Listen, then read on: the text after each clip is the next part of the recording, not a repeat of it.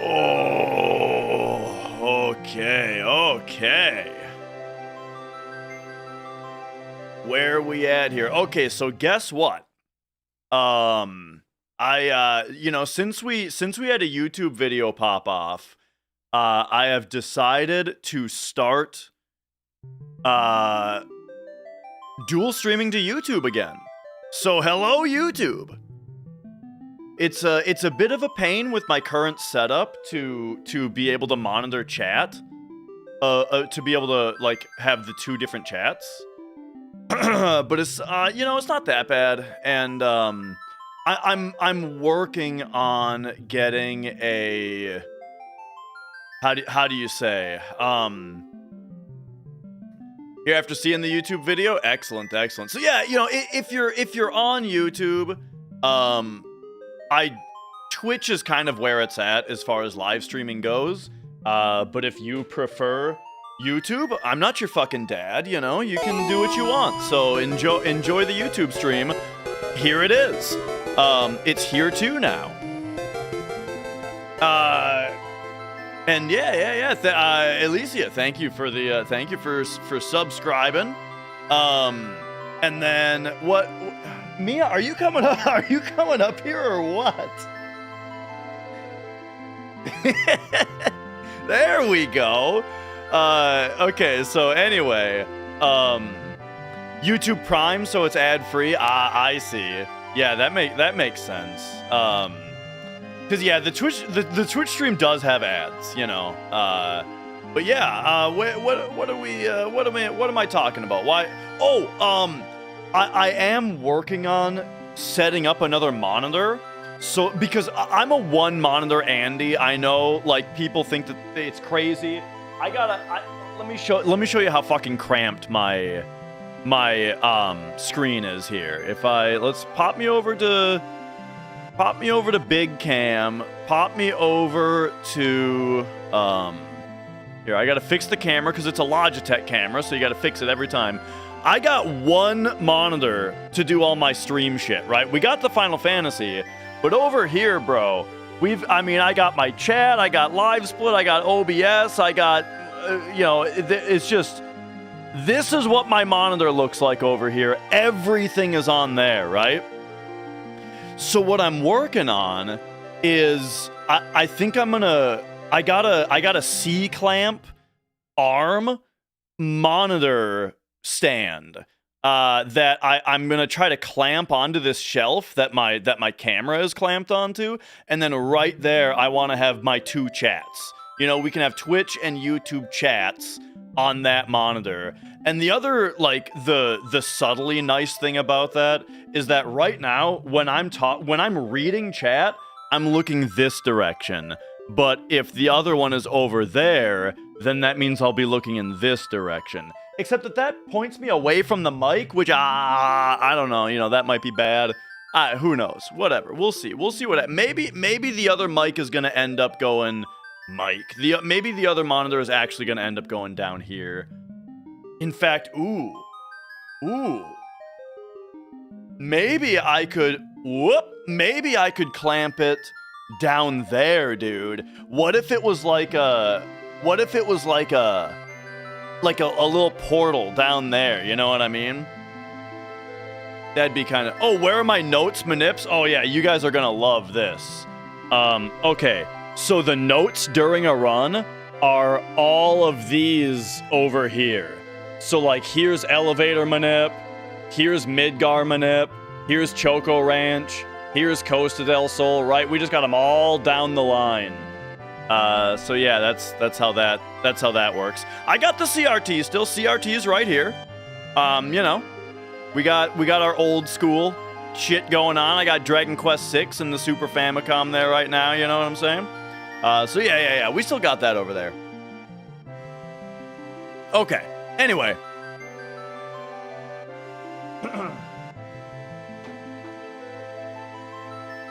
Let's get started on the speed run.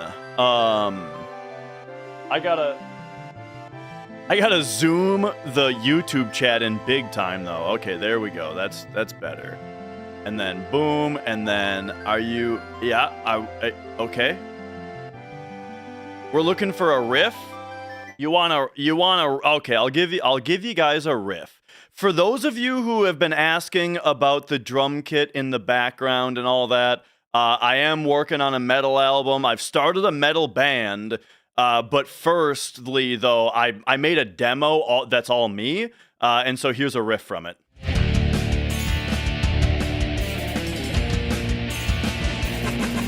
Oh shit! Hang on! We got anonymous gift subs that are gonna play music over it. Thank you for the anonymous 5 gift subs. That's pretty huge. Big time. Thank you. I appreciate it. Appreciated big time. I'm just filling space until the music stops. All right, there we go. Here you go.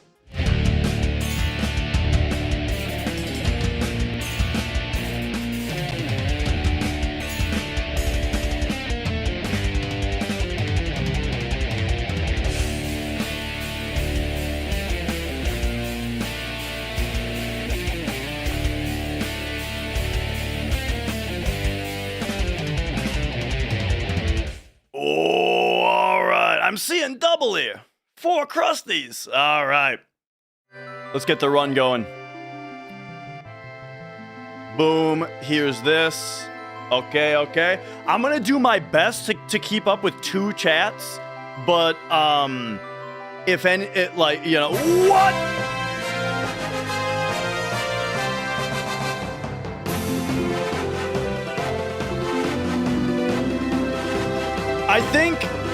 I think 50 is the biggest number I've ever seen on that panel. Maybe. The Truth DT. Now, I hope that DT stands for Dream Theater. Holy shit, 50 gift subs is actually in, like, that is insane. You know what I'm gonna give you for that? I'm gonna give you the guitar solo, the big one. Here we go. Wait, that's the wrong one. Hang on. First, we got to go over here so that the riff is full screen, and then we're going to do this one.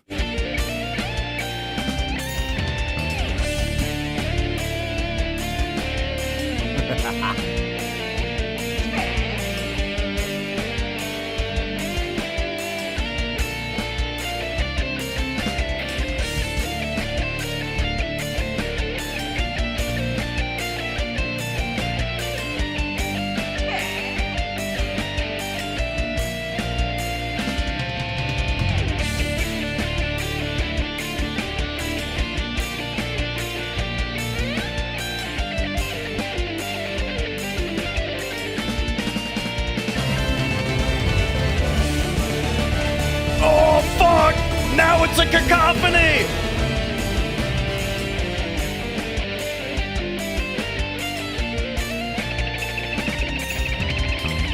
All right. We you know what? Actually, here I'm gonna give you guys a demo of what happens after that guitar solo. Okay, what happens after that guitar solo is I gotta. So I recorded that stuff as just like this is just a song that I wrote and I recorded everything, but the project kind of never really went anywhere. So now I've like started, I've gotten other people involved, right? And we're a band now.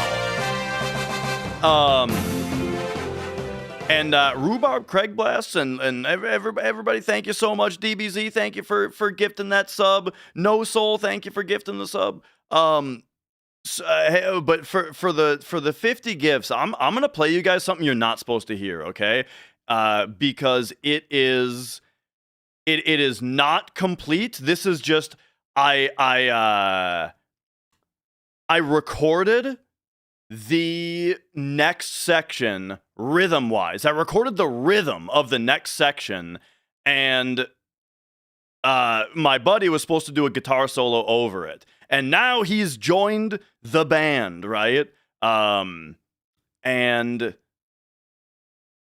I told him just like make something, you know. I was like, all right, we want you to, I want you to record a guitar solo on this part, and he was like, all right, how about you just play it and I'll just jam over it, all right? And so this is just impromptu, a microphone in front of an amp being played alongside what I pre-recorded, and he came up with this for the next part.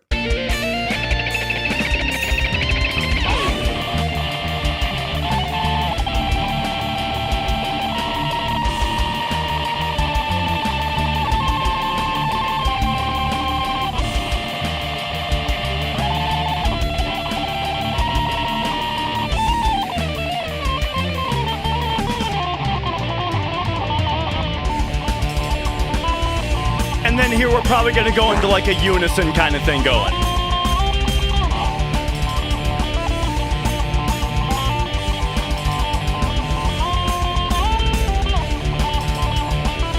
So anyway, so there you go. We that was just like that was just from a jam, and now, you know, he's working on like writing that down, you know, and then we're going to get it properly recorded, and there we go. And if any of you are in the Minnesota area, I'll let you know when we're going to have a concert. All right. Is that enough fucking around before we start FF7 yet? But okay, I think we're good. All right. Anyway, if you guys are also, I do got to shout out my buddy though that did that. Are we going for instrumental? No. However, I do plan on separately, like, okay, here's my plan, because I know that people don't like harsh vocals. I'm gonna be doing vocals on it.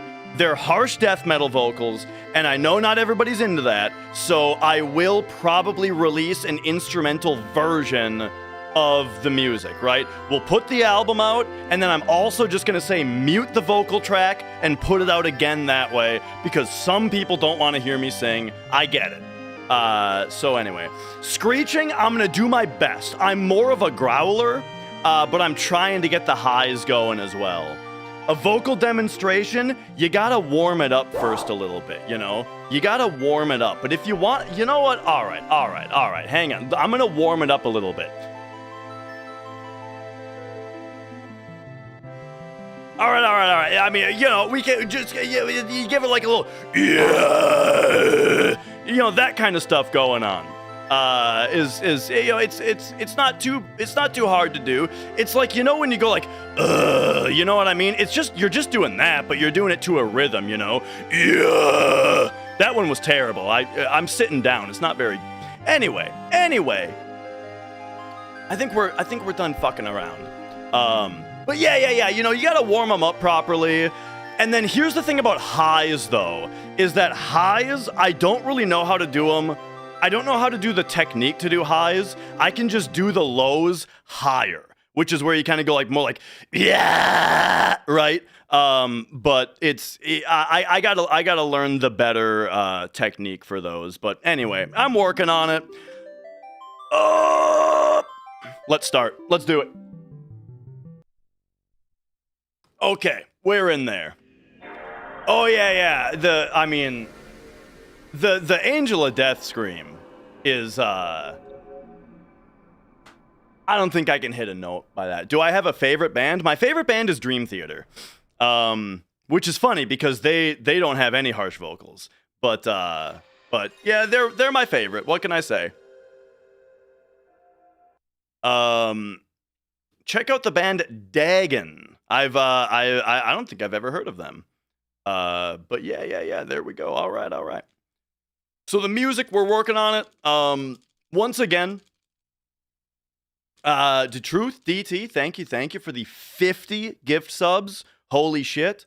And also thank everybody else for all the support as well right at the start of the stream here. Boom! Alice in Chains? Yeah! So Alice in Chains is one of those bands, though, all right? Get ready. Everybody prepare yourselves for poser talk, all right? Here's the thing, is I have a compilation album. I grew up listening to a compilation album of Alice in Chains. It was called Nothing Safe, which is mostly, like, their greatest hits, and then you know, it's got a couple other things on there too.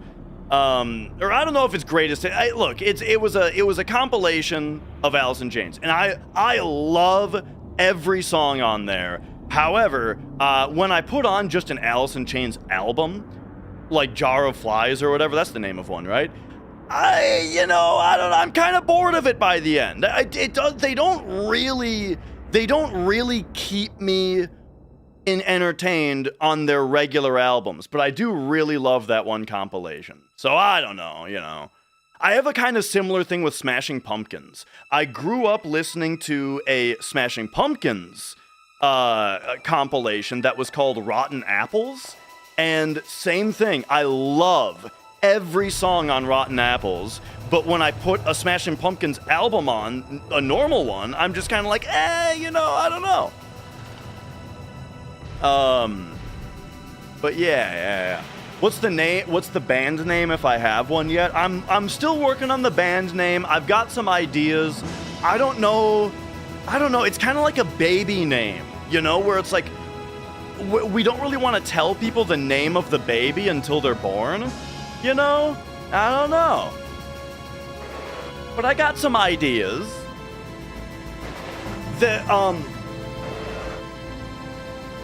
Icky Garbo and the Yucko Grossos, that was voted against, though. They didn't like that one. They didn't like the Pooping Butts, either.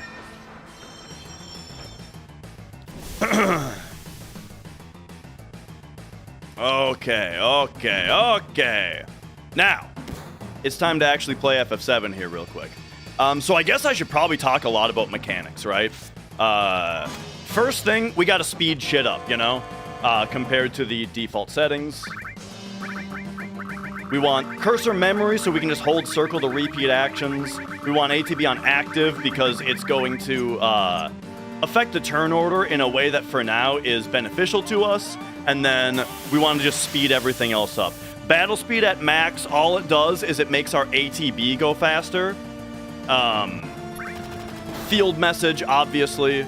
We want the text boxes to type as quickly as possible so that we can clear them as quickly as possible. And then we want battle message fast. That's for like, you know, the text boxes that are in battle. But all right, here we go. Here's our first walking steps. Boom, boom. You just walk over to these guys. So we do buffer movement, buffer walking steps into this screen, but the reason is because we're not counting Cloud steps. We're doing a movement setup there, which is just, instead of remembering how many steps to take, you just walk into the cutscene, and that's easier. Respect. Walk. Are you talking to me? All right.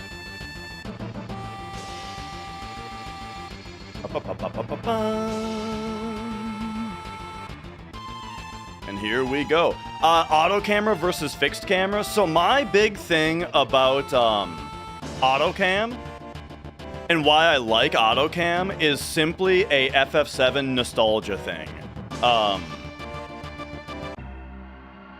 I just do not think that fixed battle cam looks like FF7. You know what I mean? It doesn't really affect anything that much to keep the camera on auto. It just makes the battles look more fun. And it's just, you know, I grew up playing FF7. I always used auto cam. And so that's just how I like it. All right.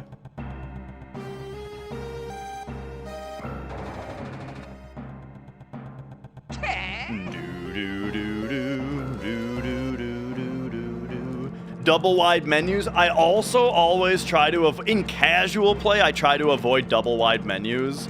In the speedrun though, I've kind of turned around a little bit in that double wide menus can be used to your advantage.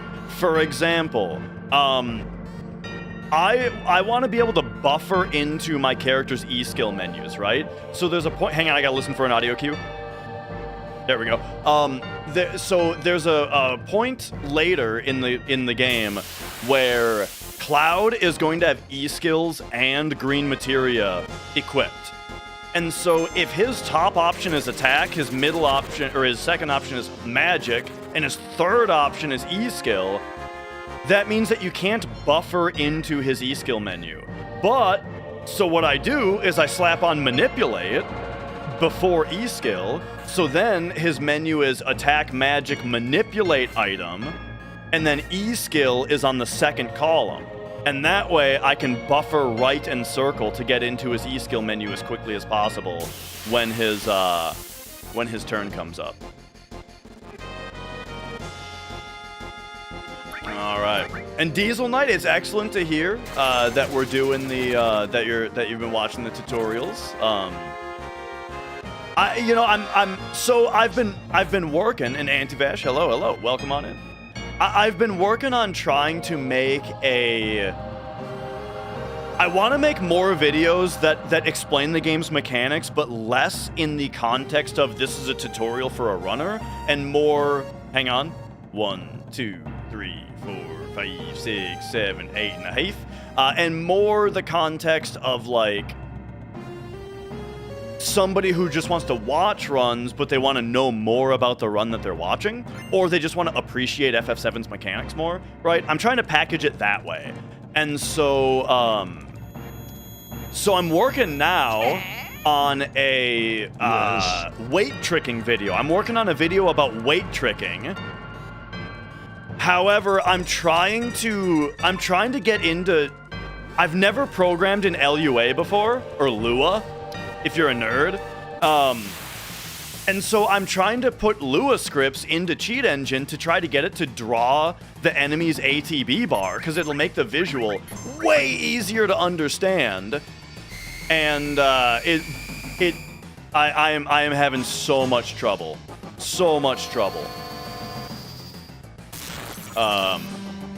But yeah. Anyway, so Guard Scorpion always attacks the character that he search scopes. So this is why we've got it on ATB Active and Battle Speed Max, is because you'll see something. So right now we've got a round-robin turn order going, right? We got Barret, Cloud, and now Guard Scorpion goes. And I've already queued up Barret and Cloud, so after Guard Scorpion, it's going to be Barret, Cloud again. Yeah? So Guard Scorpion, Barret, and now Guard Scorpion's already queued up again. So now we queue up Barret after him. Now Cloud's gonna queue up after him. So it doesn't matter how fast the characters are, it's round robin because of max battle speed, filling our ATB bars up faster. However, watch this! Limit breaks get prioritized in the turn queue, so we just got Barret, Cloud, Barret. So limit breaks getting prioritized is a big part of getting extra turns in and getting the right amount of, getting the right amount of, what do you call it? What am I trying? I lost the sentence. I started reading chat, lost the rest of the sentence. You guys probably understand what I was saying. And now, hopefully, this will be enough damage to kill, because I don't want to use a Braver now. We want to keep Cloud's limit break for the next boss fight. No kill. Okay. Yep. So we're gonna get triple search scoped. That's fine. Triple search scope is fine.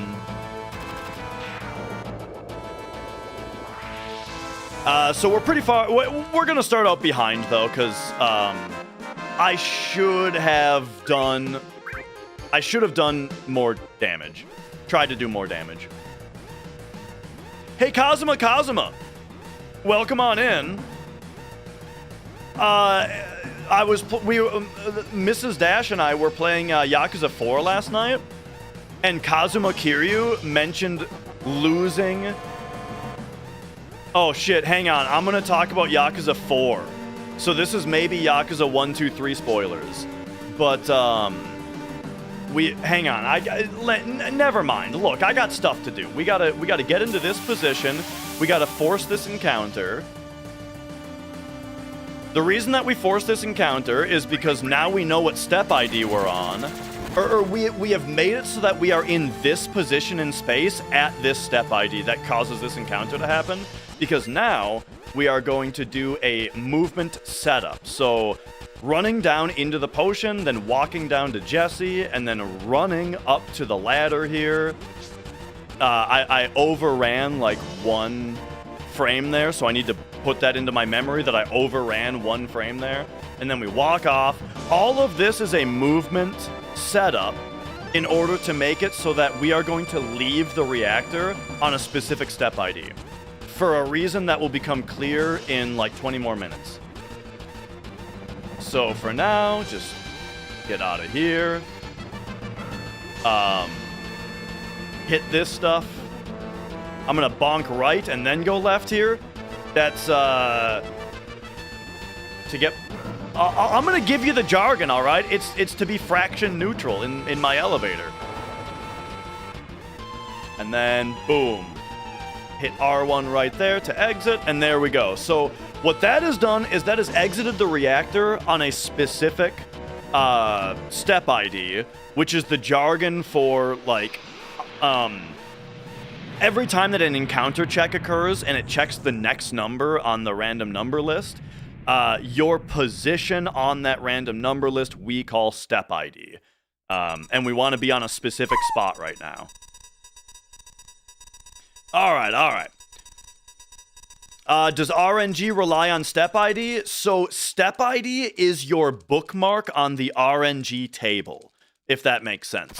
The RNG table is a list of, it's a hard-coded list of every number from 0 to 255, each represented once. Desireel, thank you for subscribing. So yeah, this game has an RNG table. It's every number from 0 to 255, each represented exactly once. So it's an array of bytes that is 256 bytes long, because 0 is inclusive. And and so step ID is like every time the table is scrambled, it is hard coded into a scrambled order. So it's scrambled in the sense that it is not sequential. It's not 0, 1, 2, 3, 4, 5, and so on. But it is hard coded into a static order that's always the same.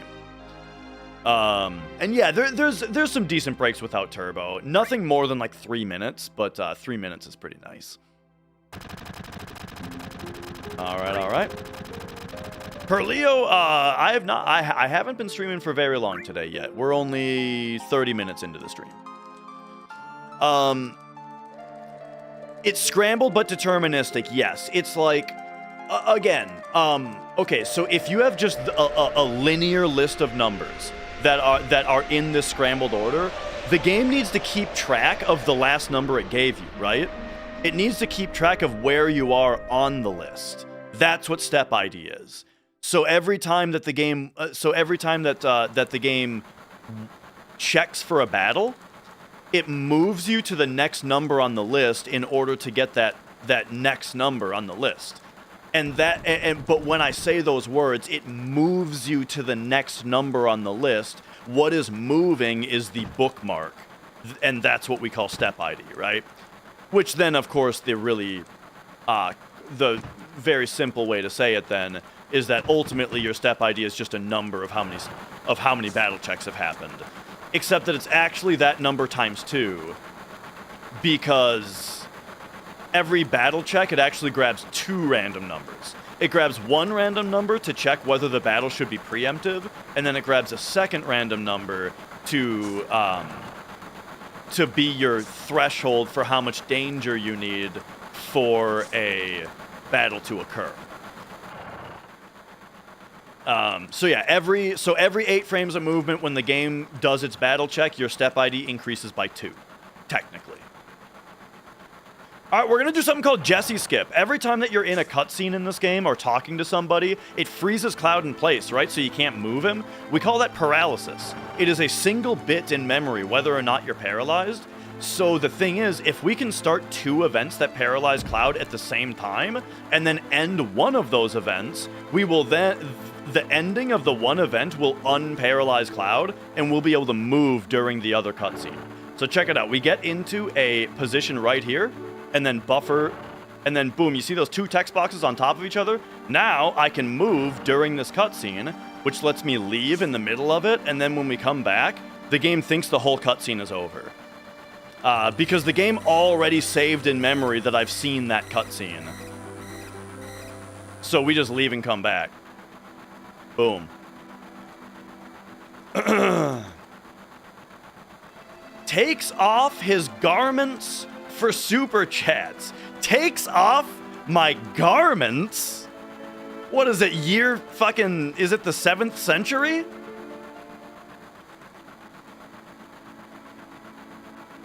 Alright.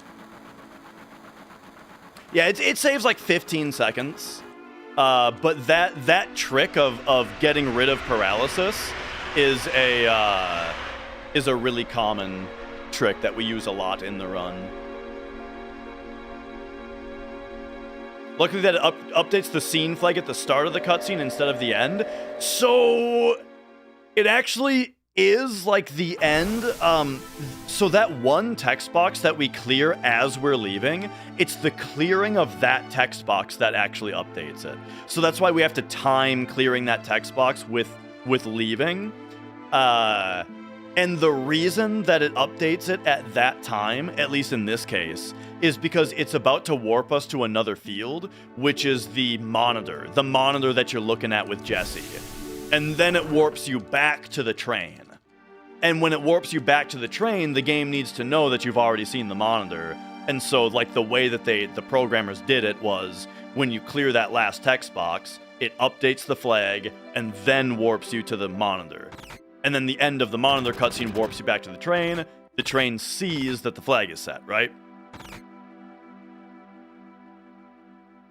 But like Coral Skip, though, that one it does just update it right away. So we just leave as early as we can. And Meg Kodak, thank you for subscribing. J-Rod, how's it going? There we go. We're good.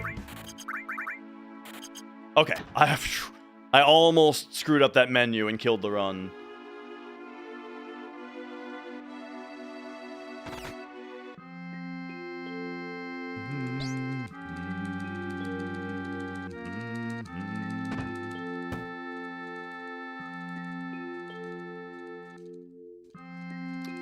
I almost killed it because I meant to go left, or I meant to go to the cell menu, but I pressed right to get there too early. And so when I pressed circle, it put me into the buy menu. So then when I hit circle again to try to sell my potion, it instead went to, would you like to buy a potion? And yeah, that wouldn't have been good. Because our money is very tight right now. Is my hair real? Not for much longer. I'm starting to push it, you know? It's starting to thin out a little bit.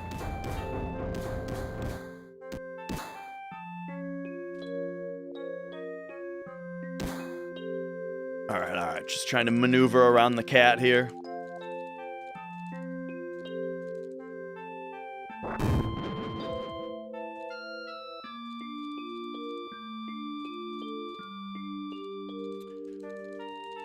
Are run stats fixed, or do we still find new techniques? Oh yeah, there's new stuff being found all the time.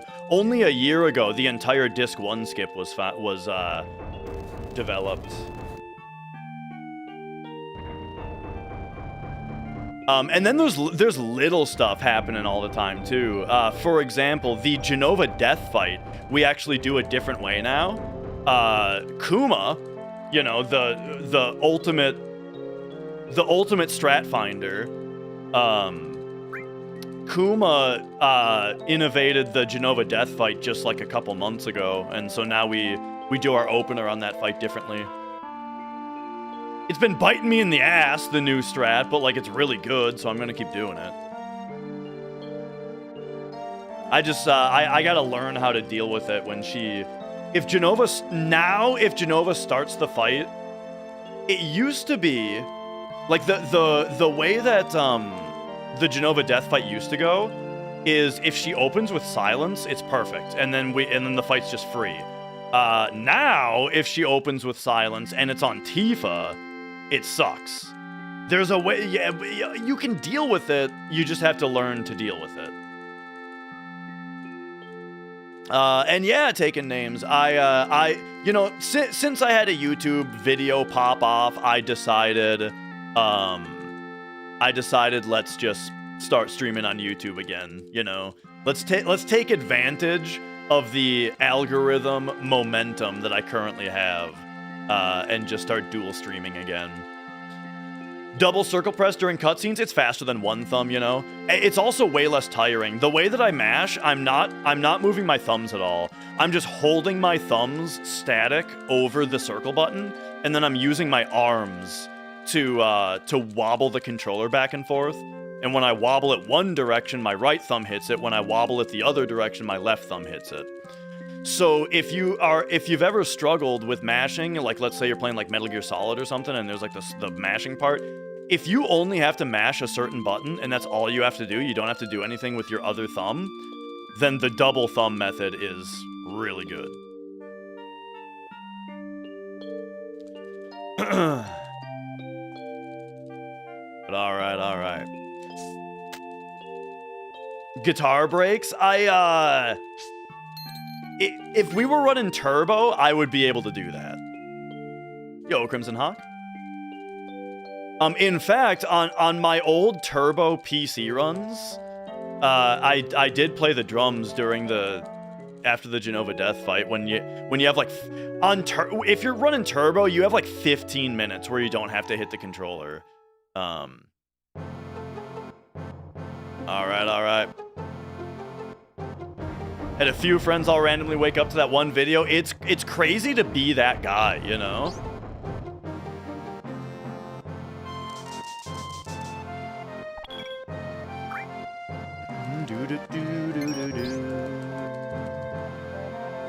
Alright, here we just skip the materia tutorial, and then we go this way.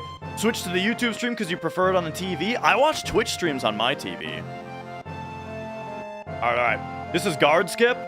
These guards are not placed in the correct spot, and so you can just wiggle past them like that. And now we just skipped the entire second reactor. We skipped the part where we fall into the church, and we meet Eris. And like Reno shows up. All of that we just skipped, and now we're in Wall Market with Eris, and it's time to dress up like a girl. And yeah. Can even poop during that time? Yeah. That's the best thing about turbo controllers, or about turbo runs, is that so turbo has auto fire, meaning you don't even have to hold a button to get it to keep on mashing, you know? And so yes, after the Genova death fight, you can straight up just go take a shit, and just auto mash through the cutscene. It's beautiful. Do I do 100% runs? Yes. I have. So the world record right now is kind of split between turbo and non-turbo, as in Monetary Dragon has the 100% record at 1559, and then I have a turbo hundo that's 1552. So the turbo run is technically faster, but I used turbo. So, you know, if you find a turbo controller to be illegitimate, or you want to give me like a 10-minute handicap or anti-handicap penalty, right, for using turbo, then you know, many like the Monetary Dragon's run is probably better, you know what I mean? And then on the PC version, I also have the hundo record. I have, it's the same thing on PC. Monetary Dragon has the fastest non-turbo time, and then I have the fastest time overall, but using turbo. Yeah.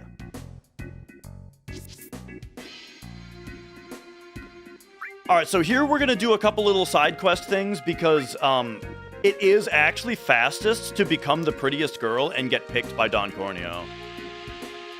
How precise is the guard skip? It's specific. Like you're looking for certain visual cues. You got to move in a specific way. I do have a tutorial for it. Whoop! Oh, geez, my mashing was really bad there. All right, there we go. Then we pop in here, the coupon that they just gave us. Yo, Pete. We turn in here for the digestive.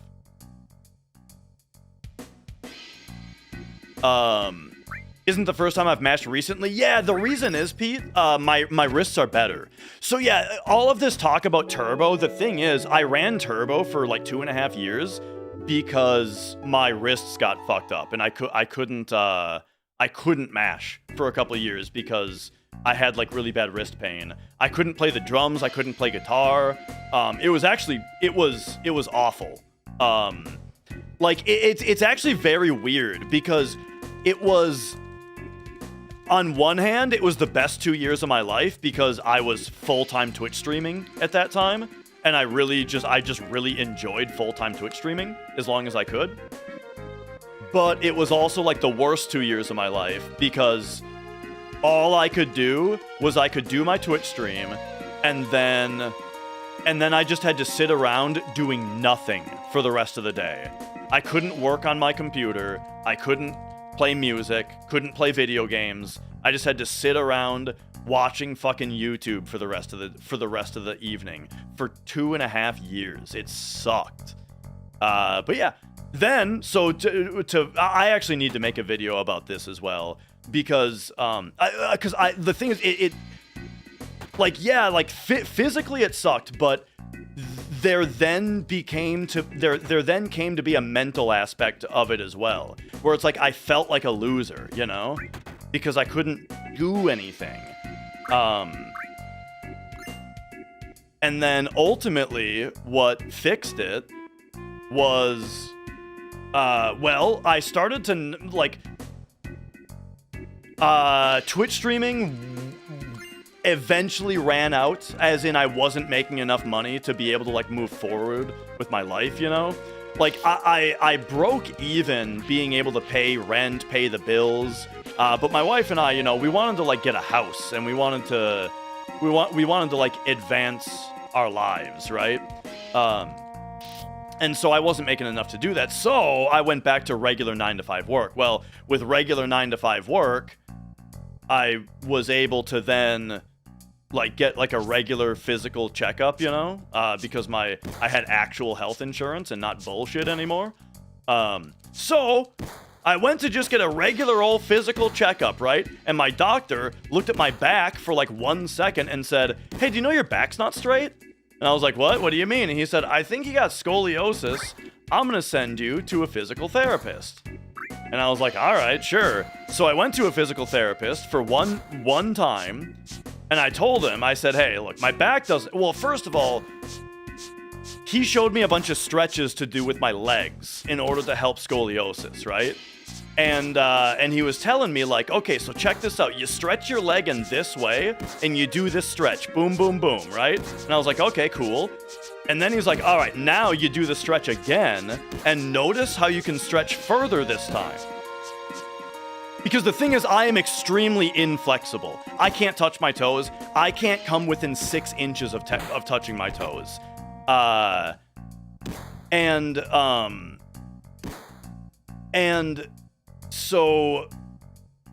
So he's showing me that, like, okay, so if you stretch, then when you go back into the stretch, you can stretch farther, you know?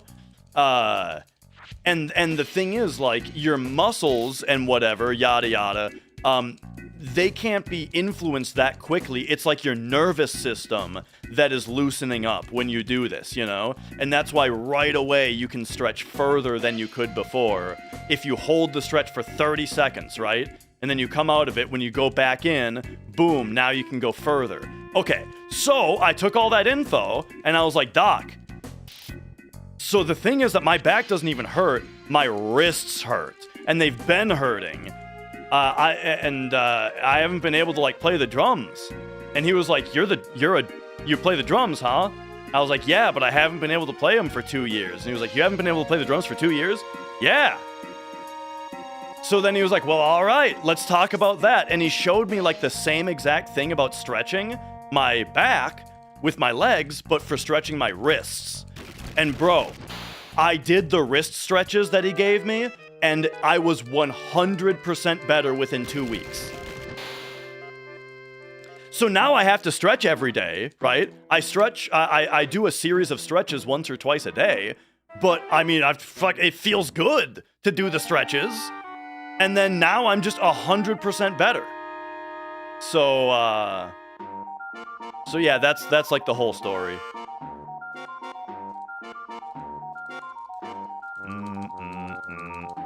But yeah, I think what I'm gonna do is actually, like, unironically, I'm going to make a video about the stretches. I don't know the name of the back stretch. It is to sit on a chair and extend your leg out and then, like, pull your foot back. And not pull it back, but, like, I don't know. Or, wait. Yeah, okay. If you sit on a chair and you point your foot down, right? Like, you point your foot out and then extend your leg as in like straighten your knee. It stops at a certain point. And then when you're at that spot, then pull your foot back. Not with your hands, but just like bring your foot back. And just like sit there and like crank it 3 or 4 times. And then straighten your foot back out and then try to re-straighten your knee. And then crank your foot back a few more times. It's hard to explain. Honestly, I haven't been doing it. I'm only doing the wrist stretches.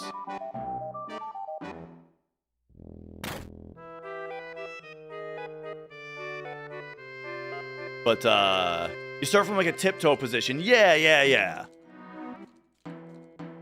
But, I mean, I don't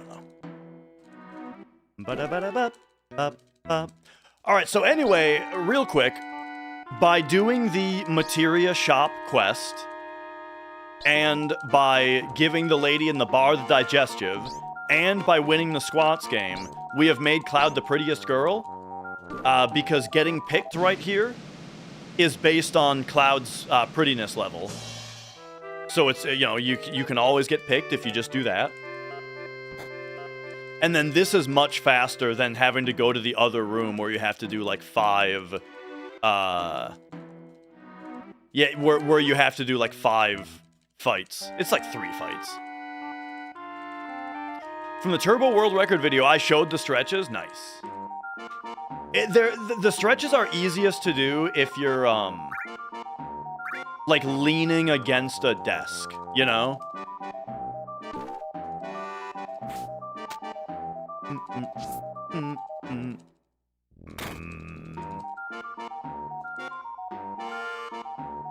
So yeah, I've got a bit on my YouTube plate now. Here's the thing, is that I have always in my life, dude, as in for the last like over 10 years, I have been always meaning to make more YouTube stuff, but I just don't really do it. I just never really do it.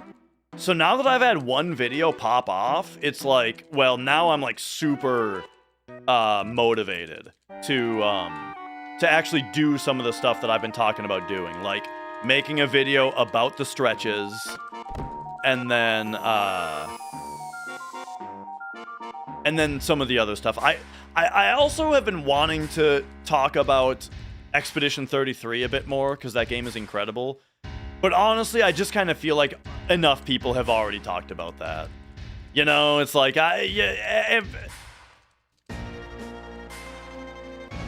we all know how good Expedition 33 is. I don't know if I need to talk about it. Yo, Glocko. I feel like my mashing is not very good today. Haven't managed to play it yet? I would highly encourage it, because A, it's the best game to come out this year. B, it's the best game to come out in the 2020s so far. And C, what are these holes in the it's wall very for? It's very spoilable. It's it's a game where if you don't get to it in time, it's gonna get spoiled for you. And I would like that to not happen to you. Alright, here we go.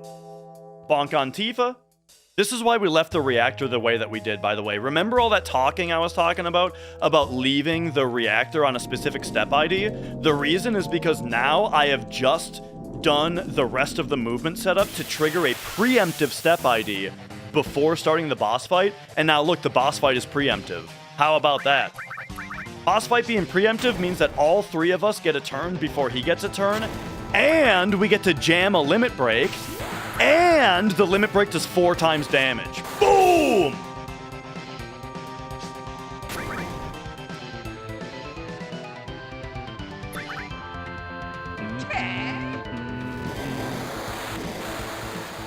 Not a yeah. We didn't get the crit braver that time. I think we're doing enough damage for the fast kill, so I'm gonna queue up Cloud's grenade here. There is a task for FF7. There's an any % task and a 100% task, and they're both awesome. I've got a full commentary of them also. If you want to see them with my dumb ass talking about it the whole time, then I think it's on my archive channel. There is a full commentary on the tasks. And then also, there's going to be a commentary on the newest tasks in December. In like a month from now. Are you guys familiar with the Twitch channel RPG Limit Break? They're going to be showcasing the FF7 tasks in like a month. And me and Ace Zephyr are going to be commentating it together. 1, 2, 3, 4, 5, 6. And something I need to address real quick is that I've gotten a lot of very nice comments lately about knowledge level on the game. Like, oh, I know a lot about the game. That's cool. As far as like the technical stuff goes, I learned most of what I know from Ace. That guy is like he's like the actual FF7 wizard.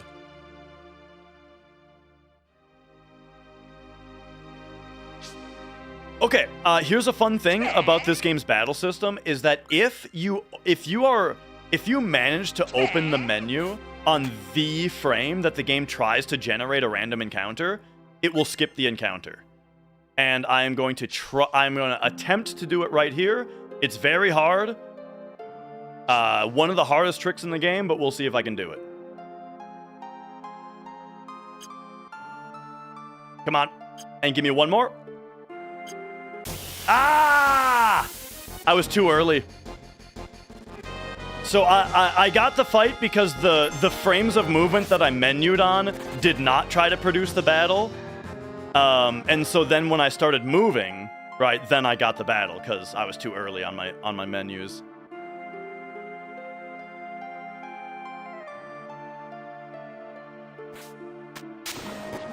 So that's kind of the worst case scenario is that I took the time doing 3 menu buffers and then I still got the fight, which is pretty rough.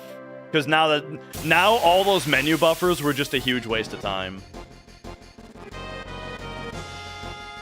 So you might be wondering, why don't we try to skip every battle? The reason is that your danger only drops to 0 after a battle actually ends.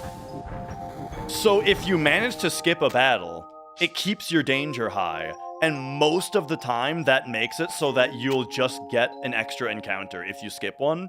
And so it ends up not helping you at all. In fact, it technically hurts you because of formations. So there's very few fights in the run where whether or not you skip it doesn't matter.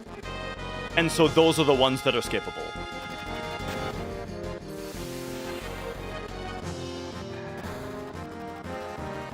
It will be on Twitch, Goomoon, yeah. Yo, Morningcraft!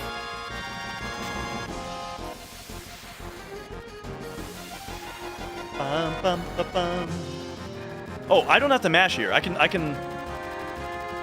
rest. And yeah, the train graveyard is one of the hardest screens in the game for movement.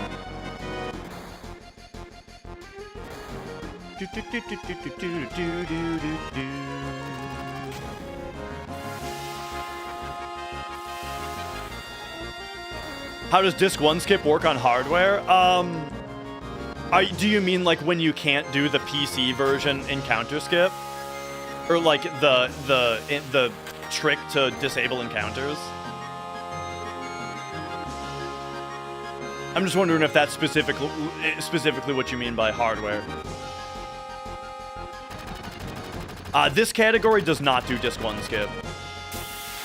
Okay, see, steps are better than I thought. I thought steps were going to be a little bit worse because of my fractions after the apps fight, but...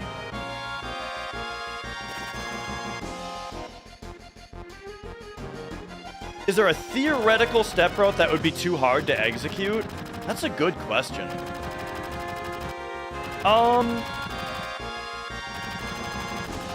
I'll say the step route that Morningcraft runs. Okay, so I do a step route that goes into Mithril Mines and grabs the long-range materia. Morningcraft in chat here and some other runners, they skip the long-range materia, which is it's a risky thing to do because the long-range materia gives you a lot of or it gives you a lot more like RNG safety. And but it saves like a minute to not pick up that materia, but also doing that puts you on a it puts you on a step route that's way tighter. Okay, here I'm gonna flip my turn order to get Cloud to go first. Because Tifa got a grenade at the start of the fight, that means now we can jam a Braver right here.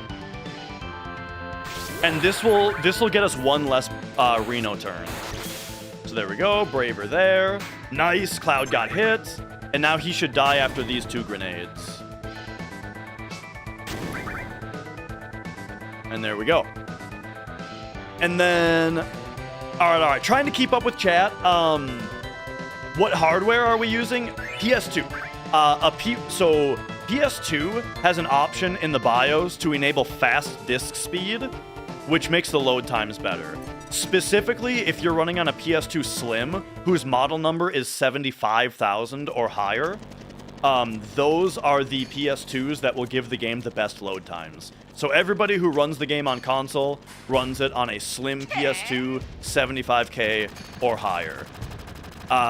Now there's another aspect to it though, and this is actually like my personal biggest contribution to the speedrun, which is that it actually also matters what press of the disc you have. Certain disc pressings have better load times than other disc pressings. And it over the course of the whole run, it saves like 2 minutes. Hello. I'm good. Love you. Yeah, over the course of the whole run, it saves like 2 minutes to have the better discs. And so we have a spreadsheet that has like, the thing is you can see what printing it is. There's a little code on the inside of the disc.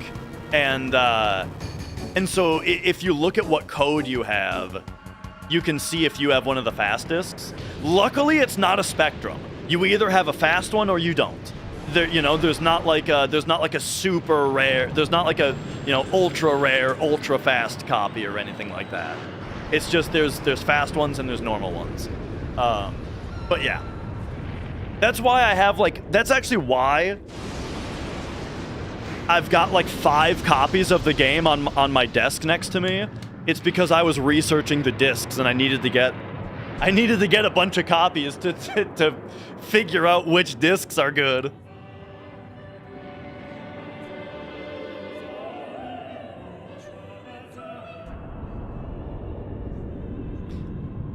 You were running on a fast disc 2 and 3, but here's the kicker. The Sonic disc 1 you had was collecting dust because it skipped a scene in Calm. Oh, yeah. Like you had like a problem with your disc, and so you quit using it, and then it turned out to be a fast one.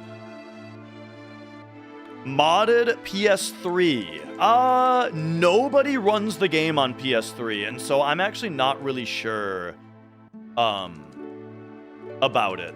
And what actually varies between the discs? Okay, so here's the thing, is we're out of my element on actually understanding the technology, but here's what I can tell you. First of all, to answer the greatest hits question, yes, the only fast copies we've found have been greatest hits. We have not found a black label that's fast. Yo, Fran. So as far as what is it about the fast discs that makes them fast, again, I'm out of my element. I don't know how this shit works, but here's what I can tell you. There is some kind of website, there's some website out there that's like a huge database on discs. Like everybody, like whether it's CDs or like as in musical albums or like video games or something, there's this huge archive of all of these dumps of different discs. And one of the parameters of the discs, or like attributes, I should say, one of the attributes of the discs is like the right offset, and I can imagine what that means, but I'm not actually sure.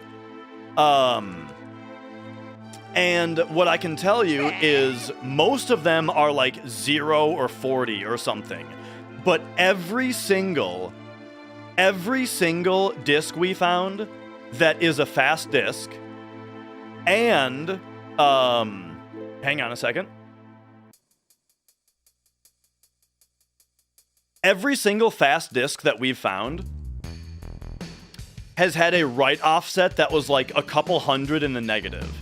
All of them were like 0 or 20, and then the fast ones are like negative 200 or something.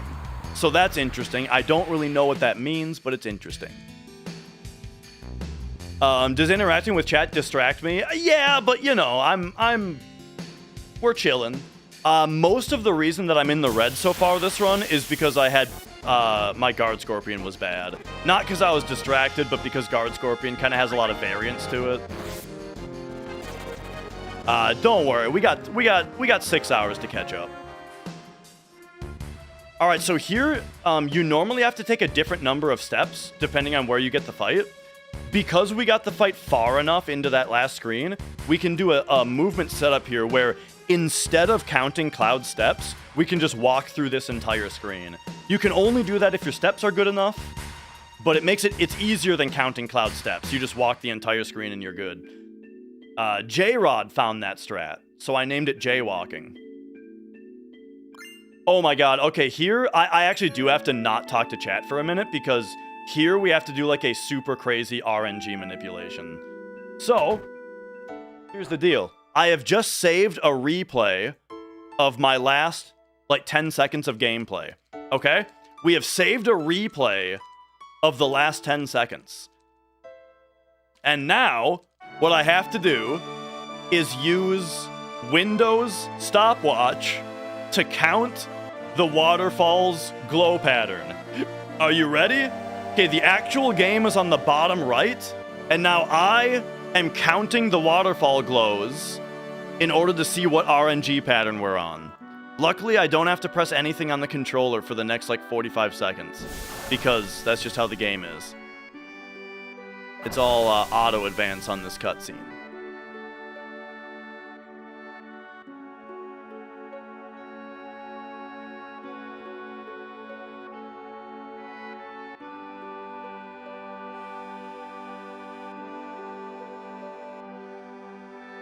Nice. We got a glow at the very end, which is good.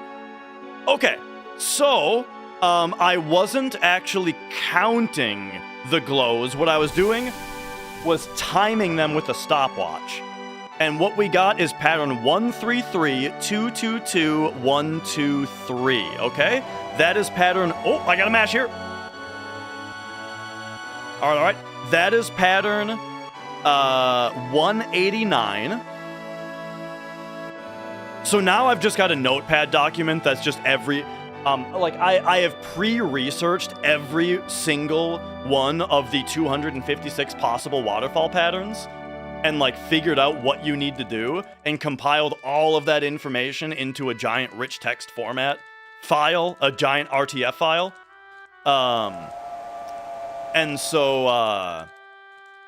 so that pattern that I just said, the 1s, 2s, and 3s, you better believe that's on my sheet. That's pattern 189, baby.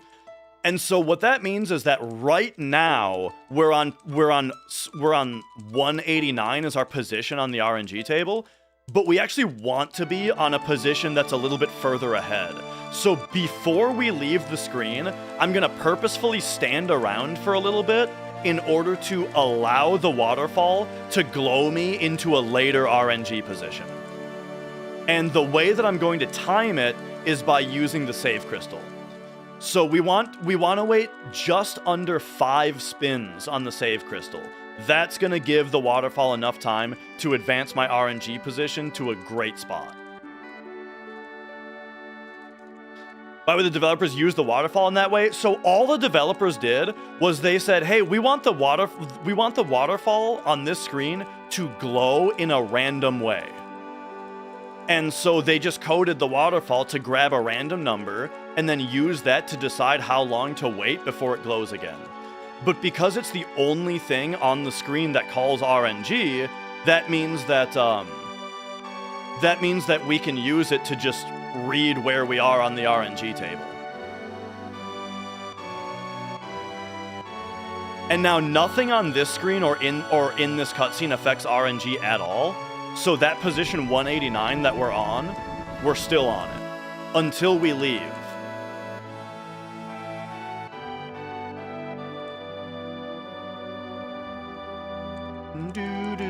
Okay, so here we go. So watch the save crystal, and we want just under 5 spins. So that's 1 spin, 2, 3, 4, just under 5, or maybe 5, is when you press left. And there we go.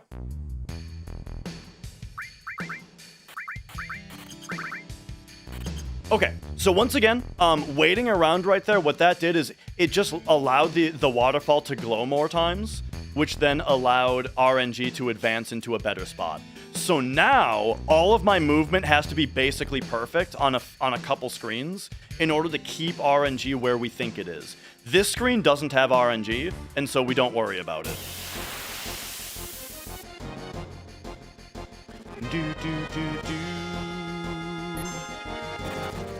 Alright, so now we leave this screen.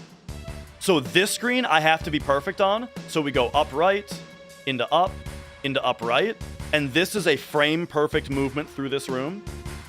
Alright, then this room doesn't matter. But now this room matters. So we got to go upright, up and brush on this, up left, up and brush on that a little bit. That is frame perfect movement through this room. And then here we also have to be perfect. Get in between these things and then brush like that. There we go. So the reason is because we just need to make sure that the expected number of RNG calls are happening on those screens. So that's why we have to be perfect. And then here we don't have to be quite perfect. Just as soon as we can open that text box, the better. And yo, power of friendship. All right, and then this screen once again does not matter for RNG. I apologize to the YouTube chat, but my notes on how to do this part are they cover up the YouTube chat, so you know. Well, I'll be back. All right, here time to menu.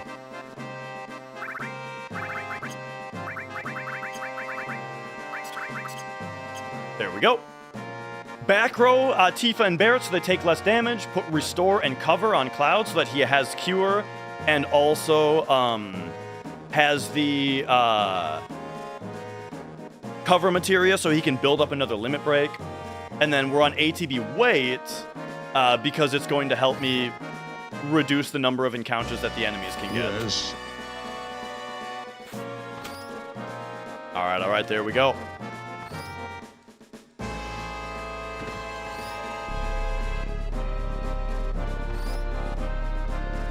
All right, now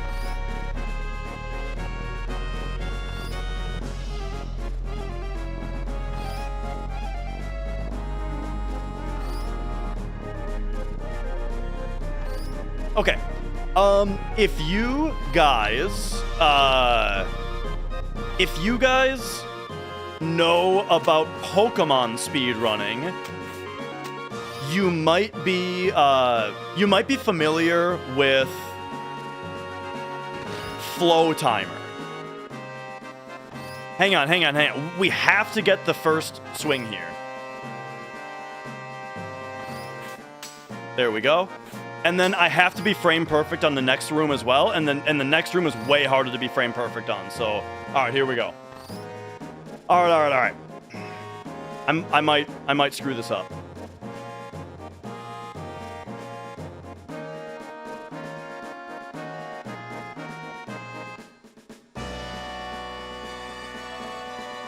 That looked perfect to me, so I think I did it.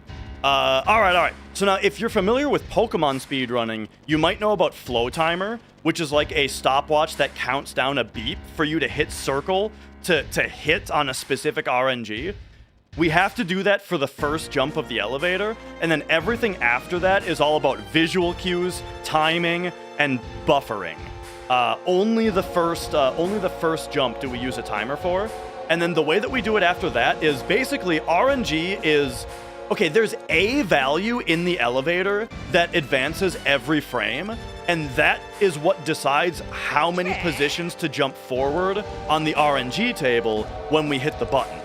So what I'm gonna do is I'm gonna walk, after the first jump, what we do is we walk Cloud up to the button and time a menu, because menuing freezes the counter.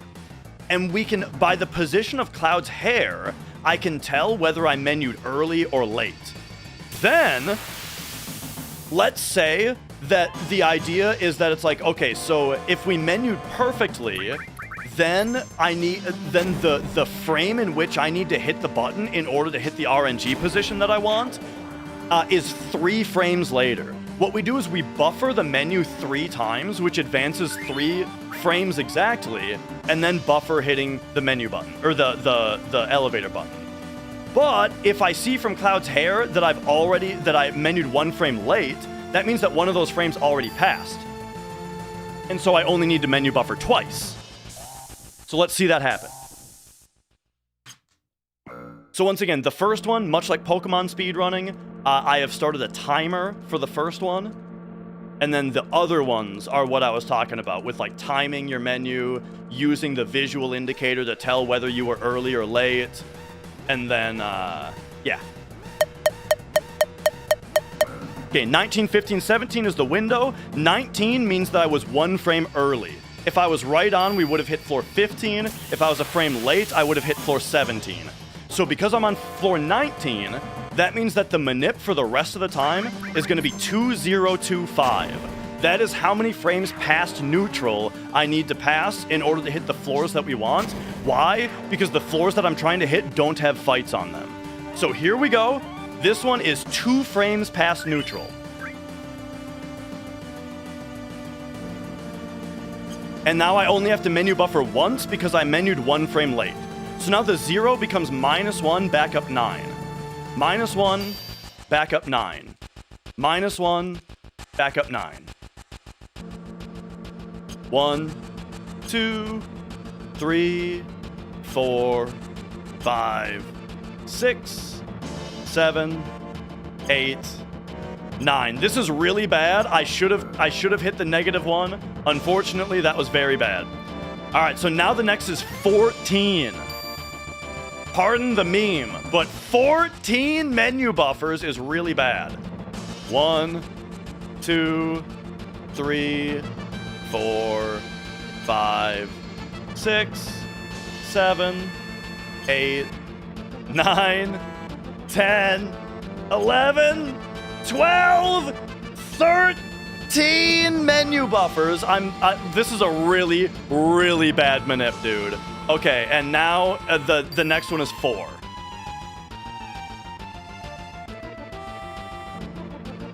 One, 2, 3, because I was 1 late. All right, there we go. Oh boy, that was real bad. But here's the thing, I gotta point out, it was bad because I screwed up. So now we're gonna get pretty behind here. So here we're on ATB wait just to make it so that they don't gain ATB. Ah! I thought down would target that guy. Okay, now the bottom guy gets a turn, which is super annoying. That was a mistake on my part. That grenade was supposed to hit the third guy. You got to be kidding me that he hasn't gotten a turn yet. I still could have saved. Look, I lost track of what's going on. Okay.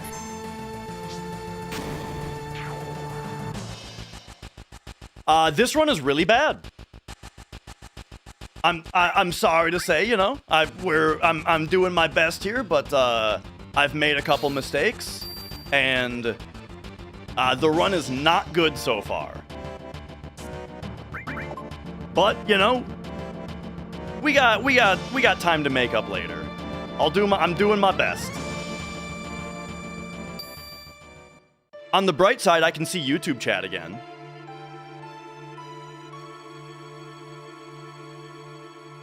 But yeah. By the way, if the run does die today, my plan is to start Metroid Prime 3. Because Metroid Prime 4 is coming out in just a few weeks, and I'm excited about it. I already replayed Metroid Prime 1, 2, and Hunters, and so I want to replay Metroid Prime 3.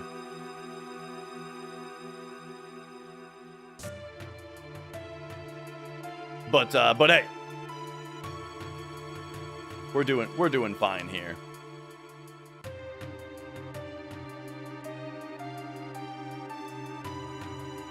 Okay. So check it out. We gotta talk about the mayor password. We're coming up on the puzzle where the game chooses its password. But check this out. The password is actually not decided randomly. For whatever reason, the programmer for the puzzle decided not to make it a random choice, but rather it depends on your in-game time when you run in here. So I'm going to menu to check my in-game time. All right, we just ticked over to 0 seconds. So that means that the password is Mako.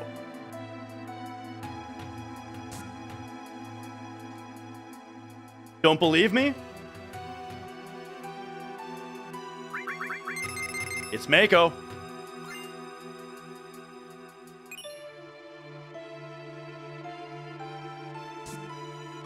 All right.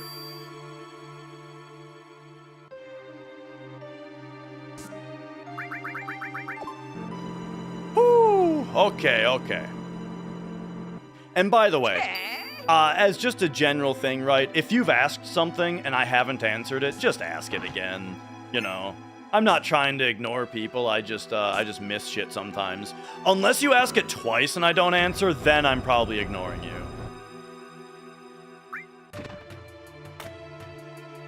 Whoops. The biggest make or break point for me in the run? Probably after the Genova death fight.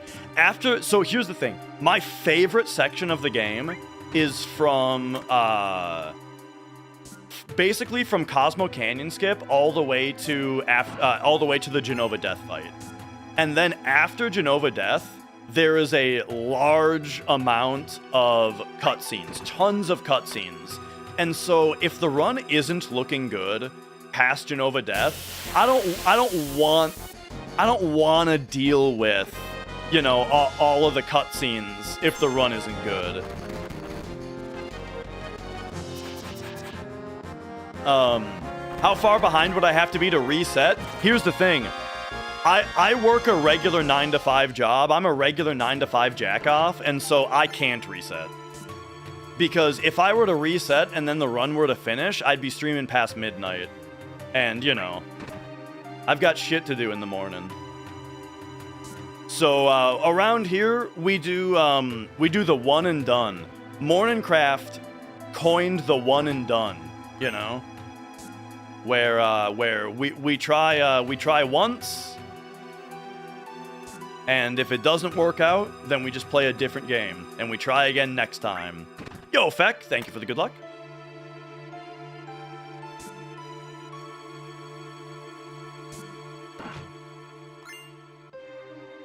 If the random function depends on time instead of external entropy, your unit test can be made deterministic by using system time. Well, so the random function of the game doesn't depend on time, at least for fields. It's just that one thing. It's the mayor password, for some reason, is specifically coded to in-game time instead of the game's built-in RNG function. Oh, and yeah, so somebody asked earlier about what console I'm using and mentioned that it looks really good. So yeah, I'm using a PS2, but to finish answering that question, I'm using YPBPR component video going into a RetroTink 5X. And the RetroTink is on just default settings. This is just default plug-and-play settings for the upscaler.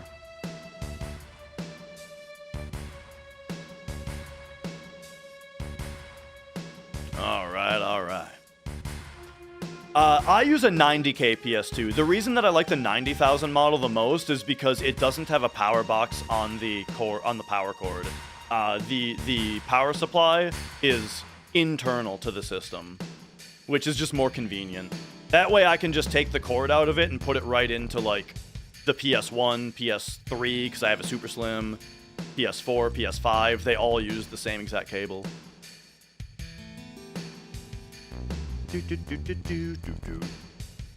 Alright, Snark, how's it going? Hello.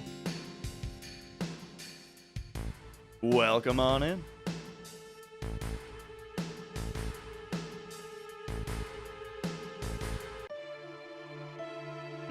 Okay. Oh yeah. Sorry, I didn't say the 9 to 5 thing. Yeah. Just talking about my work hours. Except technically I work 8 to 4. It's just most people work 9 to 5, so it's easier to say that way.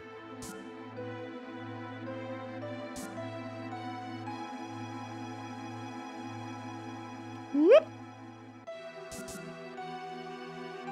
Do I use VGA to HDMI adapter for the monitor, special cable? So my complete video chain is PS2, YPBPR component through RCA cables into a RetroTink 5X. RetroTink 5X goes HDMI into my capture card, which goes HDMI out into my TV. I play on a regular ass HD TV.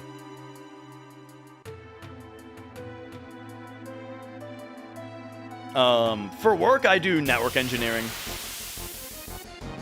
And kind of my specialty, right? Like everybody does a little bit of everything, right?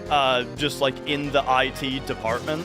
But kind of most specifically what I do is remote office connectivity back to a data center, you know?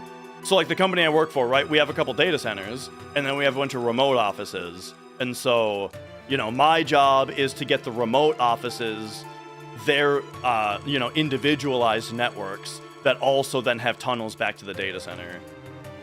And make sure that it's all performant and whatnot. Yeah. My opinion on the remakes, they are not for me. They are made by a team of people that is not making games for me.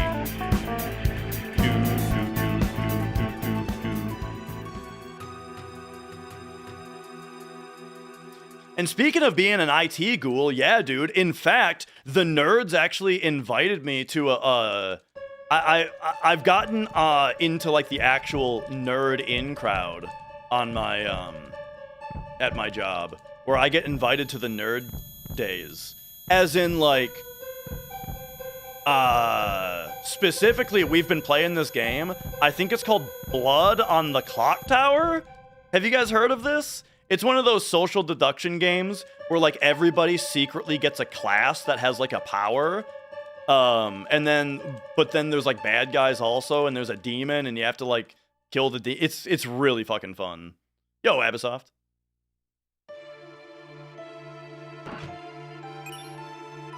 I've never gotten into that type of game before, you know, the social deduction kind of stuff, but that one I like a lot.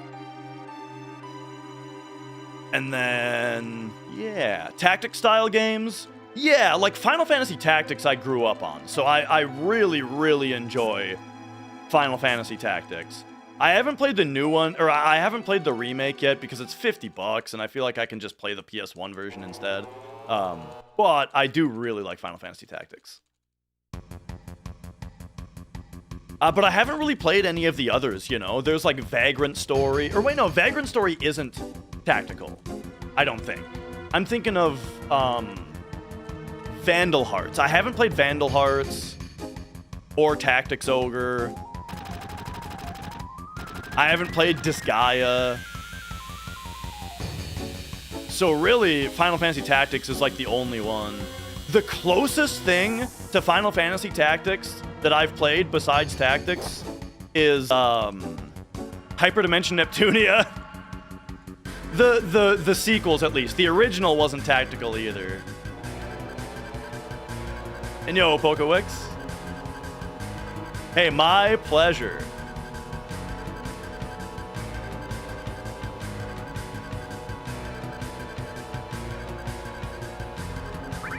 Rebirth during Dashathon? Look, I tried to play Rebirth, man.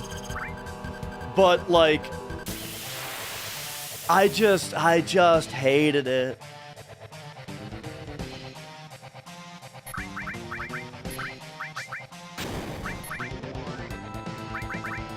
Okay, so here we're doing a thing where I'm abusing ATB weight to lock down all of the enemy's ATB at any time where at least 2 of my characters aren't gaining ATB. So if you see here, like we queue that up right away, but then this one we hold until Red's ATB empties. Hold until Tifa's ATB empties. Hold until Cloud's ATB empties. This way, at least 2 of our characters are always gaining ATB when time is flowing, which maximizes how many turns we're getting versus the enemy.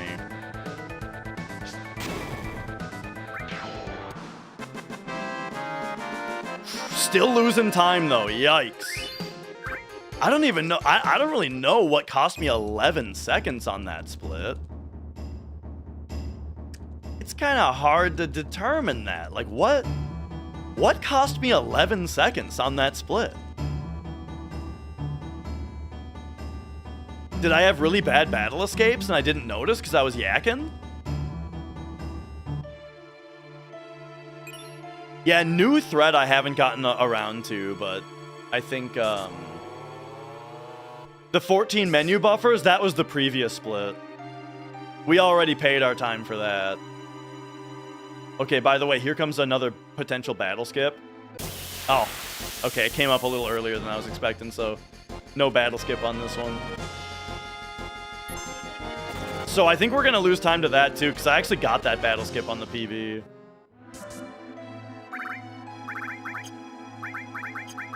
What am I doing? No, there's nothing else to do on that menu. It's just active and back row red.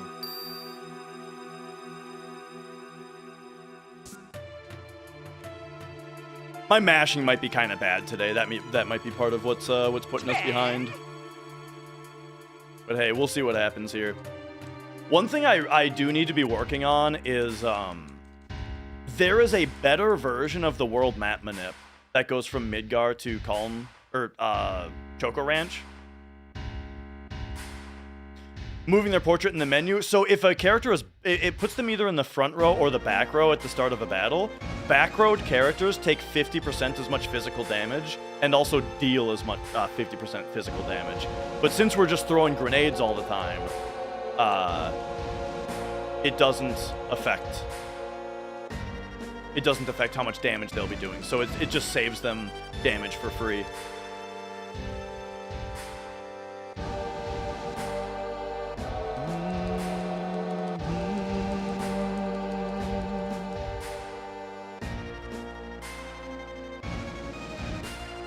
All right.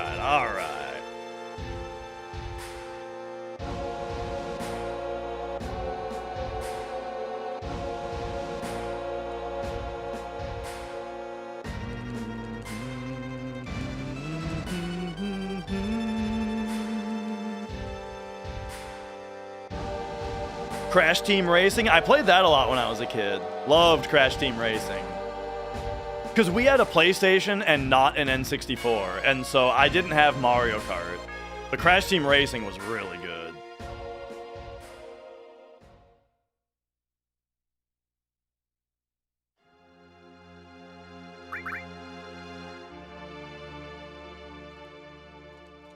couldn't get through Rebirth and you bought the deluxe edition. Yeah, I got as far as I did the Bottoms Well boss fight, and I met Yuffie, and I was just done at that point.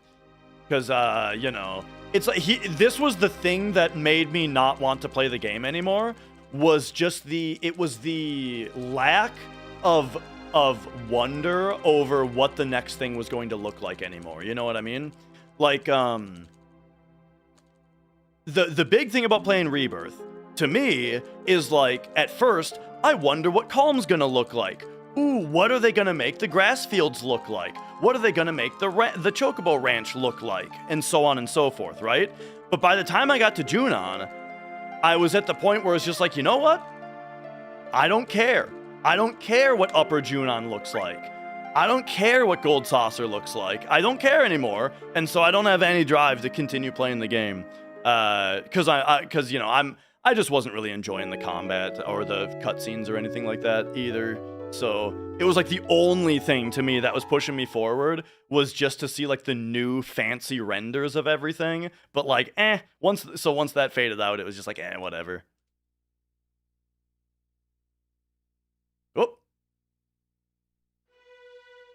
Okay, there is a trick you can do here to save like 7 seconds, but it's really hard. And it's not really worth doing a setup for because it doesn't save enough time. But the trick is, after we talk to Barrett here, he's going to run over and check the guard, and then we can talk to Barrett and see the guard at the same time. I don't think I did it. Nope. So never mind. So we got to finish this cutscene and then talk to Tifa. If you do it right, you can go talk to Tifa right away.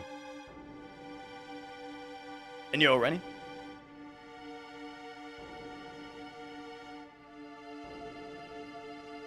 Here, if you go left, you can squeeze past Red and then get in front of him. Ace, thank you for the good luck. Hope your work trip is going well. By the way, for those of you step route enjoyers, we're about to get a fight right now. It's going to be an alien and a dog, except they're both kind of aliens. Hey, thank you for hitting Cloud. It wasn't enough, though.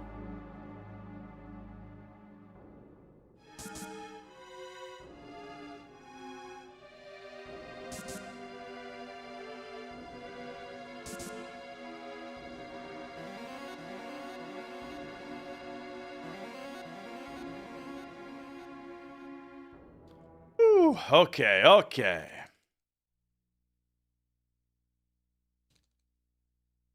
How do we know which enemies the encounter will be? As long as you're en route, they're always the same.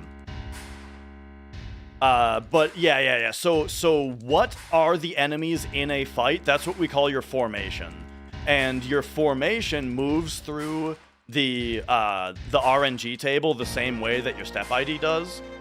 By the same way, I just mean the fact that it moves through the RNG table by its own volition. Not that it moves 2 every 8 frames like Step ID does. Every time that a random encounter is actually triggered is when your formation ID moves on the RNG table. It moves 1 to check if you should get like a special encounter, which is stuff like a side attack or a back attack. And then if it doesn't find one of those, like basically it's like a pie chart, you know, of like encounter 1, encounter 2, or roll again. And so the first roll is the special chart, you know. So So a random encounter triggers. Formation ID moves 1 step on the RNG table and returns the RNG number that it gets. It compares that to basically a pie chart to say, do you get a special encounter or do we roll again? Most of the time, you roll a second time, which means that Formation ID moves a second time on the formation or on the RNG table, and that's where it gives you.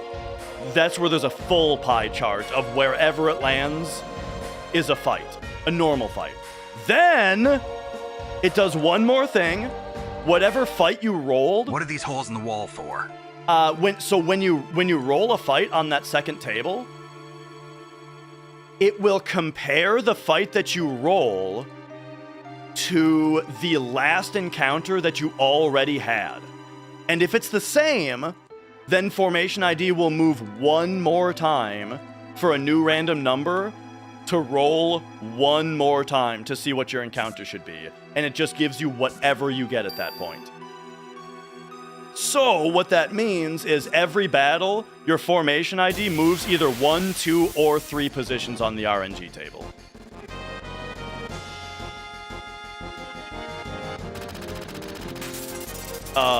And it starts at the beginning of the table? Yeah, every time that your console starts, formation ID starts at 0. Which is different from step ID. Step ID starts at 0 when you press new game. Formation ID is 0 when you reset your console. So what that means is if you start a new game and get your first fight, and then soft reset, and then start another game and move the exact same way, you'll get your first fight in the same exact spot because step ID started over when you hit new game, but the fight that you get will be different because formation ID remains advanced because you didn't hard reset the console. Yeah.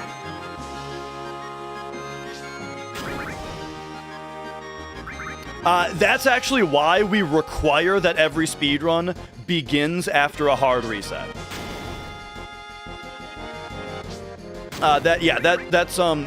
So if you look at the rules on speedrun.com, it says that your run must begin with the hard reset. The reason being that we want those values to be zeroed out at the start. Otherwise, you could get into a situation where the fastest way to run the game is to load a file that you've pre-prepared, get into a certain number of encounters, and then soft reset, and then start your timer on new game. And that would just be stupid to do. It would be dumb if that was the best way to play. Yeah, anyway.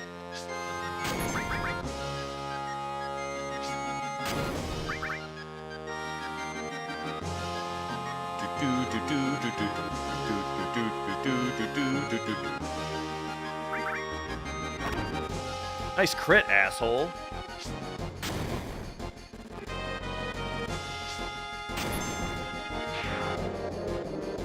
It would have been faster to change my turn order there to have Red throw that last grenade instead of Eris, because Red throws grenades faster than her. However, look at that. We didn't gain or lose even 1/10 of a second there.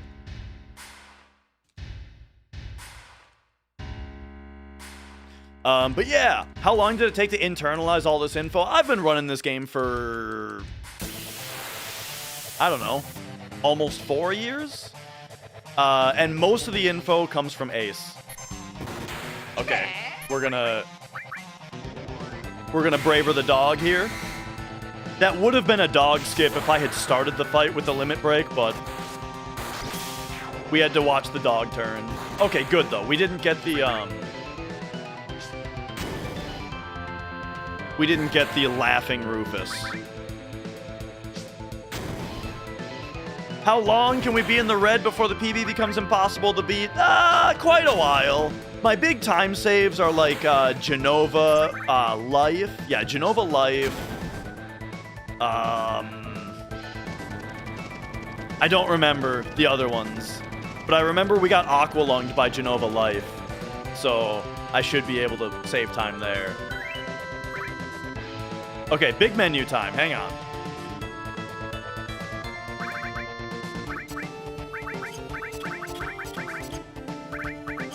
So right there, what we did was we put on the Mithril Armlet on Cloud and then loaded them up with as much green materia as we can, including Bolt. Because every green materia raises his magic stat, and we're going to be using Bolt a bunch on the next boss. Yo, Shroud of Kingdoms.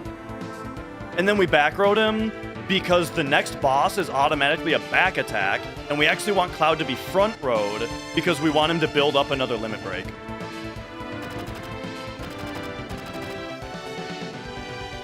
I did fall down the coral tracks. You're right. Yes, so that's a time save. Basically anything can happen. It's one of the things that's really nice about running a 6.5 hour category is that, you know, 40 seconds doesn't mean that it's hopeless. It just means that if this PBs, then it'll be really fun to run against because I'll be 40 seconds ahead for free on every PB attempt, you know?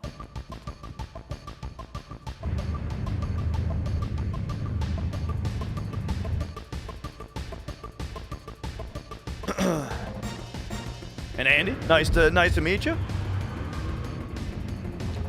Yeah, how? Dang, it's actually nuts that a lot of we got a lot of YouTube views. I mean, it's not that nuts considering I'm blessed by algorithm right now, but yeah, you know, it took a long time to build up the Twitch audience. And then today, YouTube views are actually rivaling Twitch views, so that's pretty nuts. I tell you, it's very motivating, you know, to keep on doing what I'm doing. Very motivating. But yeah, I'm going to be, Oh, we got 3 red bikes right away. Check it out. So red bikes, notice all 3 of these bikes are red. Sometimes they're orange. And red bikes will not try to get past you if you're swinging your sword. So you can just hold down square or circle, and this whole thing is free. Top 5 Final Fantasies, 7 is my number 1. But after that, I would say original 3 for Famicom, 5 for Super Famicom, then probably 10 and 12 after that. I love 10 and 12. So yeah, I think that's my final answer. 7, 3, 5, 10, 12. Maybe 12, 10 even.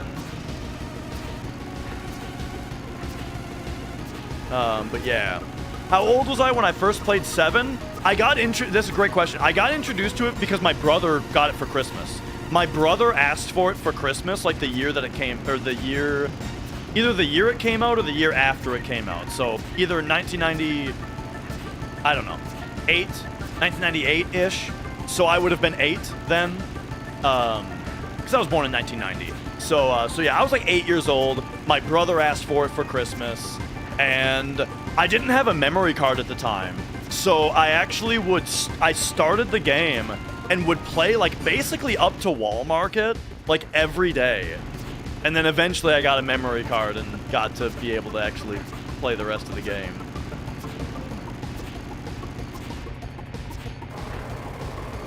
But yeah.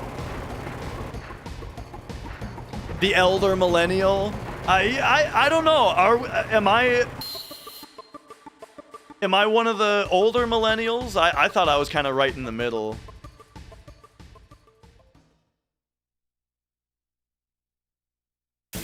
You left your PS1 on overnight to buy one? Oh, that's great. Yeah, I never wanted to leave my system on. I was worried about it, you know. All right, here we go. I gotta pay attention to the boss fight. So this boss fight, we have to not over damage. So how am I gonna not over damage him? We have to make sure that our damage isn't going over an average. The average is 223. So how much does this bolt do? 214. We're totally fine. Now we jam a Braver. It did not crit. It actually did pretty low damage. So now we do 3 more rounds of bolts and grenades. So this is bolt number 2. That one over damaged, so keep that in mind. Here comes bolt number 3. So bolt 2 over damaged, but it didn't over damage by as much as bolt 1 under damaged. So we're still below the threshold.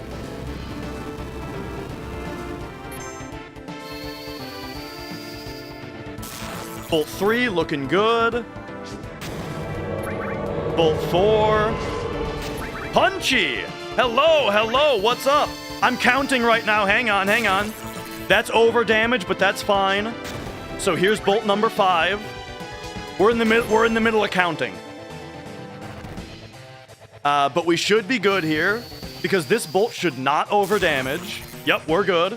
So now we can grenade, we can bolt, we can grenade. Punchy, I believe. I know you from Silent Hill speedrunning, right?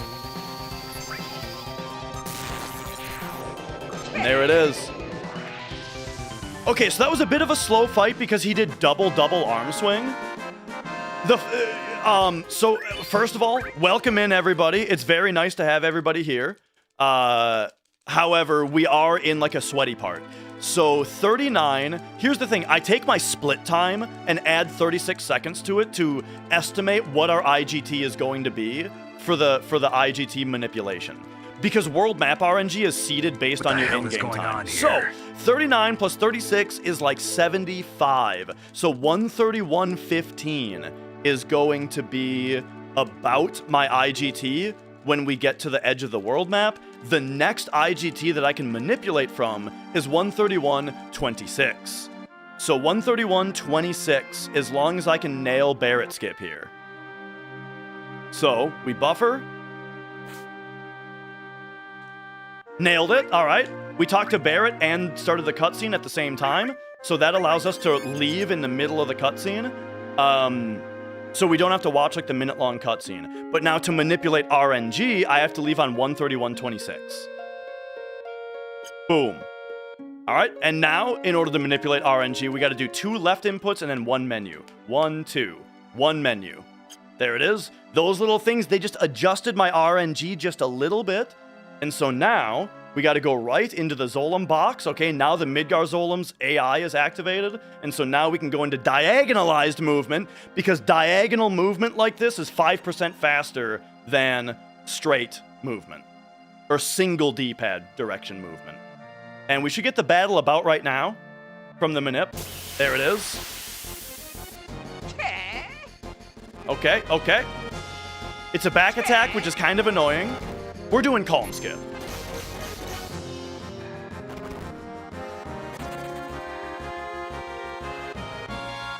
Alright, so that was a pretty bad battle escape, but you know.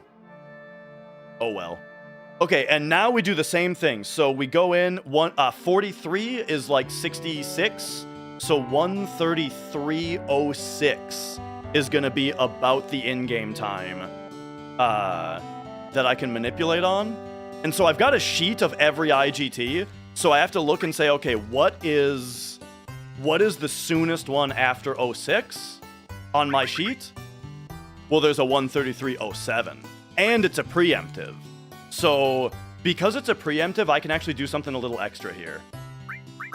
I can do this shopping early. Normally, I wouldn't sell until we're in Junon, but I'm gonna have some extra time because 133.07 is a preempt. Meaning... Oh, we just got it. Meaning, we don't have to set ATB to wait. Normally, you have to set ATB to wait to catch the Chocobo safely, but because it's a preemptive, we can keep it on active. And that saves me a menu later. So, now, buffer that grenade, big shot the bird, and we're good.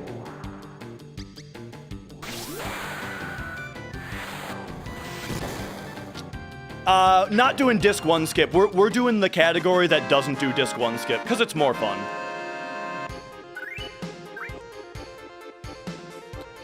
Alright. Here we go. So now, we're gonna go to into the Mithril Mines to grab the long-range materia. This is fine. I think this is fine? Yes, okay. It was a little slow, but... Alright, what was I gonna say? Okay, so we're also doing a movement setup in order to get a preemptive fight against Genova Birth while we're here. So check this out. We know that the step ID that is going to cause a battle is a certain step ID, right? And so what we do is we force the encounter right here. So all of the movement that I was ahead is now gone because we got this encounter in a specific spot, and the encounter is on a specific step ID. So now we do a setup of movement. We run up, bonk on this vine and grab it, and then up left L1 to bonk onto this wall, and then bonk this, and then do all this. Why? Oh, great question. Why didn't I skip grabbing a chocobo? Because we need a chocobo to do this skip. You guys got to see this skip if you've never seen it. So here's the deal. I stepped on a specific spot on the grass before grabbing the chocobo here. Because now, while you're on a chocobo, something stale reference manipulation, by moving the chocobo in this way, we just corrupted that triangle into a state where the game always thinks that Cloud is standing on it. So now we've popped up into the air, and now we need to do the same thing for the neighboring chunk of the world map, because the free movement only works within the chunk that you're in. We call this cloud surfing. So now we need to corrupt a triangle that is on that chunk. And now I'm going to be able to cloud surf in both chunks of the world map. And you can only do this with a chocobo. And now we can run all the way through this mountain. And so we just skipped the entire calm flashback. Because we can go straight to Junon now.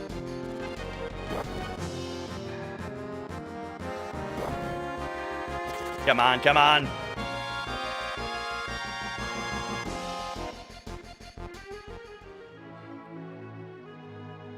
All right. So once again, diagonal movement is 5% faster. Which also, the significant thing about, we're getting a tornado. The significant thing about moving 5% faster is it also means that we'll reach Junon in fewer danger checks. Fewer encounter checks, you know what I mean? So now we gotta minimize the amount of time that we're on the dirt because dirt has higher danger than grass. And hopefully we get in here. Yeah, okay, nice. Man, I am really far behind though. I am losing a lot of time here, unfortunately, but you know, oh well.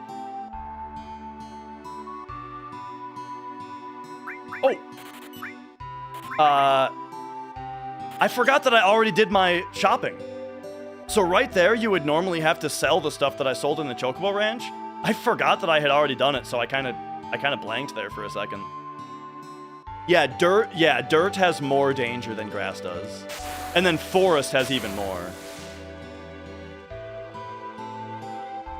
I used to change back rank while running. It just a lot of the time doesn't help as much as I thought it did. Like, sometimes it's better to just let the enemies attack you. And thank you for the good luck. Man, I need some water.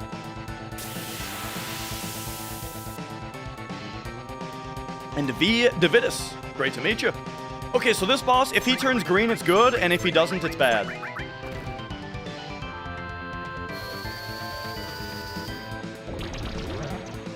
Ooh, that's even more time loss.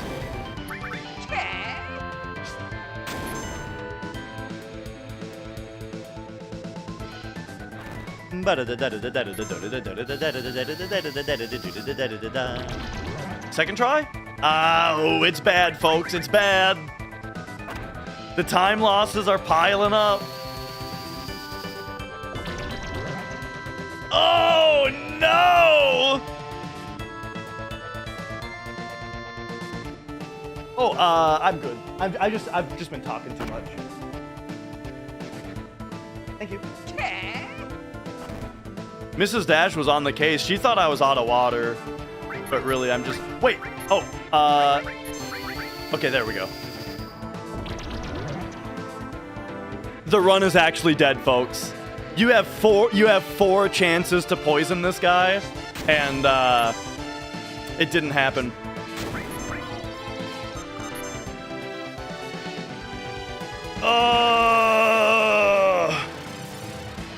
That's super annoying.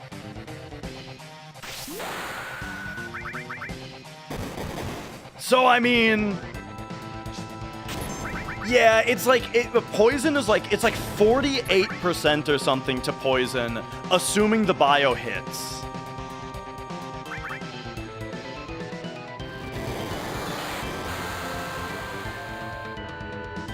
So, I mean, we can still kill him here, we're just gonna be way more behind. Gathered it. Stupid.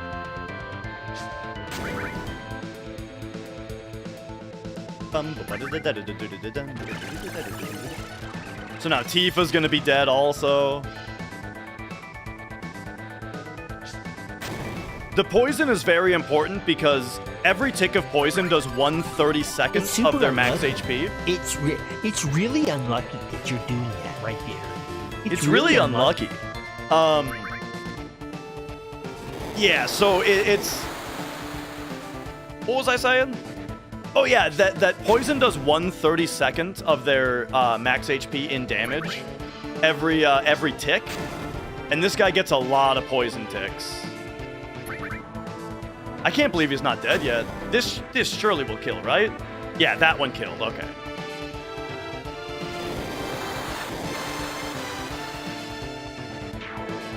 Oh boy. So yeah, that lost us a minute and a half, and we are, yeah, now we're at the point where we can't PB anymore. This run is actually dead.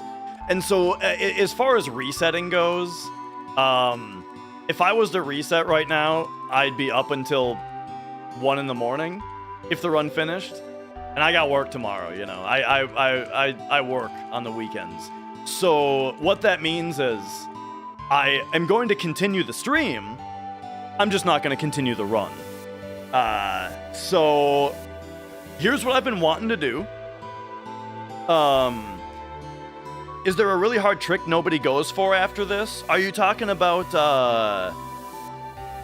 like, just in general, like, to try to make up time? Or are you just asking out of curiosity on the game here specifically? Because there is actually a frame-perfect trick that you can do in order to get one less breath cycle.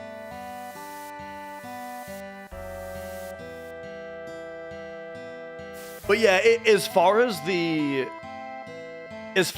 risky thing that saves a bunch of time, that would be the no long range strat, which I'm already not doing. But yeah, you can skip going into the Mithril Mines, which skips getting the long range materia, and that makes all of the late game stuff way more risky. But you would have had to have already... The thing is, the step route is completely different. So you either run no long range or you don't, you know? Because you have to do it right. You have to do it right away. But yeah. Anyway, so first of all, I would just like to say, Punchy, now that we're kind of cooling down a little bit here after all that wackiness, everybody who's here from Punchy's channel, I appreciate you being here. Welcome on in. Great to have you. And then what I'm thinking as far as the rest of the stream goes is I've been wanting to replay Metroid Prime 3 before 4 comes out. So we'd just be loading up the Wii and just playing some casual Prime 3, if anybody's interested in that. Or no, I mean that's probably what to do. Yeah. But yeah, if there's anybody who is basically only into FF7, well then yeah, make sure to either be following the channel or notification, whatever it is you need to do. Basically, I stream every other day, and so I'll be doing another attempt on Wednesday. But yeah, this is kind of the general flow of the stream, is that turn on the stream, try to get a run of FF7 going, but on a day like today, my whole world has been changed. On a day like today, FF7's not happening, and so we just bust out something to play casually instead. All right, so let's do that. I'm gonna grab the Wii. Bum, bum, ba-da, ba, ba, ba, bum, ba, ba, ba, bum, bum, ba-dum, bum. All right. Big cam. There it is. Do, do, do, do, do, do, do.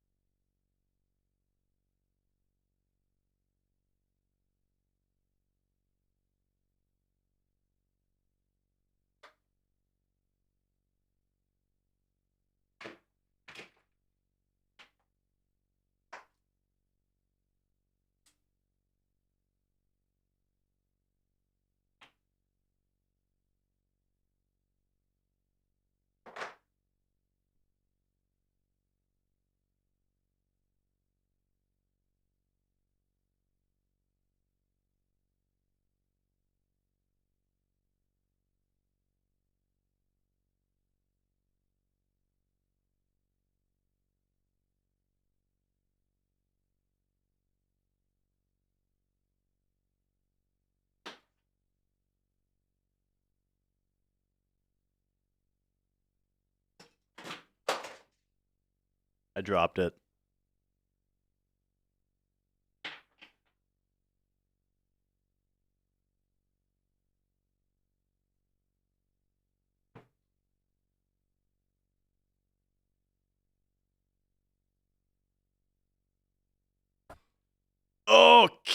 Okay.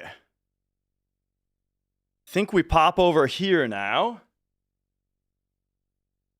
Now the big question is I think we do 16 by 9, yeah?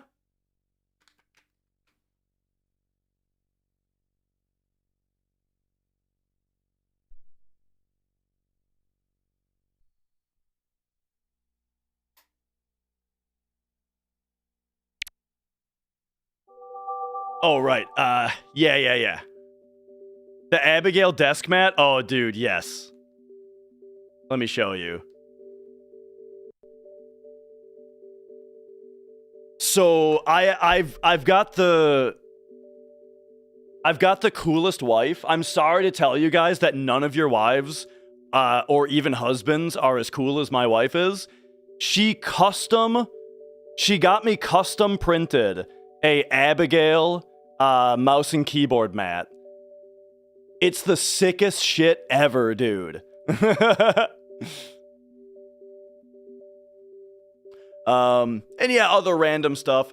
Like I was saying, I got a bunch of FF7s here because I was researching which discs had better load times, and then one of the other games that I'm in the middle of playing through right now on the channel is Dragon Quest VI on the Super Famicom.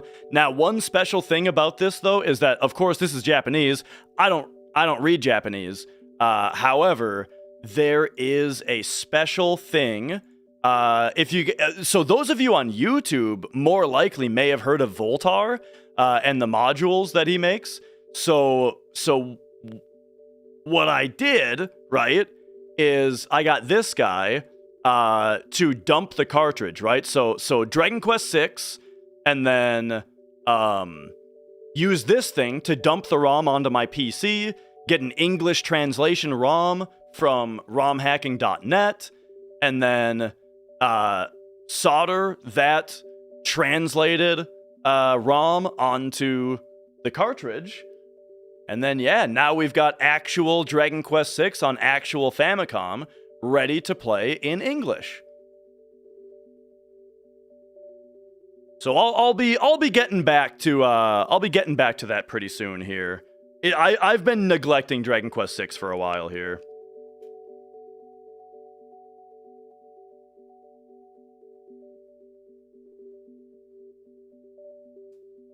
All right. But okay, let me now because I'm multi-streaming on YouTube, now I've got 2 stream titles I have to update. So hang on, stream title, Metroid Prime 3 Retrospective, I guess is what we're doing. Pop over here. Metroid Prime 3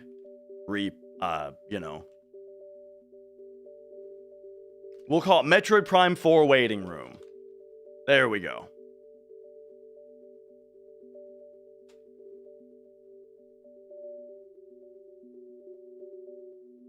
All right.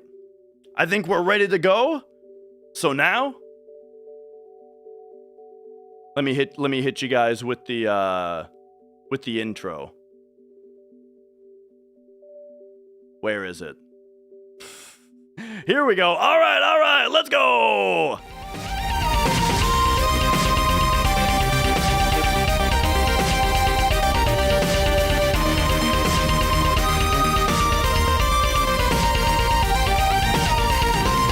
All right.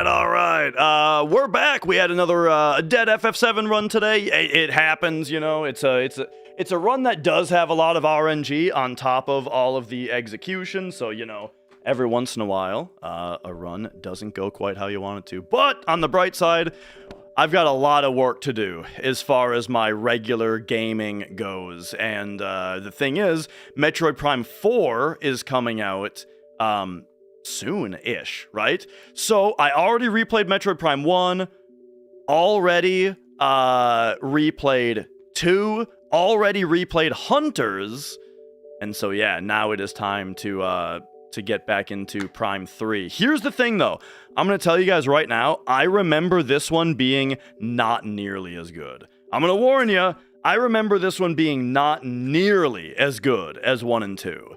Partly because there's a bunch of people yakking at you the whole time, which I find to be annoying. Nice full color manual though. Man, on the Wii they were still doing the full color manual, eh? Lot of text too.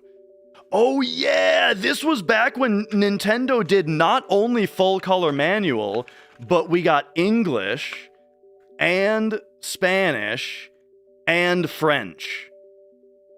They all 3 of their manual, or all of their manuals were tripled. So yeah. Anyway, all right. How's this disc looking? I've seen better. This was a couple of years after the launch. Wii came out in 07, right? Wait, this says 07.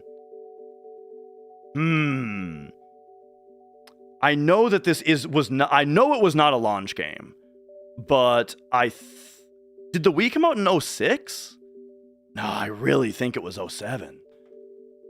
Anyway, do you guys remember how nicely discs would glide into the slot? Oh, dude, I'm excited about this. It's so crazy, dude. It's like you can't even tell when you have stopped pushing the disc and the Wii has started receiving the disc. You guys know what I'm talking about? Like you just at some point you let go of the disc and it's just gliding away from you. Love the Wii disc slot feeling. I'm not a big fan of the Wii disc slot or like of disc slots in general. But the Wii one, I'm a big fan of. Okay, we're having a problem where I have to point uncomfortably low in order to look at this, see this sensor bar. I might have to move my sensor bar. Let's find out. The problem is that the top of my TV isn't flat. So position, if I say it's below, if I say it's above the TV, then I have to point even lower, right? Yeah. Okay. So I think I gotta move it to up there because it's so annoying to point so low. So hang on, we're gonna have to move this a bit.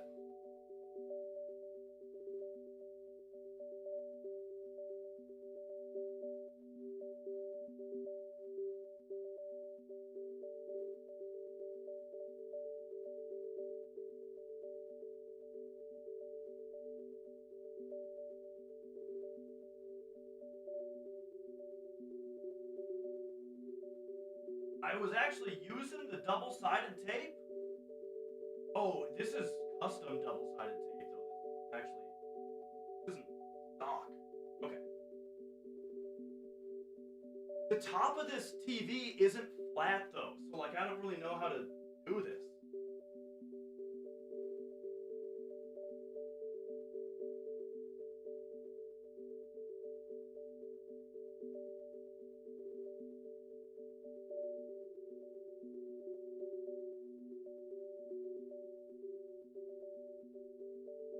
I think I have to use the double-sided tape. Alright, here we go.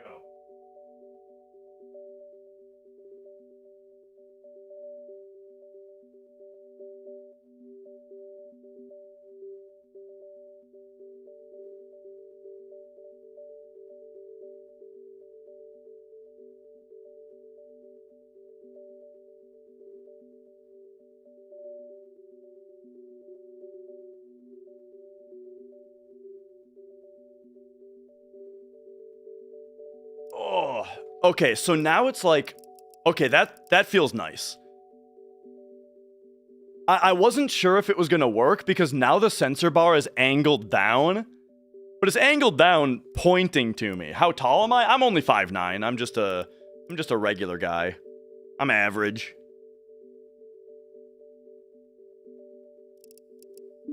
All right.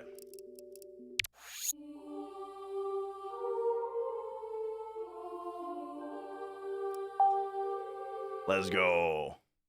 I'm gonna try my best to wait, what the hell is that? How is my YouTube account saying Wii menu music is so chill in the chat? Is that you somehow, Matt, over yonder? Did you somehow just send a message with my name? That was you? Okay. Because otherwise, we'd be having a problem right now.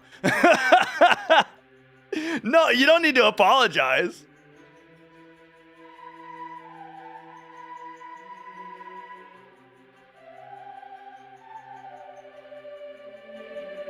We do gotta turn this up. I'm gonna try my best to enjoy this as much as possible, regardless of how much I remember it being not as good as I remember.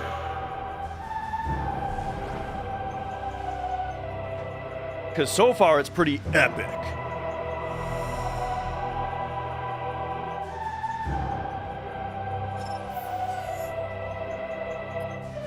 All right. Looks like the previous Wii owner had a game.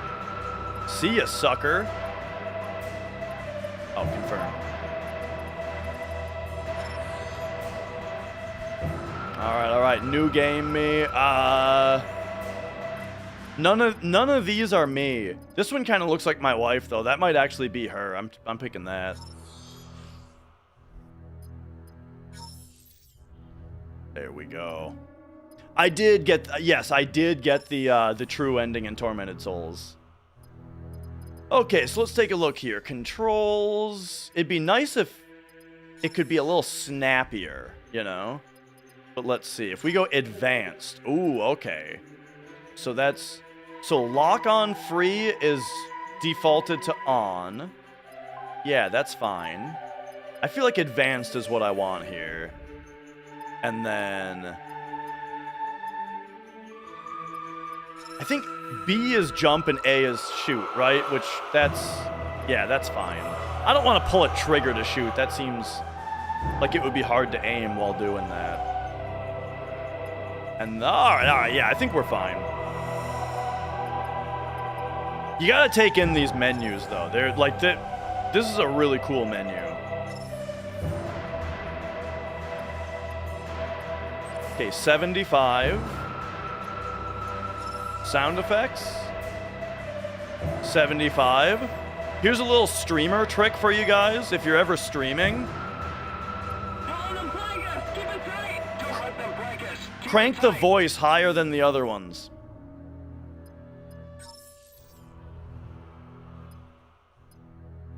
All right.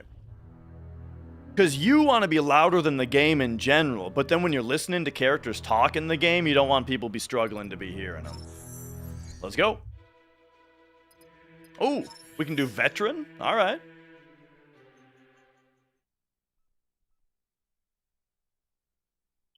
Freezy, welcome on in.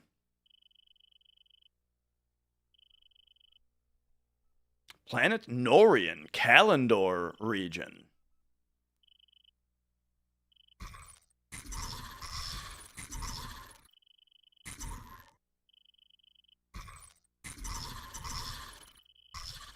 Oh no, it's the corruption!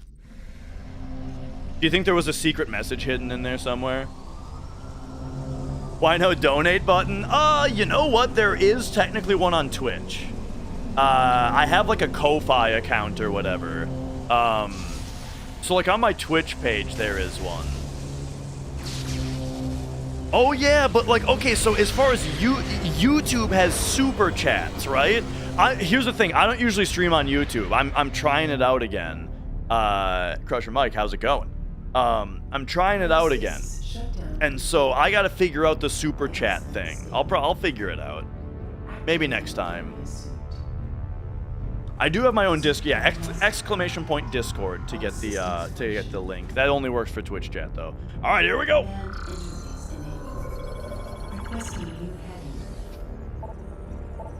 Yeah. See, I remember like when I was younger, I loved this stuff, dude. Being able to like poke this, get the stats.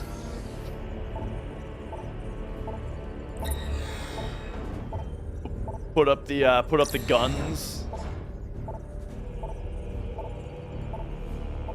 One of these is like a blast shield, right?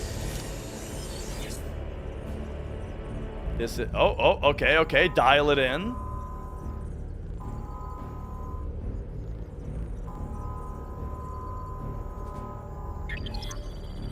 We're dialing it in. Oh yeah, this is like how corrupted are we? We got the Varia suit. And then boom, there's our blast shield. I think up there is for... Alright, let's just... Course living.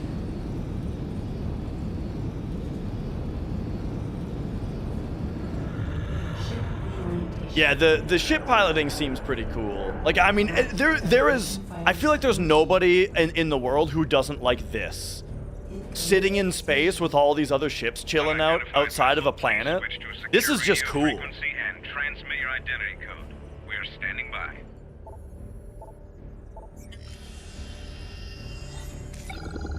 All right. Now we just play Simon Says, except for free. This.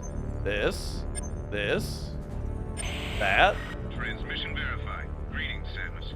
We welcome you on behalf of the Galactic Federation. Proceed to the command ship Olympus. Yeah, Clear for the Docking suit Bay 5. got put on Welcome back, during the Samus. cutscene.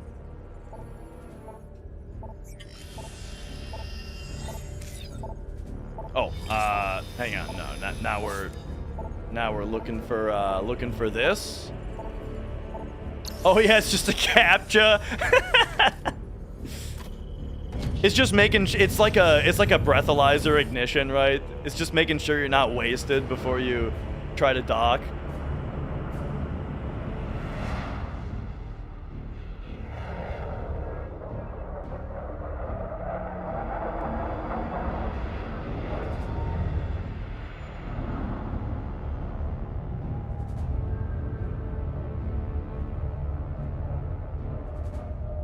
All right. So here's my big complaint about this game, and we're gonna get front loaded with it right away, which is that I'm not interested in the Galactic Federation.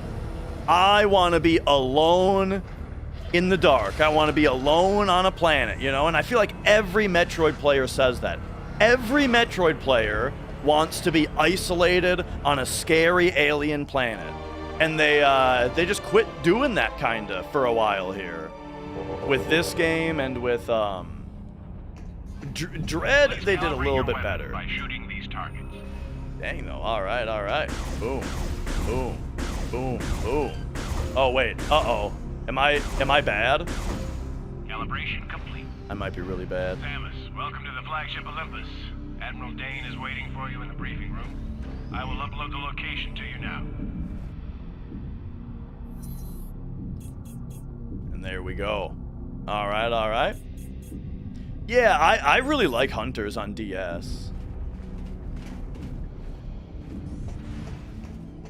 And okay, you know, we can try out the stuff here. I mean, the graphics look really nice. The way that there's a little bit of blue in the power beam now instead of just yellow. And then like, pew! Like, oh, we've got the space jump already. All right. This guy actually reacting to the thing next to him being shot. All right. Scan visor's offline. Oh no, this is scan visor. We can scan this man here. He's a fleet mechanic. All right. Oh, they don't have the progress bars like Prime 2 had though. I really like that Prime 2 like gave you your logbook stats. Anyway, probably going up this way, right?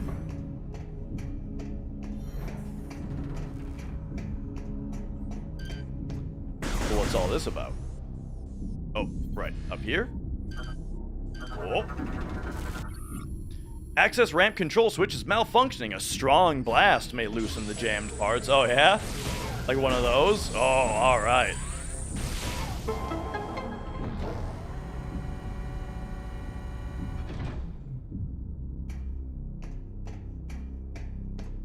But yeah, for sure, I do definitely think you're on the money.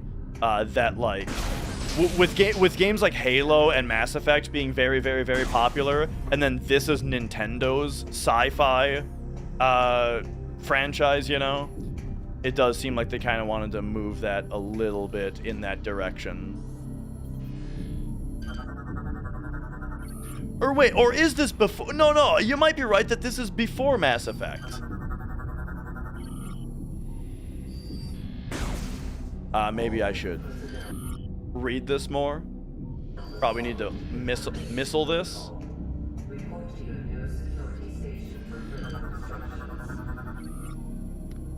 All right. Interact with the station. Oh, here we go. Oh, this is like Doom 3, actually. One, 3, 5, 7, 6. Whoop. Here we go. 1, 3, 5, 7, 6. I really liked all of the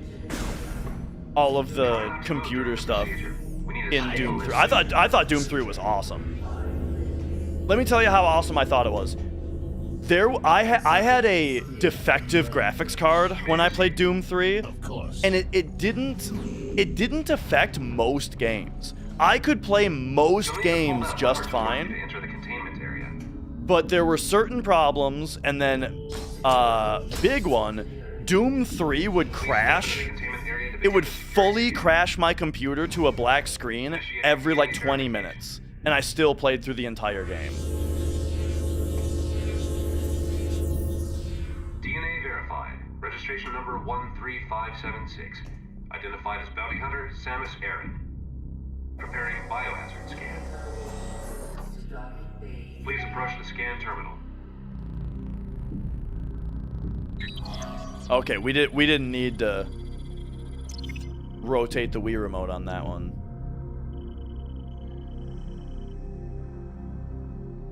Scan complete. No hazardous material detected.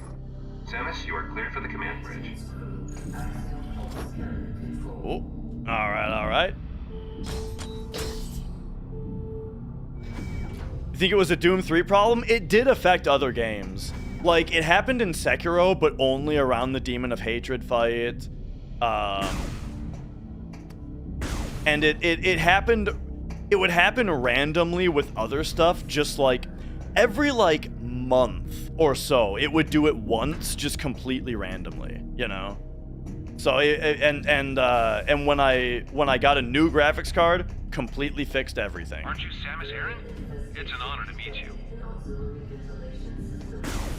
Oh, this is more like Half-Life, kinda. Did you really take out an entire planet? Talking to this guy. Why do we all have to wear these ridiculous ties?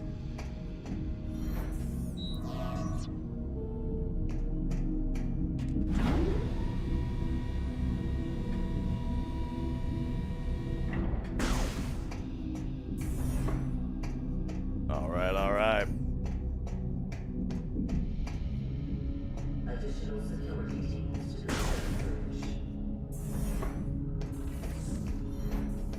Right. We just gotta find the microwave. Yeah. Aren't you Samus Aran? It's an honor to meet you. So, as far as having a bunch of Galactic Federation stuff at the start, though, I will say that, like, Half-Life starts this way, so go for it. Also, I mean, like, this is kind of maybe their version also of, like, Super Metroid. Also starts with stuff at least talking about the Galactic Federation and stuff. So, you know, it's fine to do a prologue like this. Let's just hope the whole game doesn't have people yapping at you.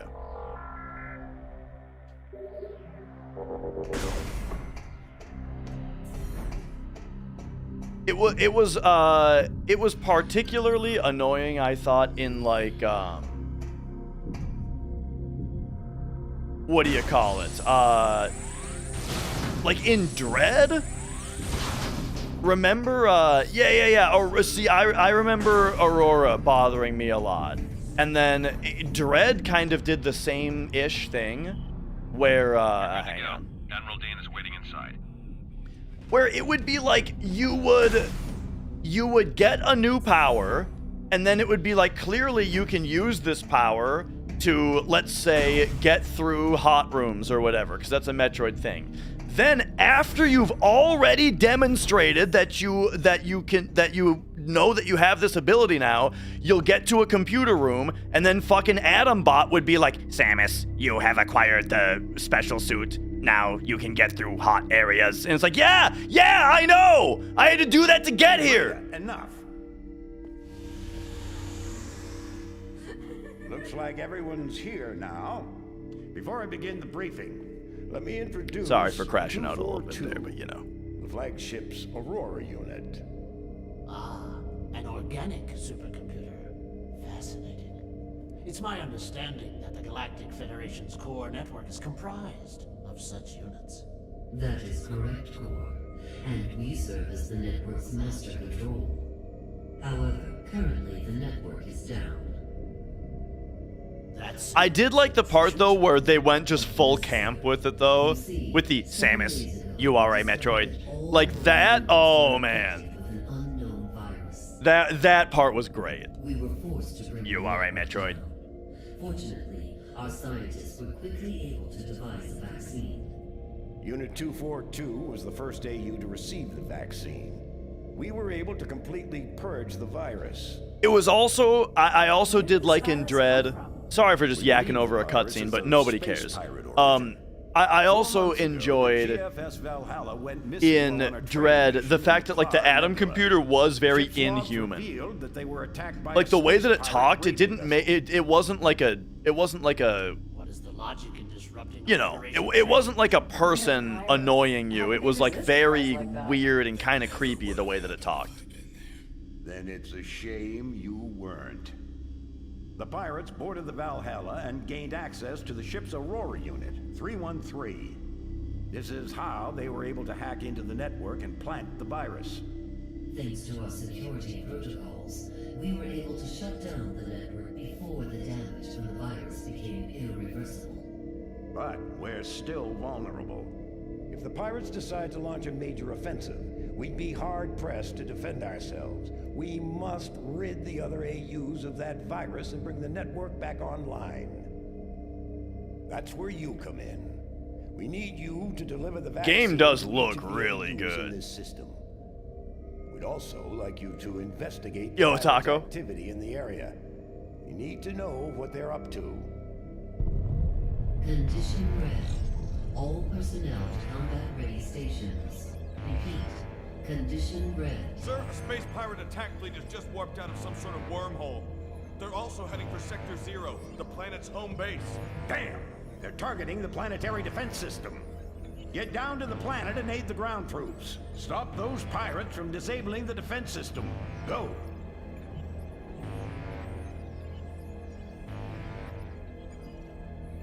All right, all right.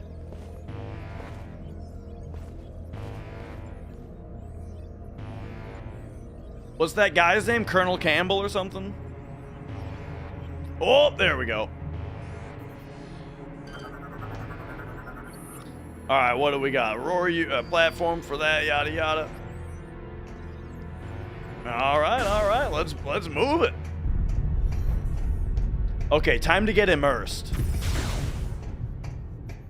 We got the Doom 3 hell opening up segment to get through now. Samus, get to your ship. We need you down on the planet. Until we get the fleet in formation. Get the light. Oh yeah! Nice. You know, I've been seeing have you guys been seeing, it's in the Halo discourse with the Halo remake that people are saying that like at first it was about like, oh, we don't like that you can sprint now because it makes you run past all the cool stuff that you know you're supposed to look at, right? And then there was some like video that somebody posted that was like, people think that people be playing games like this. And it was like a video of somebody playing it as if it was like an E3 presentation where they're stopping and looking at everything that happens, you know, and that kind of thing. And I'm like, dude, unironically, you should play games like that. You should, like, they animated the ship blowing up. I want to watch it. I want to look at the ship blow up that they animated.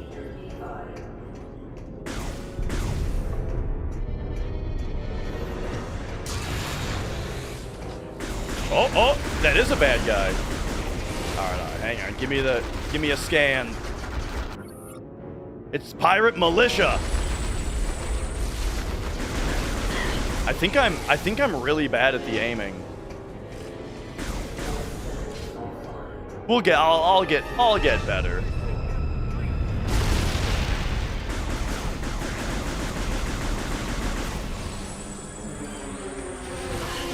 Oh.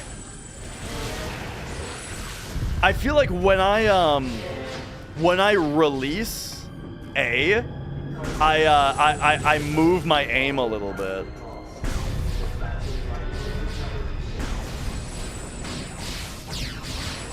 Oh shit. I'm busting up this guy's cover.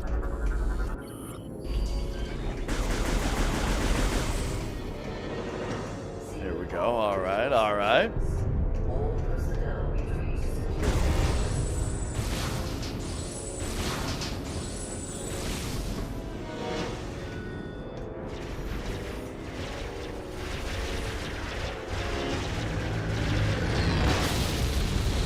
Oh.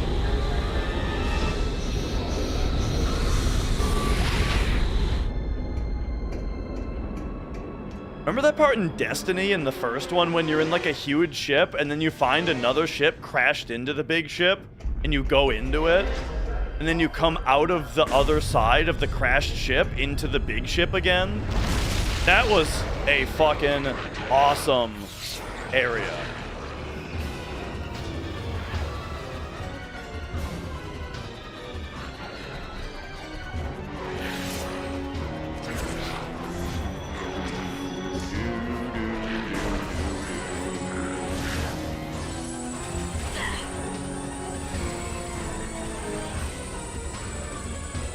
Oh, are they jumping down here?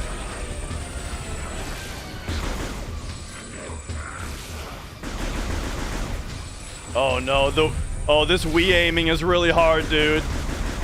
It is way easier to aim. Oh, there we go. All right, all right.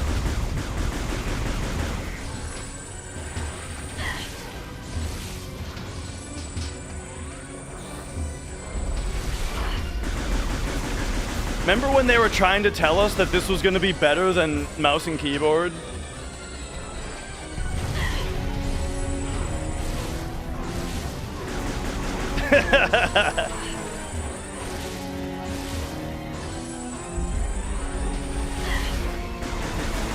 Oh, dude, this is a disaster.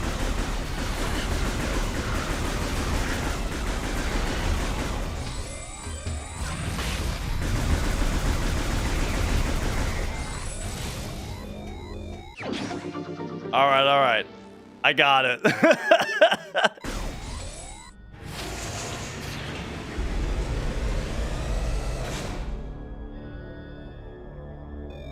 Oh, man.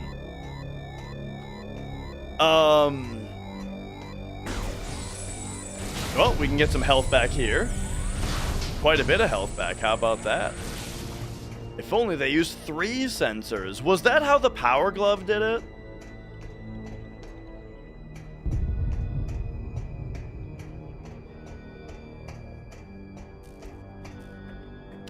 So there is a lock-on feature, but it doesn't actually aim. That's one of the things about playing on veteran. So we're on veteran mode, right? Like hard mode. Maybe I can change it though, actually. It said that it defaults. It said that it defaults to the one-way. Here, can I press a... Okay, no, there's no access to the menu right now, but maybe we could look into that. So a bit earlier about the wrist pain, and then you're also very inflexible and have been having issues with it. Yeah. It's definitely something I should, or that I've been planning on doing and will do. Because it was, I mean, it was a huge problem. Oh, there we go. Morph ball time.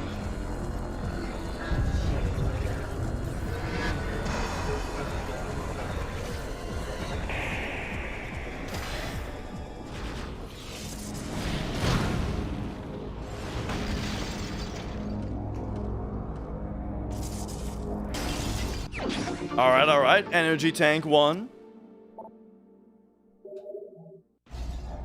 What's the point of the lock-on? It keeps them in the middle of the screen at least, but then you still have to be able to aim at the middle. Or like if you wanna be like locked on, but then shoot their shoulders, you can still do that. I think is the idea. Like you're not automatically aiming at the spot that you're locked on to. You can aim at any part of their body. At least, you know, I think that's the idea. That's the sell, right?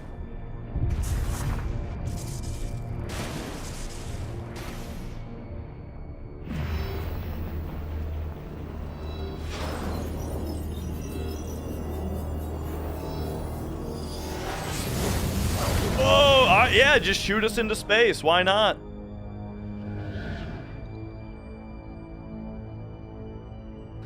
And yeah, Taco, would have been...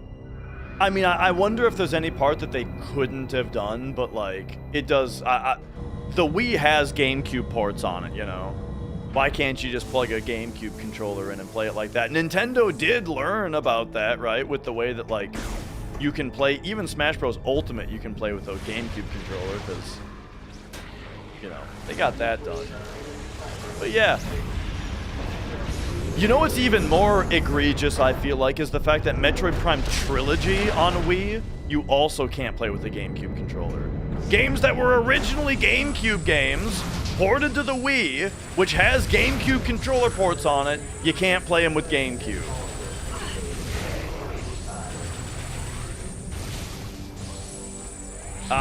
The trailer? Which trailer are we talking about? For Prime 4? I'm not really watching any trailers anymore, because I'm gonna get, like, I plan on getting the game. So I don't really need to see the trailers. However, I have seen a couple YouTube trailers, or YouTube thumbnails, that make me worried that the game is gonna have annoying yappers in it, but we'll see. Alright. Hopefully I'm getting the hang of these controls at least a little bit here.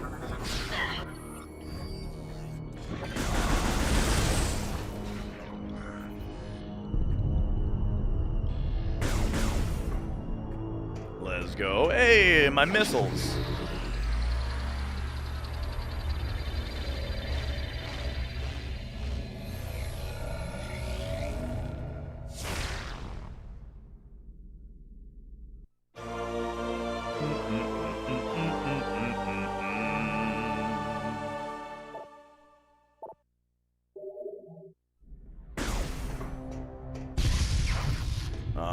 All right.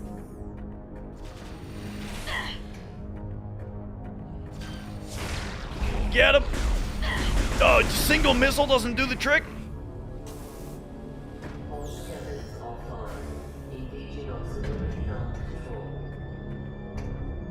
Okay. So now that might be good for this? Oh, no. Okay, hang on. Let's actually read what's going on here. I'm going to try to be a little bit more patient. Cargo bay doors are shut, but unlocked. They're linked to a nearby control terminal. Oh, I probably need the missiles to blow this up. Yeah.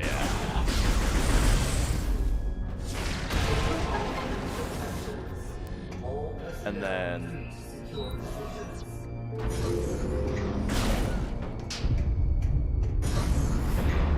Why does Samus keep taking all her power-ups off after every mission? I don't know, man.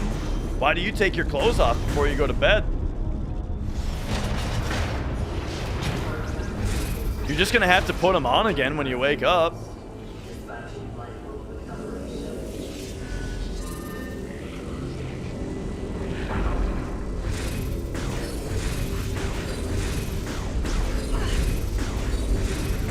This is fun. You know, just like a nice little aim trainer.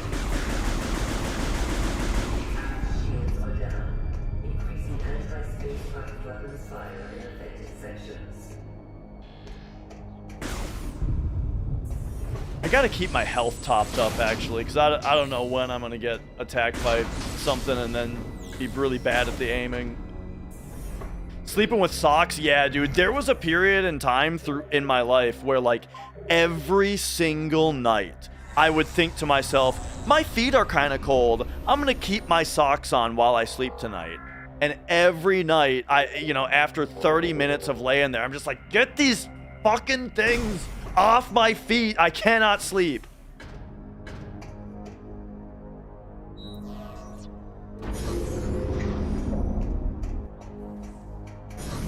Here we go, ship time. But it's like I got fooled every night.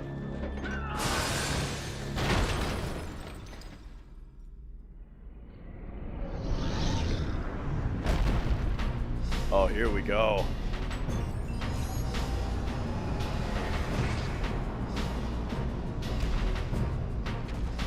Oh yeah, sometimes she loses her abilities at the end of one game rather than the beginning of the next. Like, didn't that happen at the end of Prime 2, actually? Alright, here we go. Berserker Lord. Phasite plating on its head can only be destroyed by projectiles it fires. But we can shoot these little bits on it. Oh, okay.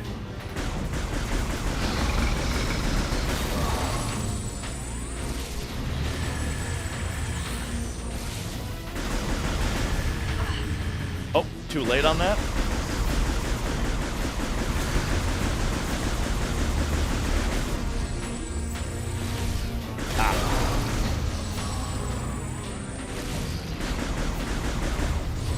Alright, so now we're gonna play Link to the Past.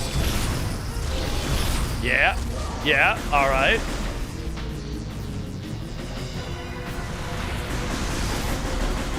Actually, I guess Link's Awakening came out before Link to the Past, right?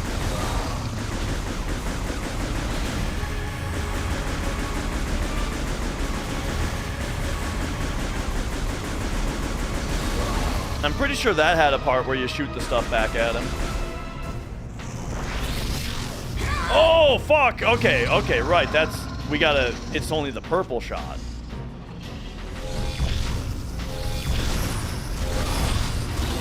Oh! Alright. Hang on, now we're in there.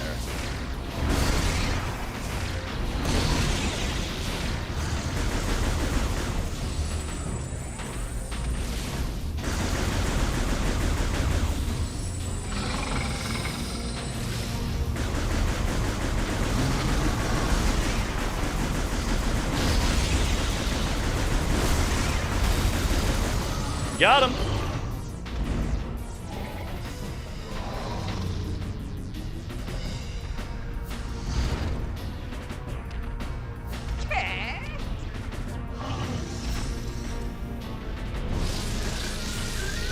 Yeah. That was a pretty fun boss, you know, as far as the Wii Remote and nunchuck mechanics go.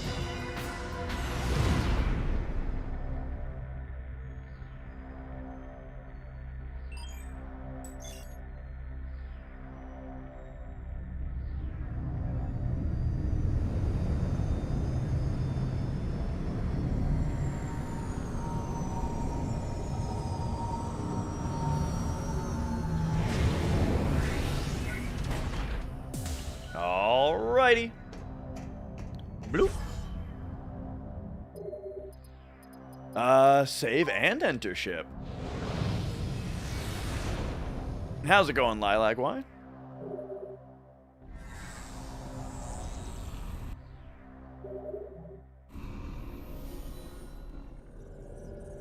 Very nice.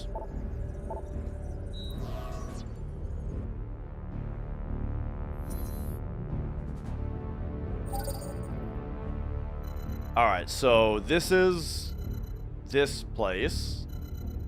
Yeah, I mean, I don't think we're trying to just go right back to where we were. I think we're trying to go to space. So is that up here? Oh, no, that's this.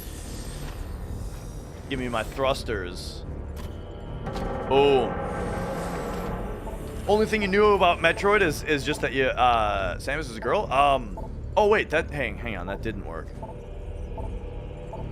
You should definitely play Super Metroid.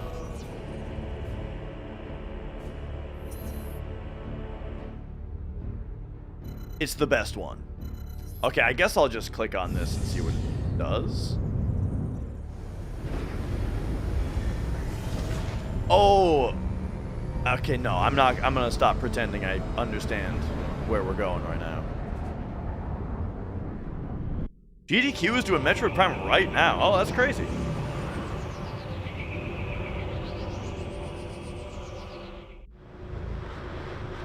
Okay, we were in space, and now we're going to the ground.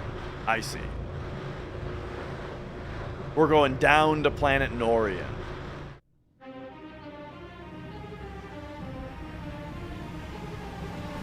Yeah, Super Metroid is legit one of the best games of all time. And that's the thing, like, I really like the Metroid series in general, you know? I really like Prime 1 and 2. I like Dread a lot. Fusion and Zero Mission are both really cool. It's just a great series, you know? I really like the original on NES. Our situation doesn't look good.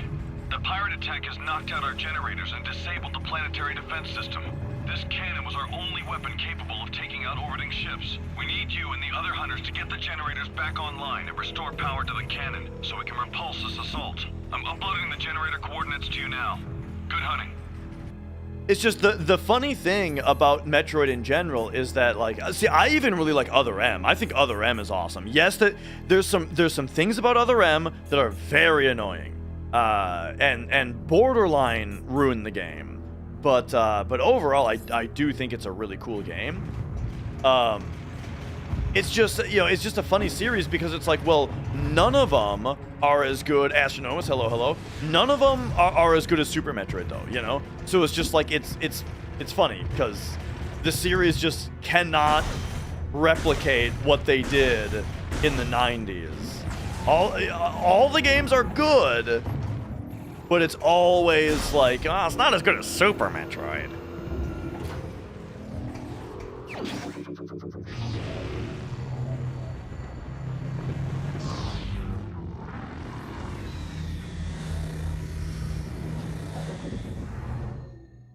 All right.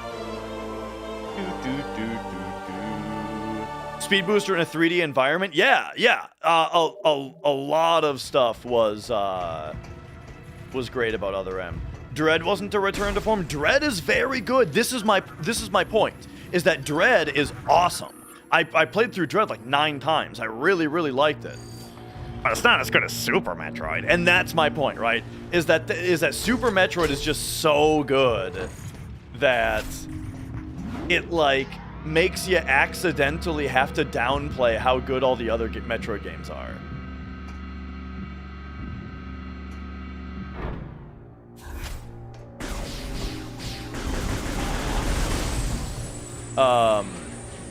And yo! How's it going, Kev?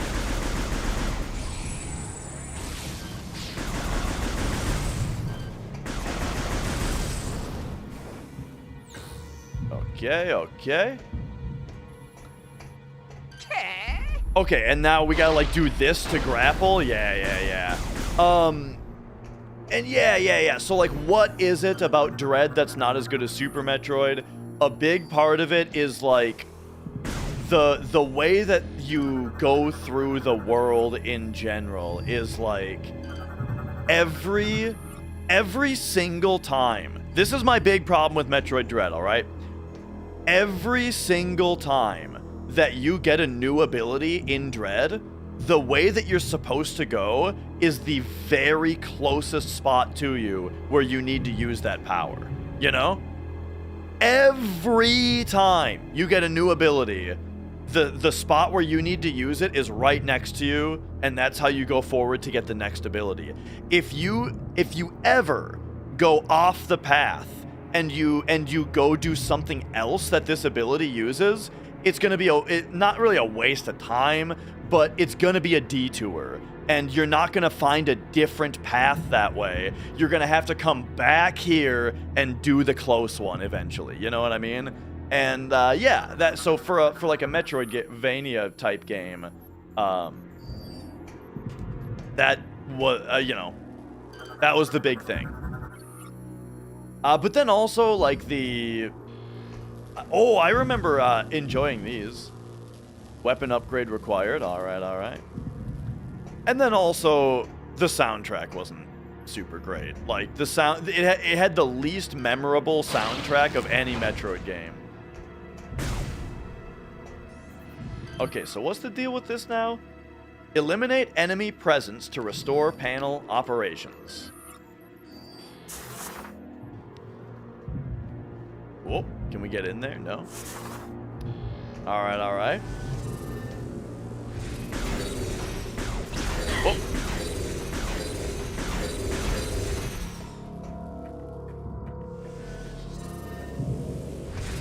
Oh.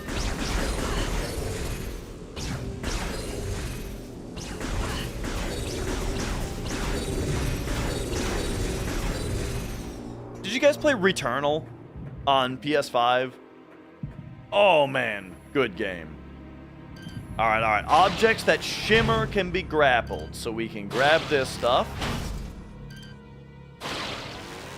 Yeah, really looking forward to Saros, because Returnal is like the only reason I've used my PS5 in as long as I can remember.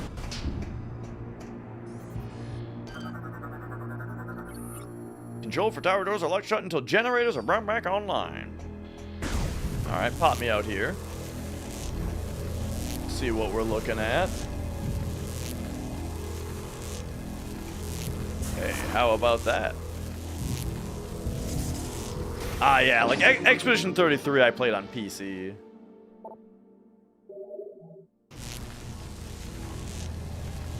Hey, aren't these doing like a... Oh, yeah, yeah, yeah, they're about to... Yeah, they were blinking.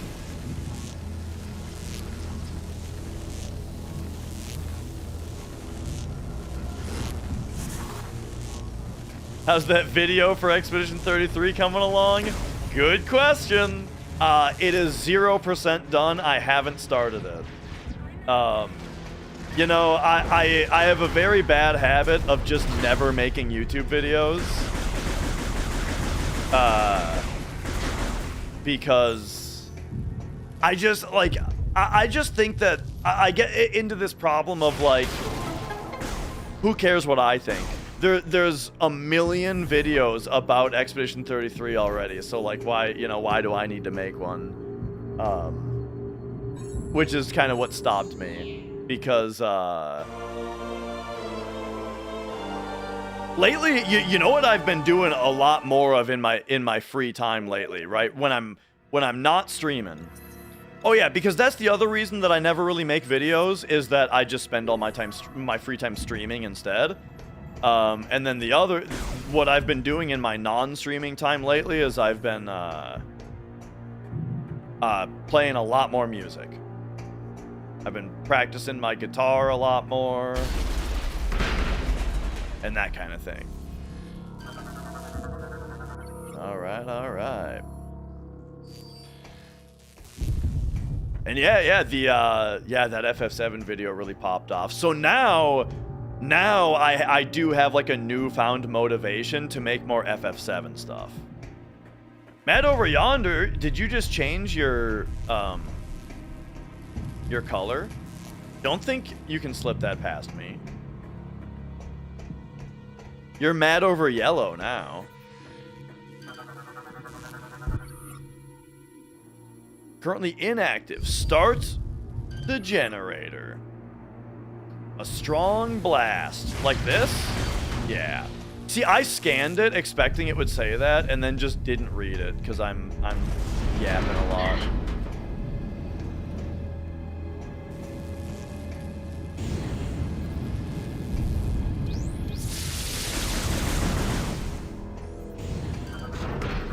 Oh.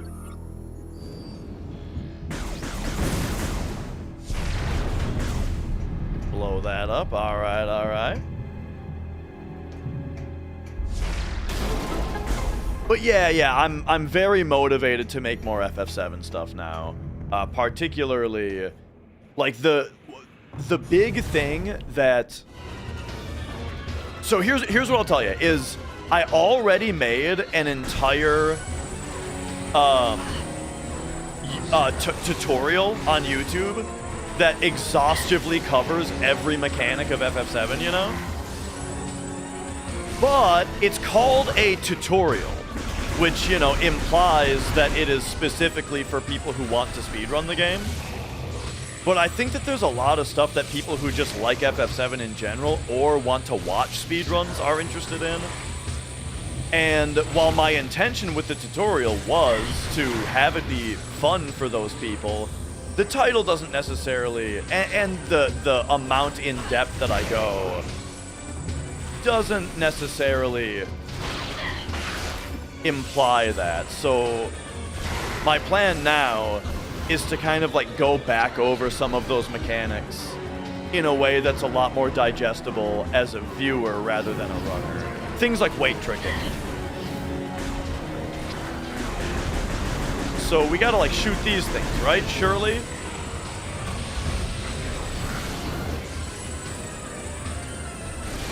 No?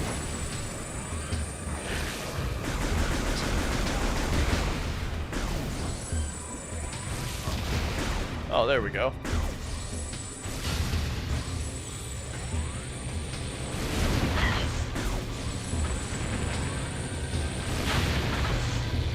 Yo, this is kind of like Half-Life 2. Oh, yeah! You gotta shoot him in the air vents.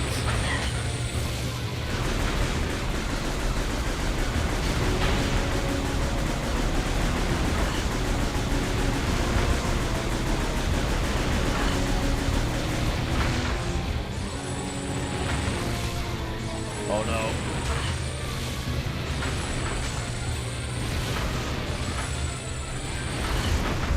There we go. What's weight tricking? You're about to find out.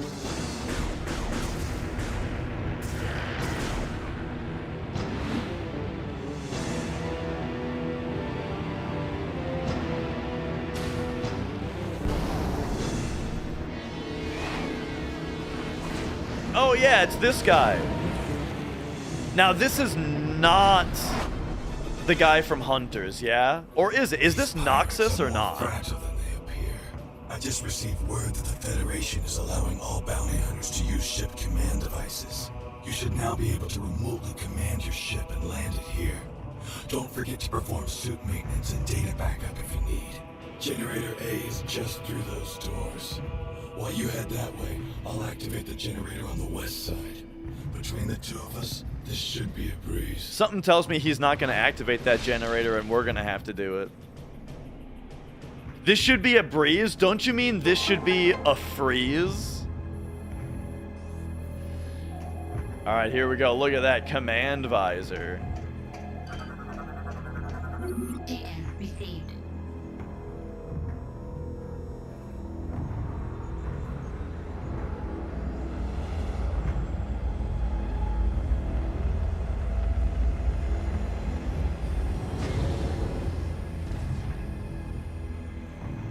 Man, game sure does look good. I really like this particular era of graphics. I kind of like a lot of different eras of graphics, though. Like, I talk a lot about how much I like PS1 3D. But, like, I really like this kind also. Wait, I think I should have just saved and not necessarily flown?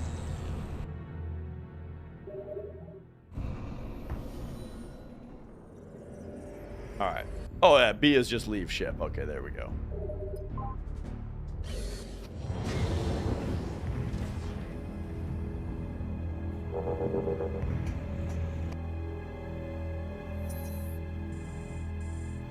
Alright.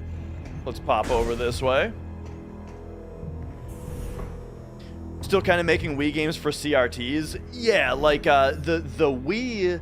The Wii only has 480i or 480p. It only goes up to 480p.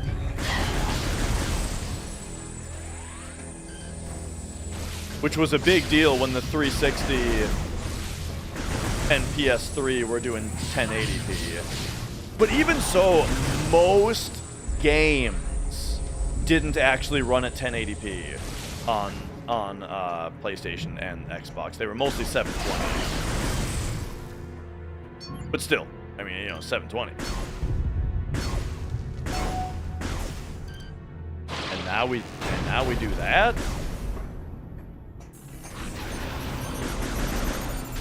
Oh!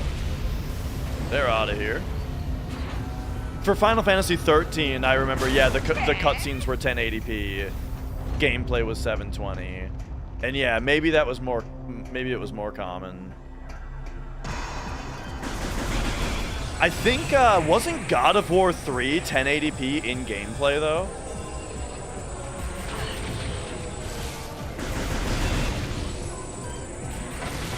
I'll have to check if that's right.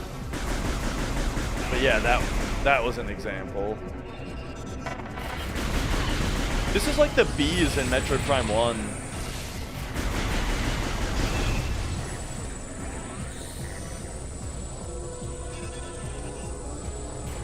Oh.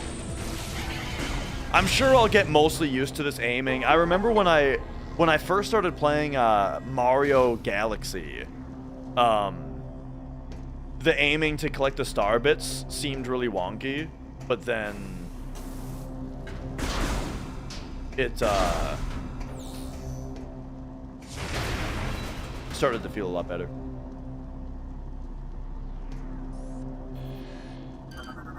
Check out Pokemon ZA. Oh yeah, I've heard about that. That apparently the entire world is one big chunk, and all the buildings are totally flat, just with like textures on them. Which, I mean, like, it'd be, if the game runs well. Look, I don't really care what they need to do to make a game run well if it runs well. But, I mean, it does kind of seem like maybe we don't need our buildings to be completely flat. Like, when, like, New Donk City and Mario... Like, you're telling me it doesn't look as good as New Donk City and Mario Odyssey from fucking 10 years ago? It's like 8 years ago, but you know what I'm saying. When did Odyssey come out? 2017, right?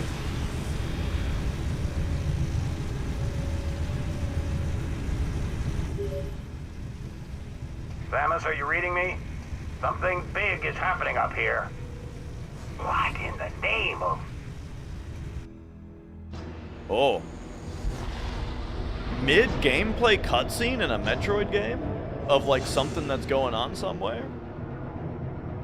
Yo, it's a Reaper. Dude, Mass Effect totally ripped off Metroid. I never noticed that.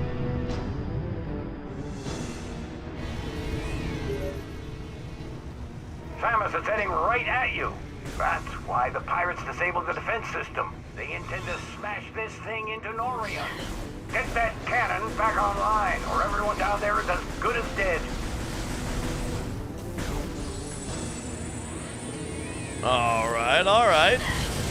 I got you, don't worry.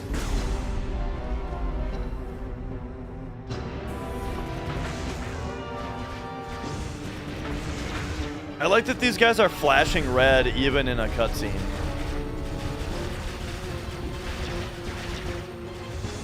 Speaking of, oh dude, he's going hyper. Do you have to find hidden paths and rooms for like upgrades and stuff? Generally, yes. In Metroid games, yeah, that's a big part of it.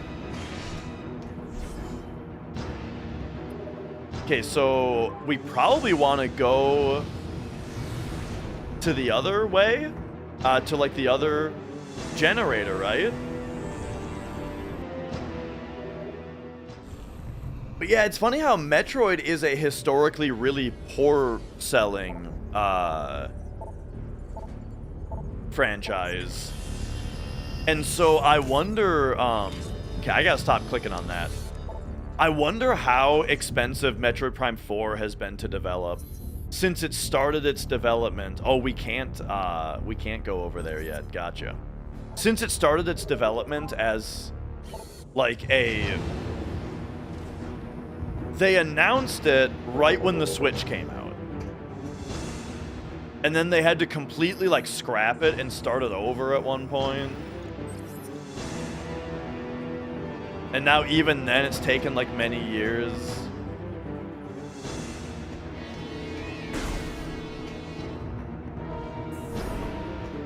So I feel like I wouldn't be surprised if it is like the most expensive Nintendo game, you know?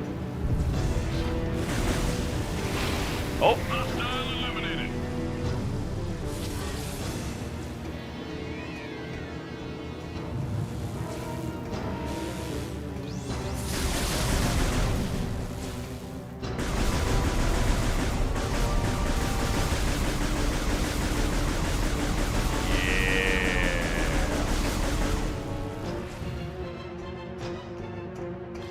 So you're saying that the series is like they can't change who it's for? Oh, I think only a tiny bit as far as oh, never mind. Yeah, as far as like adding in more dialogue and cutscenes and stuff, but I don't think it's as drastic as Final Fantasy.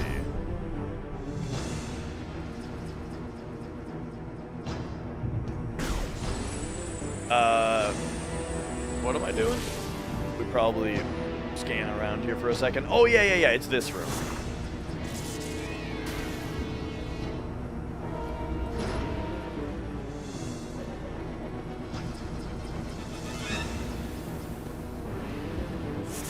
There we go.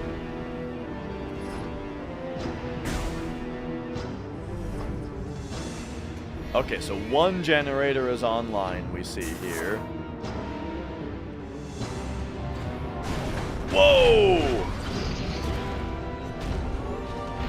Yeah, so as far as if you're on Switch, like if you're specifically on Switch and you're interested in Metroid Prime, there is a remaster of Metroid Prime 1 that's on Switch. Alright. But what I was saying is that, like, I do think that Metroid has stayed, as much as they can, it has stayed for Metroid fans. It's just that they don't make very many of them, you know?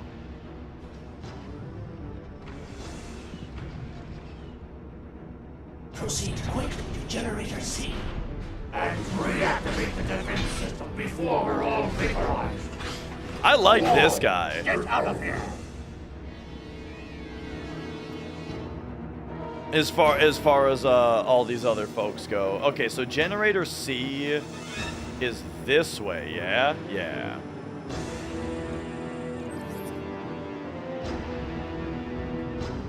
Let's go.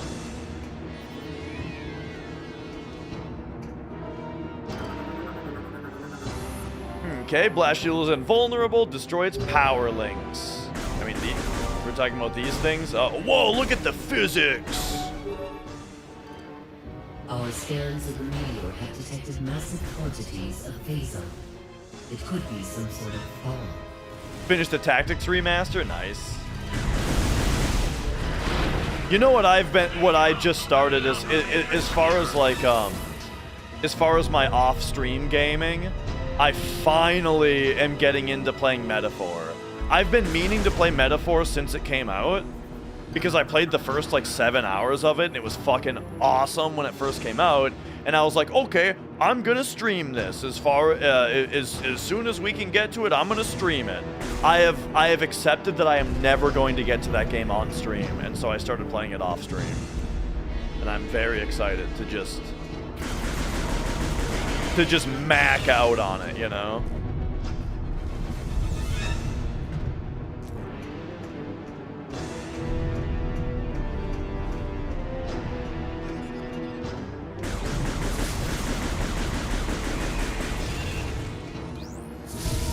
Whoop.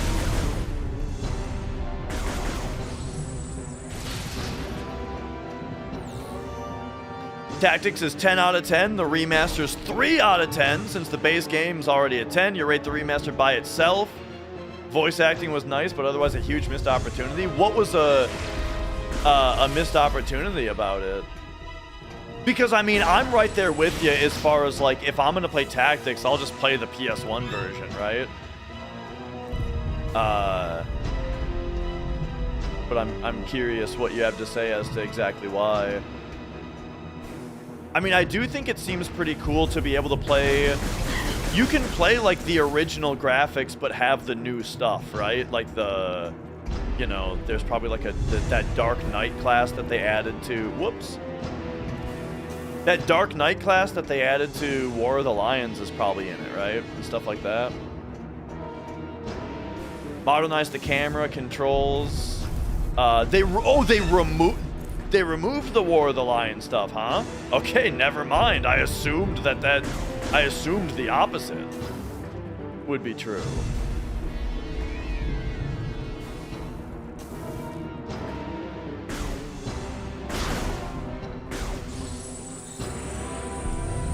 Chrono Cross remake. Man, Chrono Cross is another game, Winter Mage, that I have it. It's on my shelf back there. I've been saying that I want to play it for years and years, and I just haven't gotten to it yet. In my defense, though, in the last few years, I have played through Dragon Quest 1 through 5. So I've been playing JRPGs. What else? What other RPGs have I played on stream besides Dragon Quest? I feel like I played something else also. Well, Expedition 33.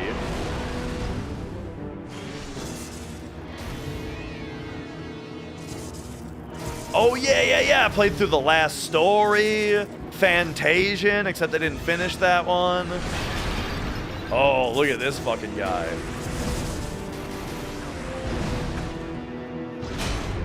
Oh, it's Ridley, dude.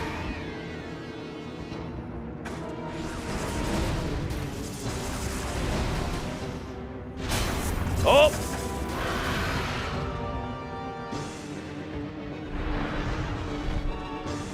So, you know, I haven't played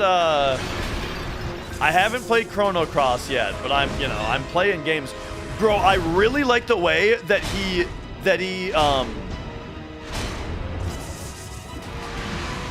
he's squishing, he's scrunching the pathway behind me.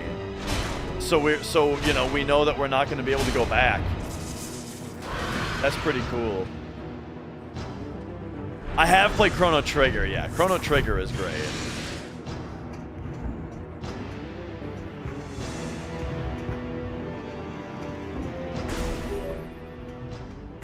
Samus, I was able to get Generator B back online. If you need any help. No shit. Here they come again.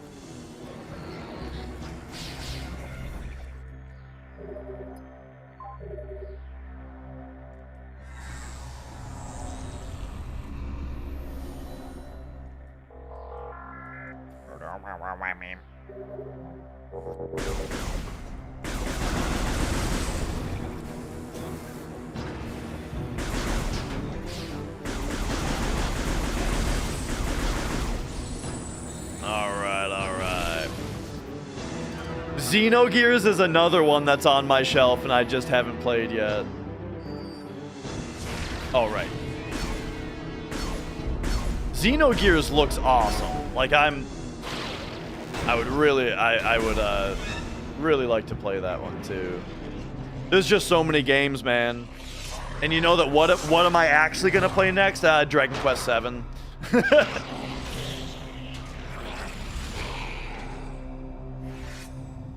Maybe I should play Xenogears instead, though. Oh. Space Pirate Grey is definitely not my style. Machines aren't my thing either, so I'll let you get this generator back online. Thanks, Sammy.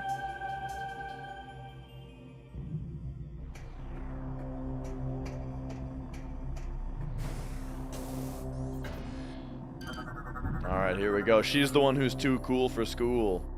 Engage the override to bring the generator out of safety mode. Oh, yeah, it's one of these.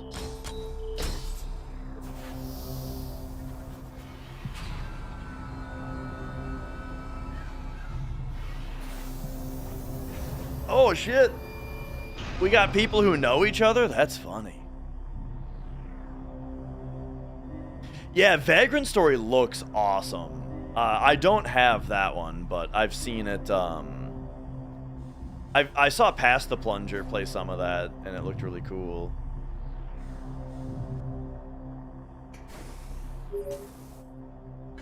Samus, our efforts to slow the meteor have failed. You must hurry. Alright, is this gonna blast me big time? Yeah. Yes.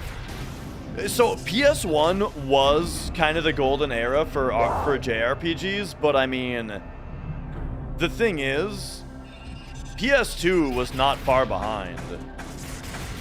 Between like Persona 3 and 4, digital, like just everything Shin Megami Tensei, you know. We had Nocturne, Persona 3 and 4, Digital Devil Saga 1 and 2.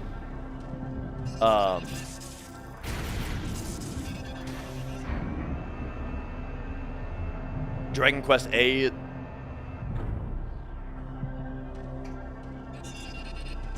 And then before PS1, you know, Super Nintendo, we had,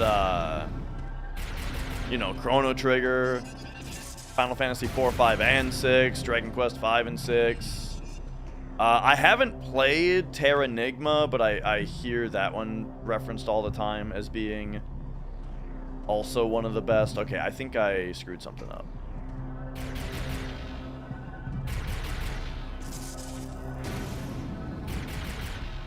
And I don't think it's right there.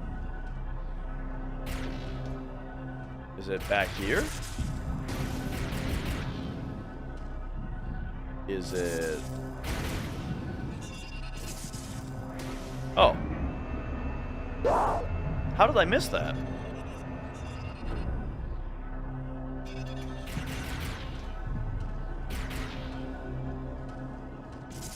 Okay, okay.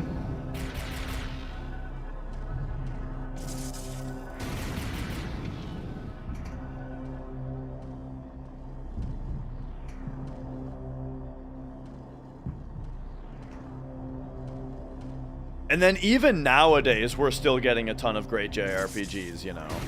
Like, Yakuza Like a Dragon, Expedition 33, fucking Metaphor.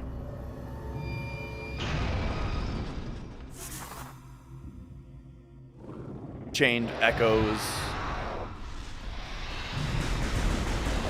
I haven't played Chained Echoes yet, but from what I've seen, it looks really, really, really good. All right, let's scan him. Here we go. Isn't there a part in God of War 3 where you do something like this? You're like are falling down a shaft as you fight something. Yeah. It's during like the Hades fight or something.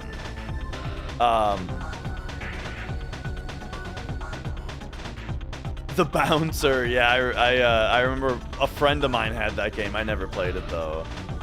But yeah. Anyway, Meta Ridley, durable armor skin protects body, fires plasma attacks from mouth.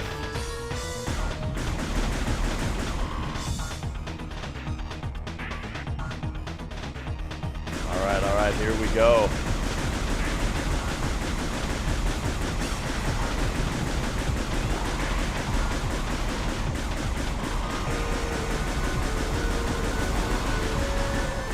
Pretty cool.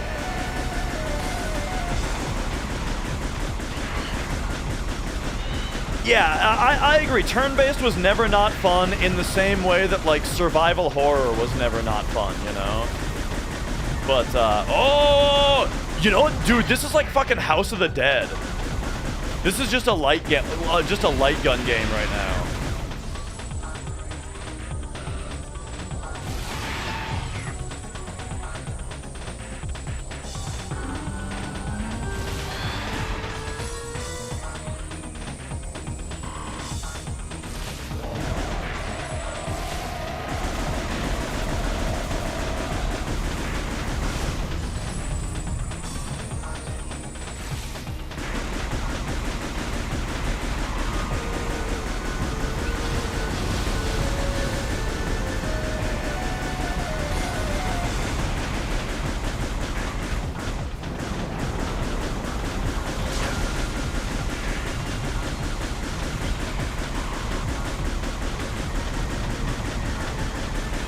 Oh, I'm bad. I'm bad at the game.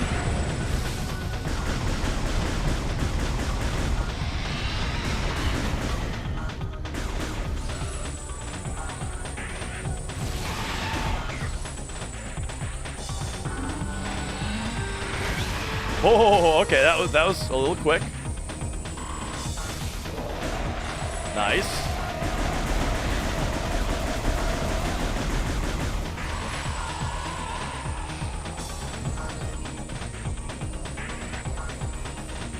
I'm finding it's actually a little bit easier to aim steady if I have my index finger like resting on top of the Wii remote. Oh, dude, that's the strat.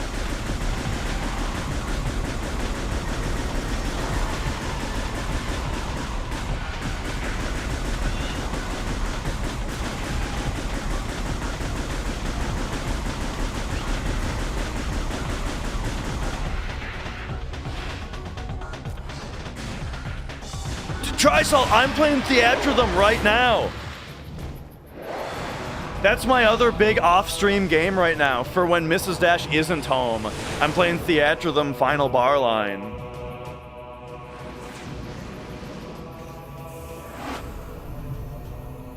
That was a little too hot for my liking. Well done, Samus. But now you owe me one. I already took care of Generator B, so I'll leave it to you to get this final generator back online. With that, we can activate the cannon. I do like it a lot, except I find the arrows that you have to hit the analog stick for to be really hard to time. You know? Like, I can never quite get, like, the rainbow critical timing, reliably on the arrows. Alright, what do we got here?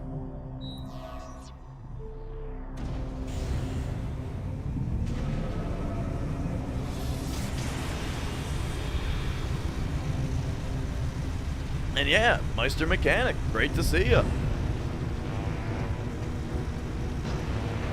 Uh-oh. Attention all personnel. Meteor impact will occur in 4 minutes.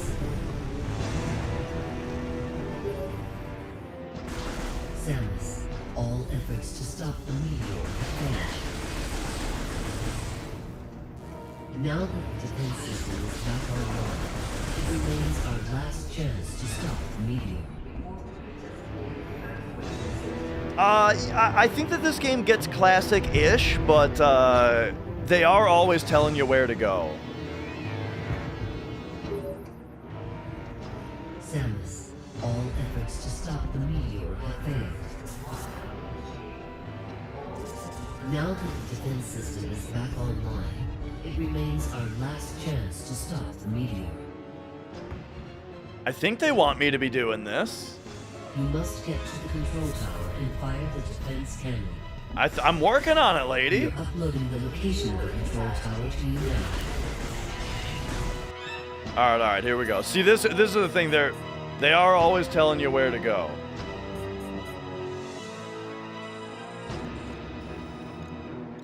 Okay.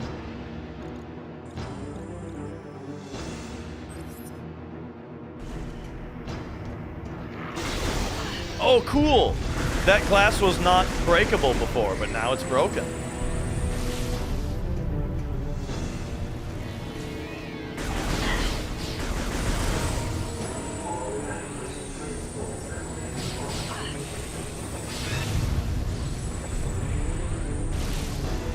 Alright.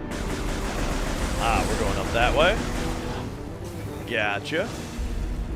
And then now I'm turned around. I can't open my map right now? Alright, we just gotta trust. I just gotta trust that this is the way. Must be. Oh.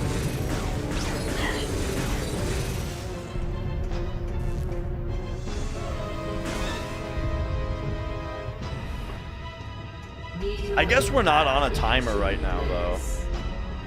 So it's not that urgent. Oh. Speaking of it not being urgent. Okay, so what's stopping me from going this way? Oh yeah, we need a weapon upgrade to open that door.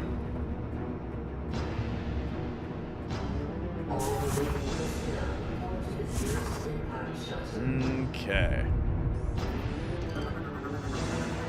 And yeah, Mawile. That's basically what I remember about this game is too much yapping.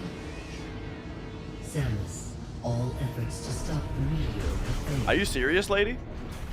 I'm not even gonna confirm that. You're late. We were about to leave you behind. The meteor is approaching faster than you think. If we don't make it to the top in time, we can kiss this planet goodbye. Hey, relax. We're the good guys.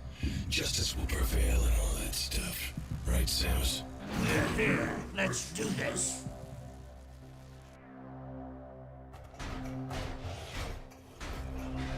This game is like very early Reddit writing.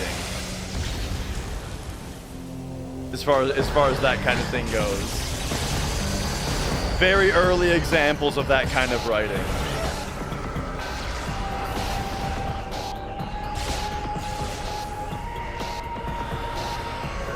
You know, hey, we're self-aware, and it'd be lame to take anything seriously.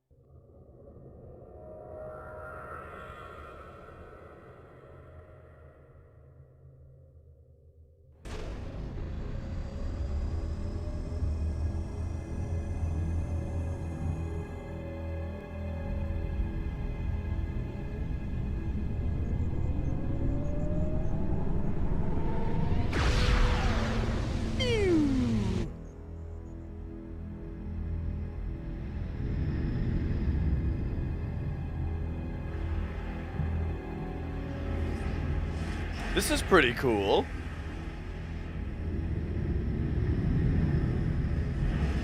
They just zapped right through the planet though. I mean, just a huge line across the planet. Several cities razed in an instant. Just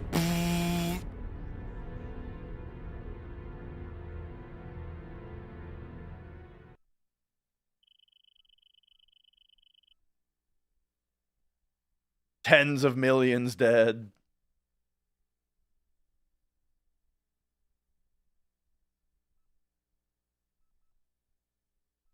She's coming too.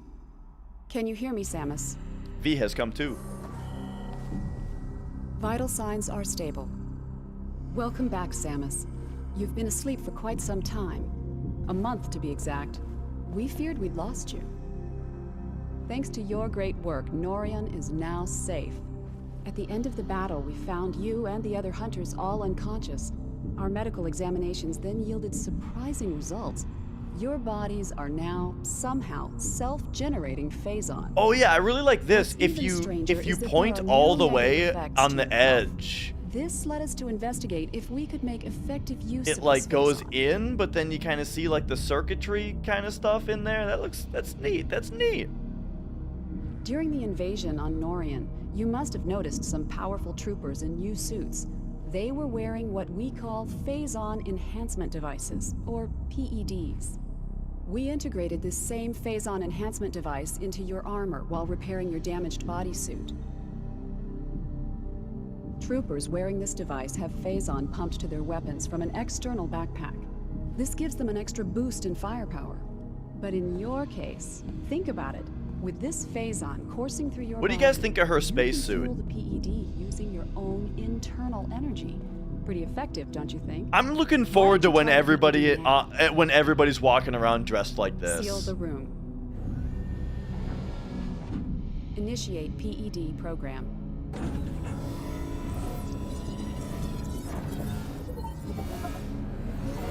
Recharging energy reserves. All right. Swing. Oh. Training complete. You must have noticed during this test that hypermode possesses devastating power. Over the past month, we've learned the hard way just how powerful our enemies are. To deal with them, you'll need the firepower of the PED suit. Make good use of it. Now that you are familiar with the workings of the PED device, the Aurora Unit 242 would like to meet with you. There are many pressing matters to discuss. The AU chamber is located just off the command bridge. I do really like the hyper and one more mode thing. mechanic. After 25 seconds, the safety feature automatically ends hyper mode. You'll have to keep paying attention.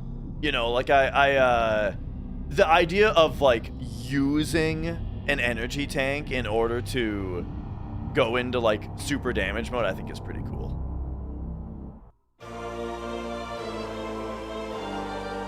But yeah, the Federation helmet design on the chest is a little silly looking.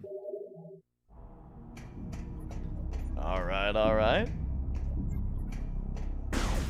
Let's go.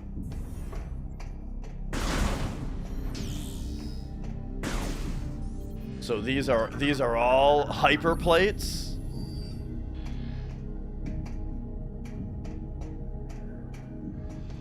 All right, hey, if that's what they want. Pew! There we go. Boom, boom. Get him.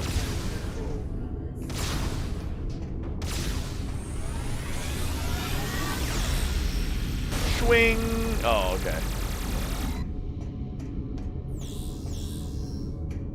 And then, okay, we can manually cancel it also.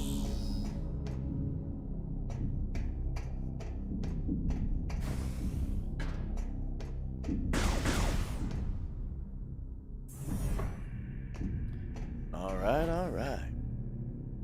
But yeah, the color scheme of her suit at first, it kind of looks like the Dread color scheme, but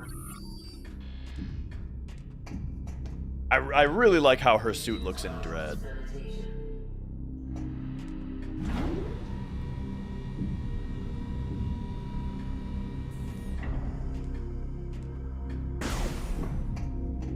Yeah, definitely looked better in Dread. All right. Bloop.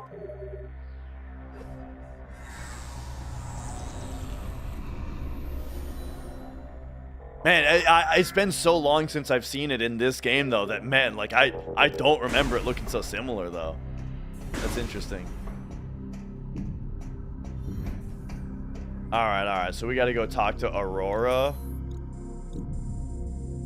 Fucking... Oh, brother.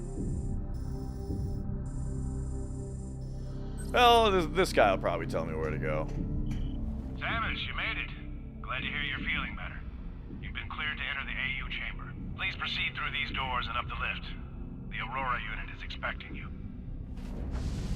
Oh, hey, look at that.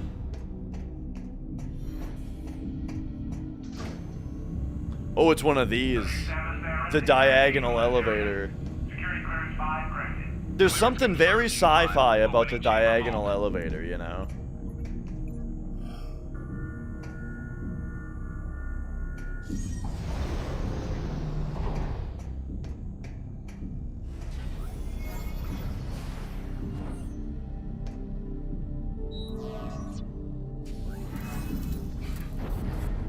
All right. We're gonna get to a planet to be able to just explore at some point, I promise.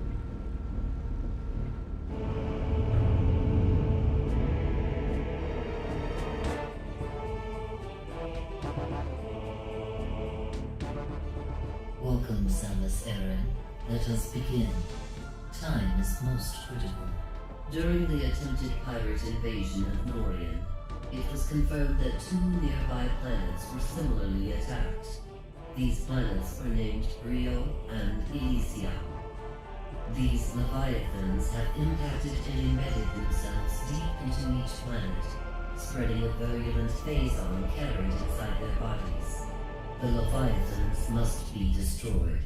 2 weeks ago, we dispatched Rundus to Brio, Gore to Elysia, while Gandreda was sent to locate the space pirate stronghold. Like you, they were outfitted with PED devices in order to confront this new threat. We lost contact with all of them 7 days ago, and fear the worst. In their absence, we need you to travel to these planets and finish their missions. The closest planet is Brio. This will be your first objective. Please be on the lookout for any clues that might help us understand what happened to Runtus and the other hunters. Good luck.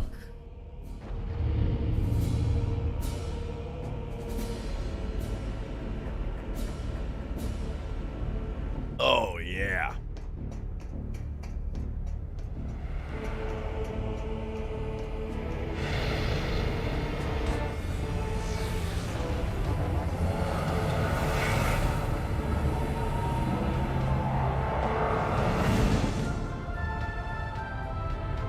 Now, forgive me, I already brought up this topic in somebody else's stream, like in the chat. I think it was in Matt's stream.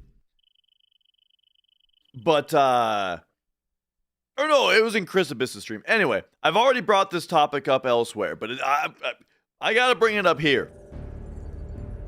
Where you guys are from, Samus, the fleet is now moving to the rendezvous location. your license plates have letters on them, right? How many letters in a row? In Minnesota, license plates have 3 letters and then 3 numbers. And supply you with information when necessary. Good luck on Brio. And so, I was talking to my dad. My dad and I were driving to Micro Center, because I had to fix their computer. Their computer was not working. It ended up needing a new motherboard. So we're driving to Micro Center, and I ask him, like, okay, so we got 3 letters and 3 numbers. What combinations of letters do you think they skip over in the printing plant or whatever? And he said he didn't think that they did. He doesn't think that they skip over any. And I'm like, what are you talking about? There's no way that they're printing license plates that say fuck on them. You know? Obviously they're skipping over those.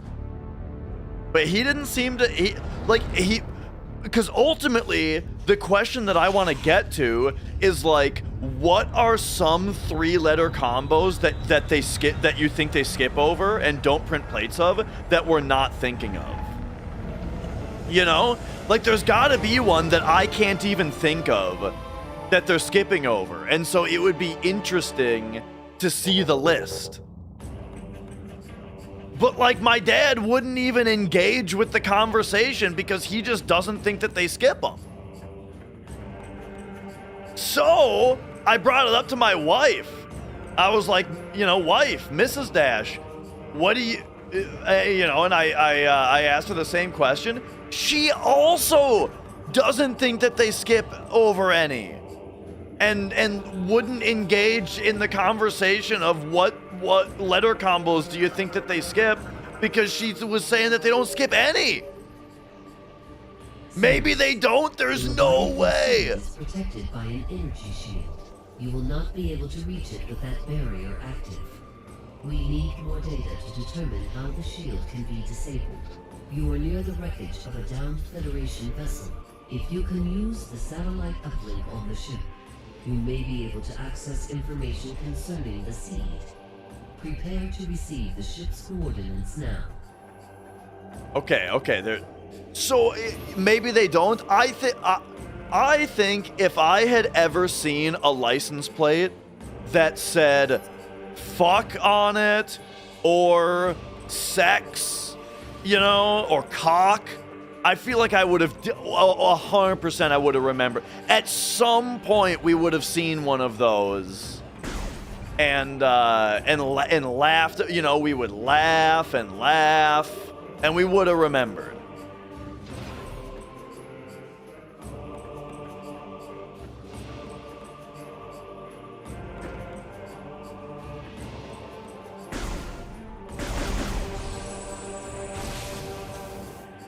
But it's specifically the we're not talking about custom plates. We're talking about the basic Minnesota plate, which is the format 3 letters and then 3 numbers. Ooh, ice bridge. All right. Sure they don't review them manually. We're not talking about custom plates.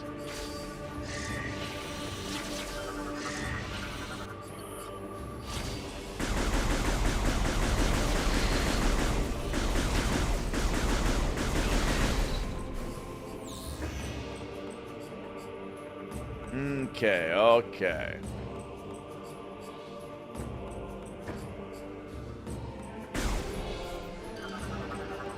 Oh, yeah. This is grappleable. So we can pull that back.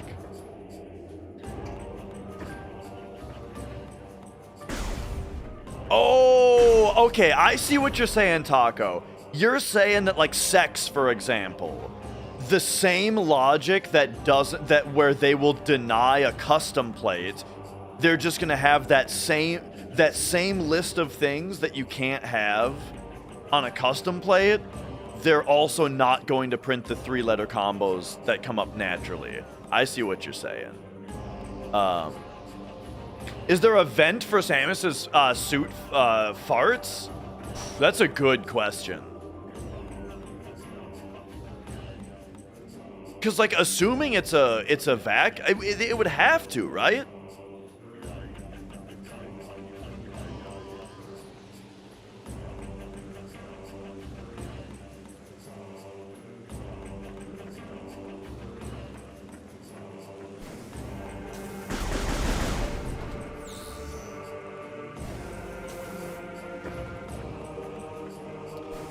Like, yeah, I could see that. Or, I mean, there might be, like, a self-contained system that's, like, it's like a vacuum tube next to her stinky hole that, like, then goes through an air filter, right? Like, it just pumps air through a filter inside of the suit, maybe. I guess the intake wouldn't even have to be next to her ass, but, like, of course that's how they would do it. Yeah. I think that there's an air purifier in her suit at all times.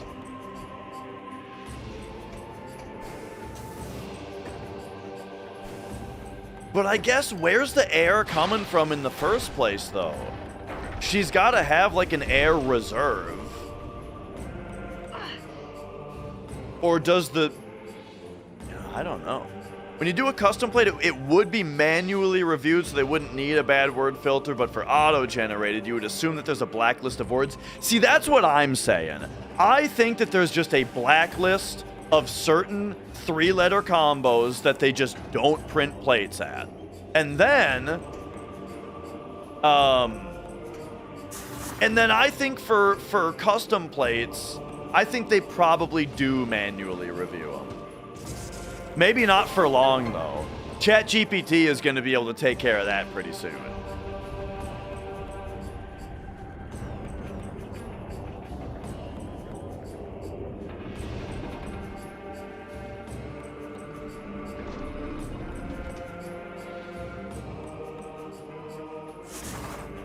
Okay.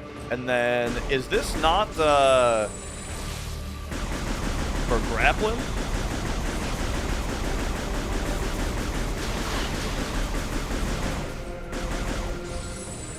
What a wild enemy.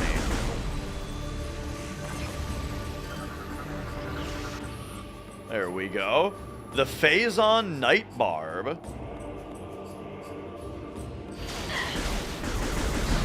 Oh, there we go. So when they start, like, doing their thing like this, no problem.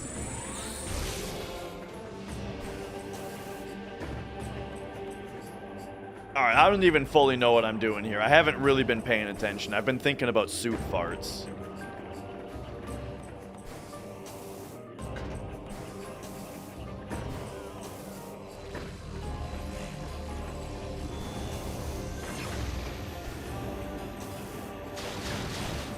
But okay, so I already went in there, and now it looks like over there is probably where we want to get, right? I do like that I can point at stuff in the game when I talk about it, you know? Because that's something with a lot of games, it's like I wish I could just, like, point at stuff and you guys can see what I'm pointing at. So this is connected to a nearby security release node. Did you say... nerd? It's funny that, that's like the stupidest line of all time, and yet I think about it all the time. You guys know what I'm talking about? In Metal Gear Solid 2, when Colonel tells Raiden to go to the security node, and for some reason Raiden goes, "Did you say nerd?" No, Raiden. Node.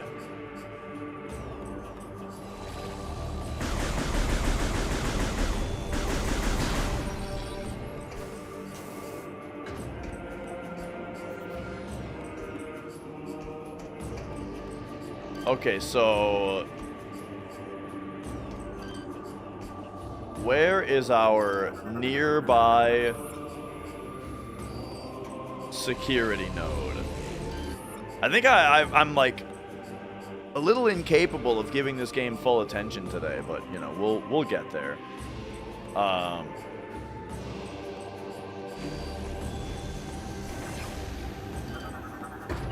Whoop. Maybe we just gotta check this out. So, security release node is active and functional. A small round object could fit inside of it. Oh, you don't say. Oh, this just goes down to 2 different parts. I see. Oops, there's not a thing there.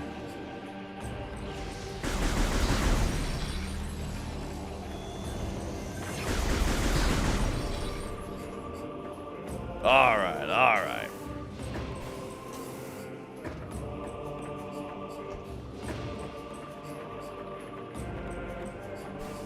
So we'll say just climb me back up. In general, you know, it is pretty pleasant to point around with the Wii remote while you're exploring. What is this? Unable to use this object with the current... Oh, that's the grapple point. Alright, hang on. Who's doing this?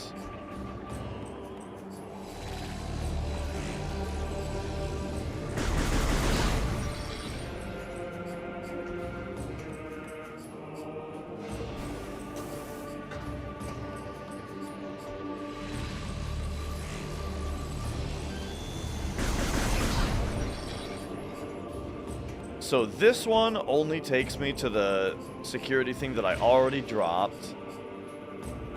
This one, we need to go higher. Ah, this looks like it just takes us to this missile upgrade.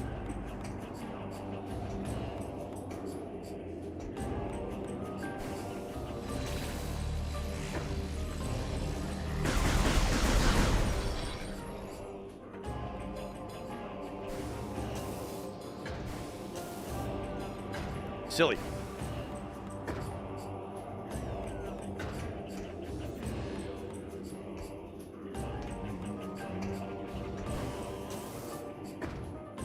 Okay, I've come to a point where I need to give this full attention for a second. We're in like the first room of the game where I've been left to my own devices.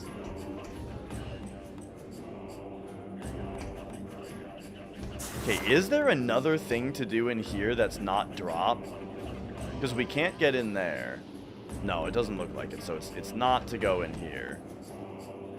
Oh. Get me back out. There we go.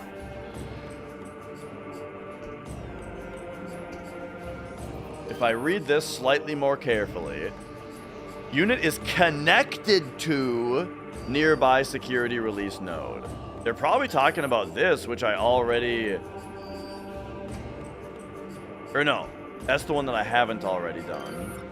Okay, and then this one. Enter the shafts to access the locks. I got a shaft for you. And then this is the one that I've already opened.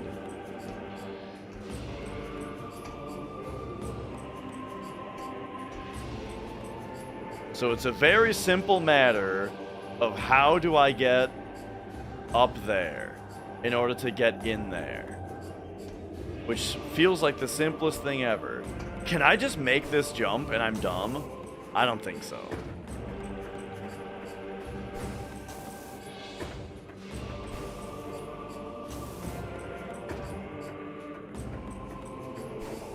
Oh, whoops. We need grapple for that.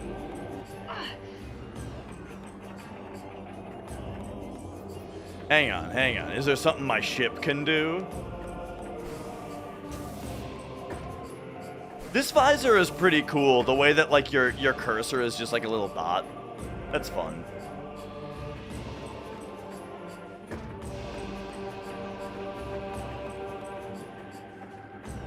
Maybe there's something more we got to do kind of on this outside part. Oh, yeah. Like, what if getting up here? Ah, that gets us up here. Okay, so we had to go back out to the outside part. Gotcha. Very simple, very dumb. Dumb as in I'm dumb. Got it. No problem. All right, back to talking about farts.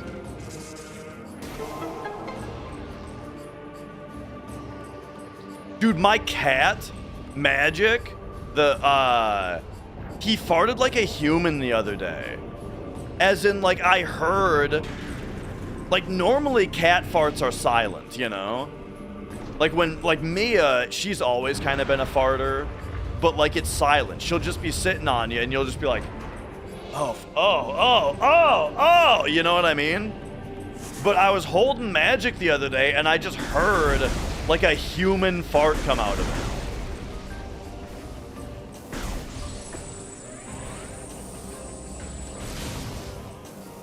Game looks more fun than Twilight Princess? I would absolutely agree. Twilight Princess, I'm sorry to say, look, I'm not a huge fan of 3D Zelda games in general, and Twilight Princess is like the perfect example of just like, it is just not my kind of game. I think Twilight Princess is like extremely tedious and boring.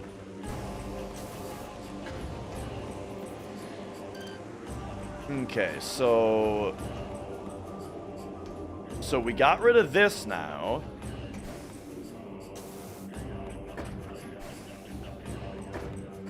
And yo, Frost. Came in at the right time. It's like I'm saying. Our other cat, not surprising. But Magic, he's never done that before. Okay, I think we gotta like pull this way. And then now we can pull it out.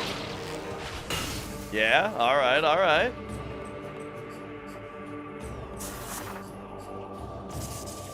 But nice to meet you, Frost D. Jack. Jackie. Frost D. Jack E. But nothing to do with Jack Frost, right? And Pyro Jack.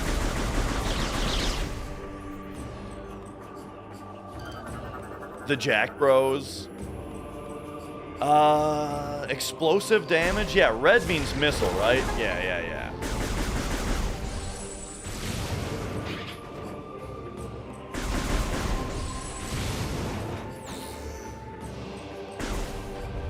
I'm sure the more I use the Wii Remote controls here, the more I'm gonna like them, I think. I feel like I'm getting pretty used to them. I know I already said this, but like, Mario Galaxy, I remember collecting the star bits seemed like such a pain in the ass at first, but then by the end of the game, you know, you're just doing it without a thought.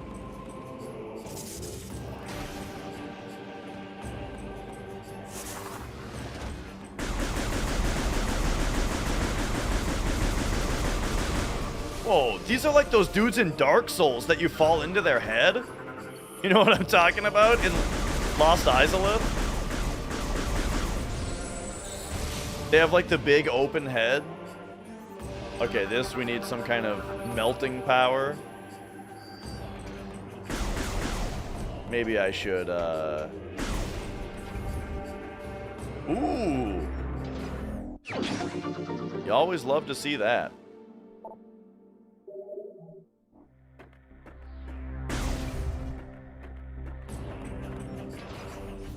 Alright, awesome.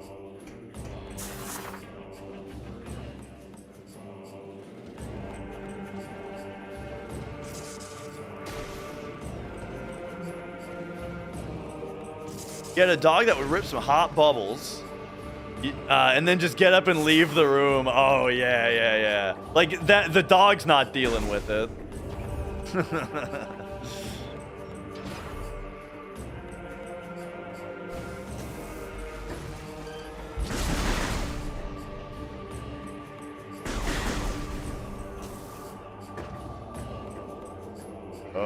Okay. More ice here. Phazon signatures present. Oh, okay, here we go.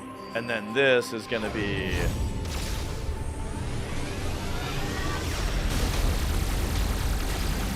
Oh, yeah, get him.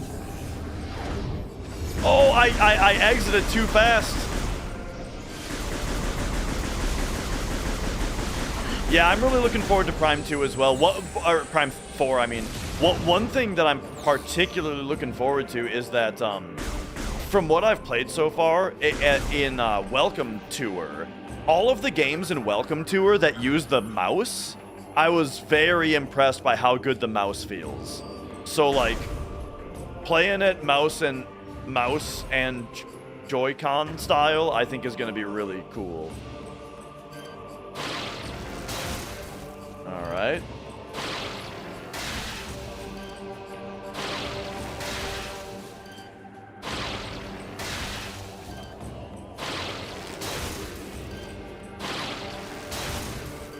It doesn't look like you have to pull these out. It looks like it might just be for visibility.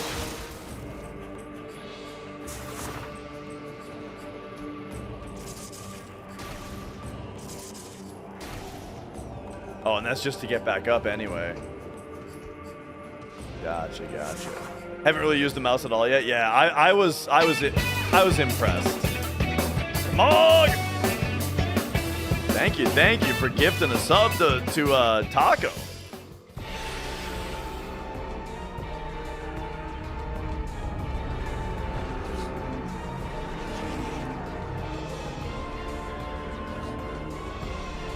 Alright, here we go. Scan these boys up. Reptilicus Hunter. Target can generate a personal cloaking field around its body. Can it now? Whoa!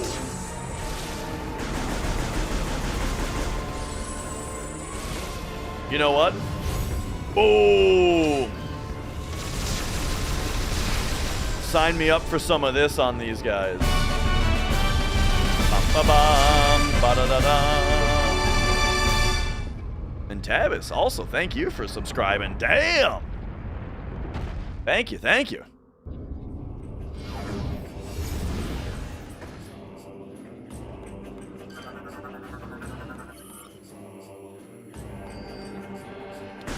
All right.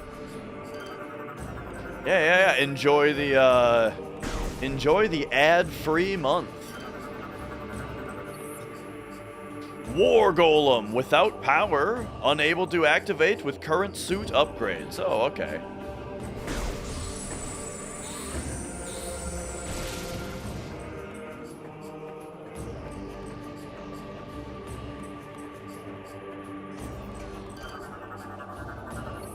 It is pretty interesting playing this game again because just because it's like Prime 1 and 2 I've played through multiple times each.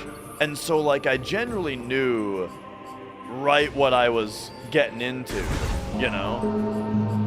Oh. Little Simon Says action. Like by knew what I was getting into, what I more mean is like I had a rough idea of where to go. Prime 1, I can just blast through kind of no problem. Prime 2, I was saying, oh, it's actually interesting the way that, like, I gotta think a little bit more about where I have to go. I don't always know where to go in this one. You know, so that was fun. And then Prime 3 is like, I've basically never played this game. Even though I played it a ton when it came out. That was almost 20 years ago, you know? So, I basically have never played this.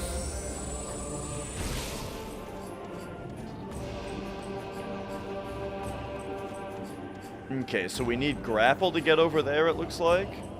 Unless there's something I can do with this. I mean, that looks like a whole morph ball section over there.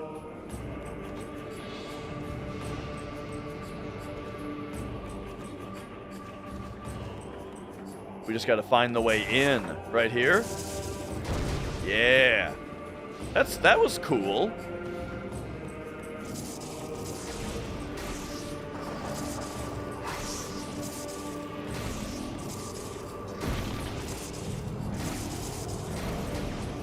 Oh. Huh? The double jump isn't working? Am I just bad? Huh. Oh, that's right. This one has spring ball right away.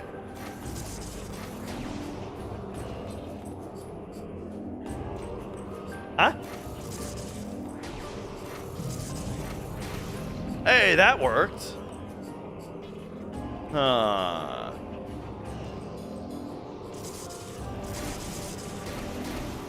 Now it's working? Okay, I'm just bad. Wait a second. I think I remember this. Don't these make you float? Yeah. Okay, okay. I have... I do remember some things about this game. That took me a minute, though, to remember. Nice.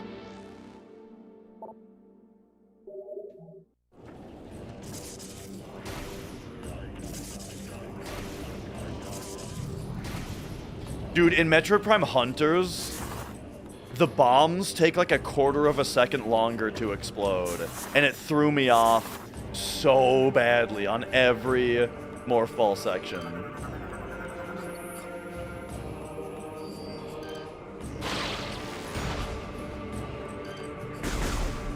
Oh, oh. Now what? Several liters of unstable fuel gel. Oh, you don't say.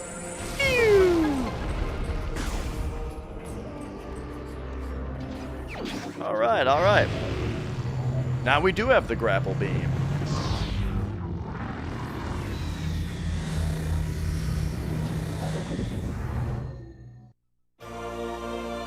Okay. Yeah, like it's crazy to think about like what the data structure is of your memories and brain, you know what I mean?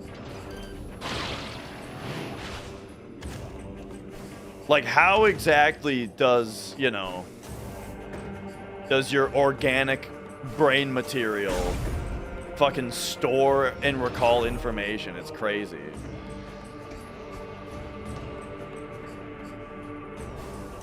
Okay, so... Oh, that's the wrong thing.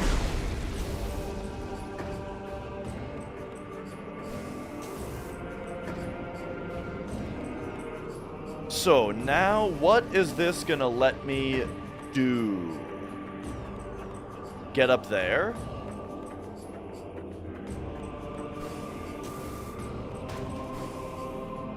Because now if I stand on this thing...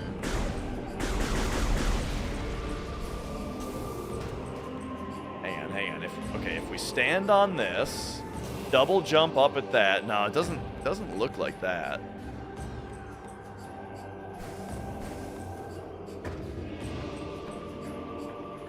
Yeah. For those things, like remembering it, I bet if I had actually read the scan, it would have just told me.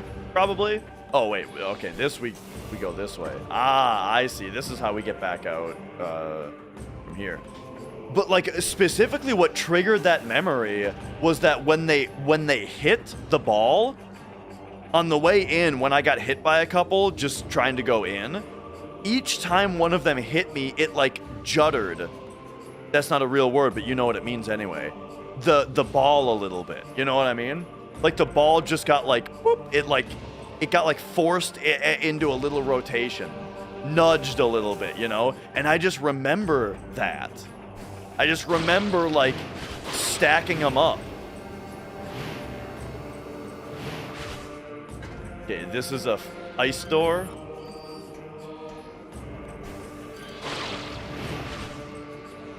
What? You can't double jump out of a... You can't triple stamp and double stamp. You can't double jump out of a grapple beam swing.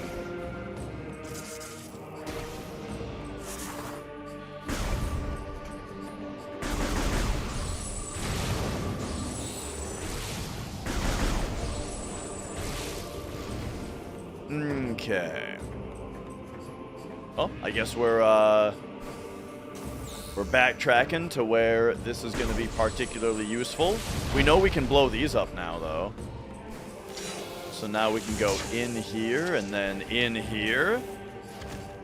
Have I not been in here yet? Oh, look at that. Very nice.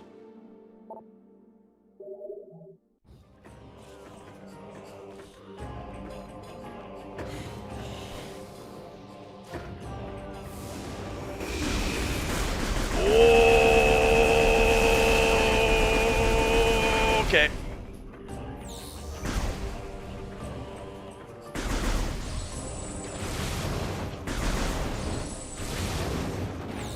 And yeah, sometimes I feel that way as well, that like I don't retain a ton. Okay. I did already go this way, right? And I needed hot power. I needed hot power for... Whoa!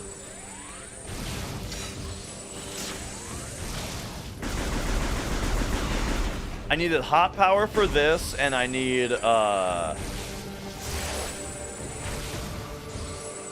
and then in the door was just an energy tank.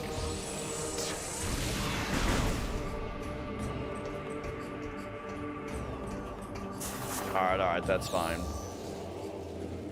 See, like, this part of the game right now, pretty good, you know? We're just Metroiding around. Because, like, now we've got a grapple beam.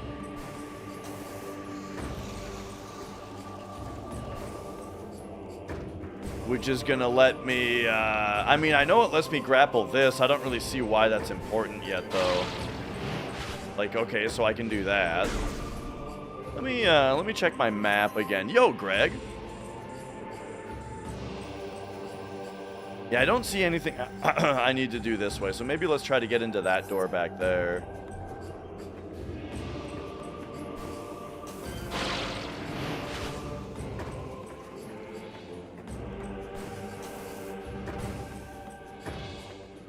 Oh yeah, just a door here I haven't been through. Okay, great. But look at that. We needed the grapple beam right away.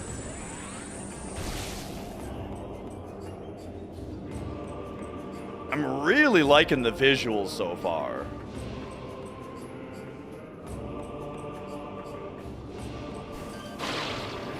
Ooh, there's a missile tank up there.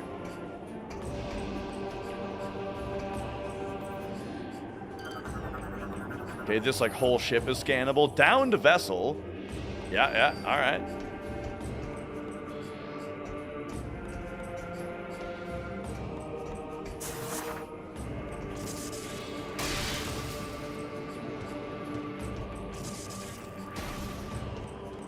Let's go.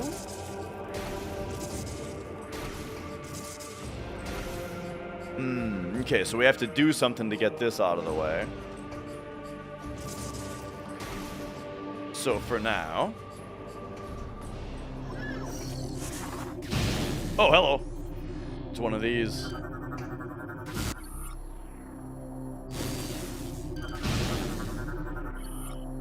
The atomic corporeal energy that slews explosive segments of its form.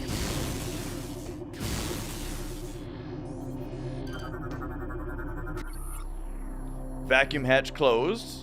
Can only be opened from the inside. All right. Oh, there we go.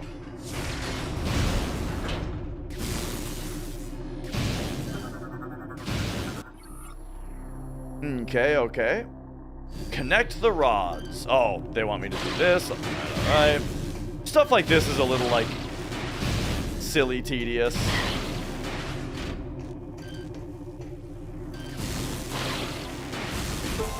There we go.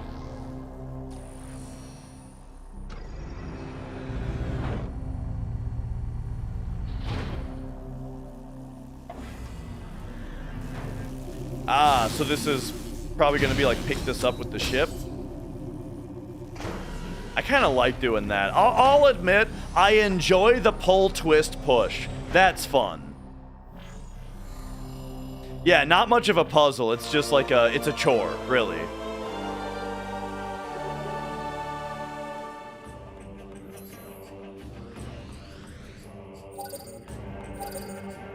Oh, now, okay, right. Now we can fly the ship to these places. Right, right. Samus, the satellite data has revealed 2 distinct energy signatures. They must be supplying power to the siege shield. If these targets are eliminated, the shield will be removed. I like that the text is actually part of the visor. Like, look, if I do this, the text moves. It's actually like a part of the screen, the helmet readout, visor readout. See, this kind of thing annoys me though, that they tell you right where to go, because like in Prime 1 and 2, you could turn that off. The hint system, you could turn it off. And then the game didn't tell you where your objectives were. But in this one, they don't have that option.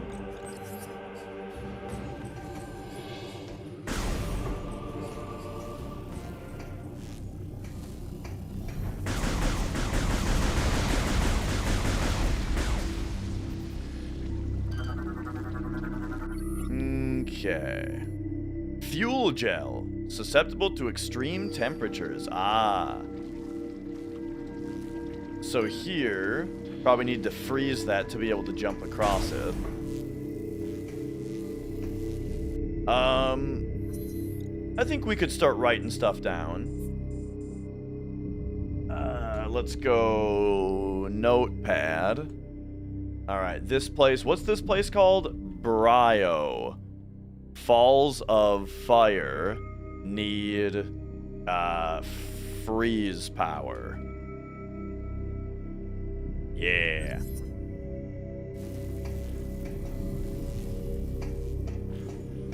Yeah, it's as far as Prime 1 and 2, it's kind of buried in the menus. Whoa. Okay, so this only opens from the other side, eh?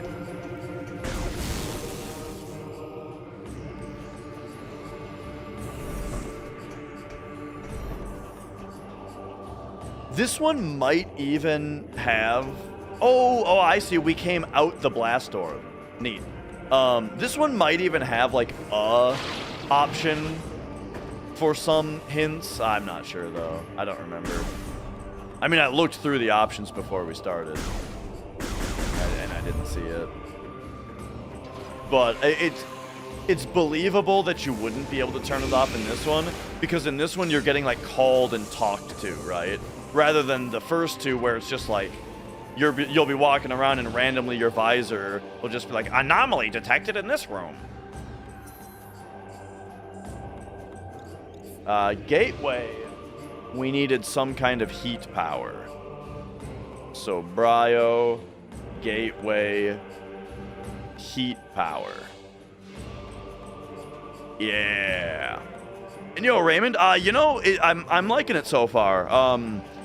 I remember this one being a huge step down from Prime 1 and 2. But so far I'm jamming. So far we're chill.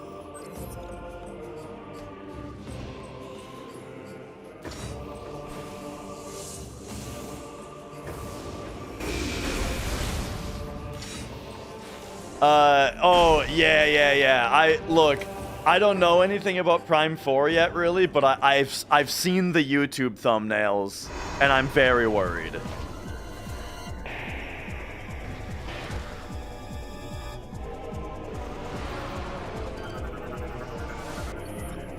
All right, the Alpha Hopper.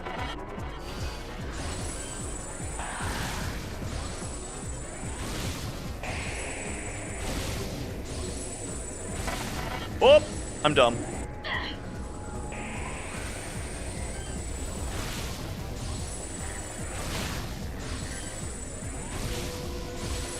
So, one thing about this game's heads-up display that I actually noticed is something that they did in the remaster that annoys me is there's no charge bar to indicate. All right. They want me to hyper up here.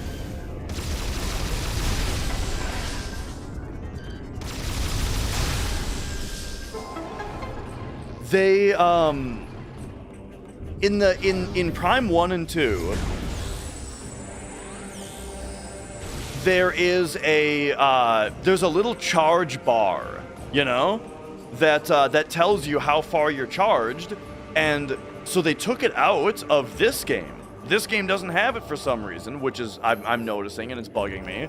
But then also the remaster of Prime 1, they also removed it.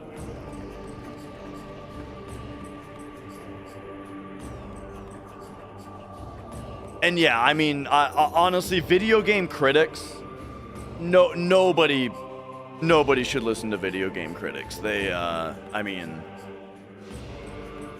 their usefulness is long gone. I think we need heat power here.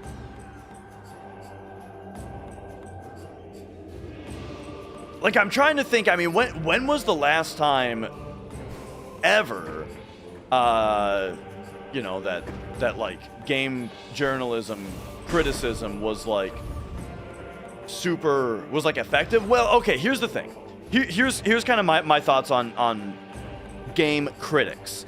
Is something like a Metacritic score, all the critics' scores aggregated into a Metascore, that I think is totally useless.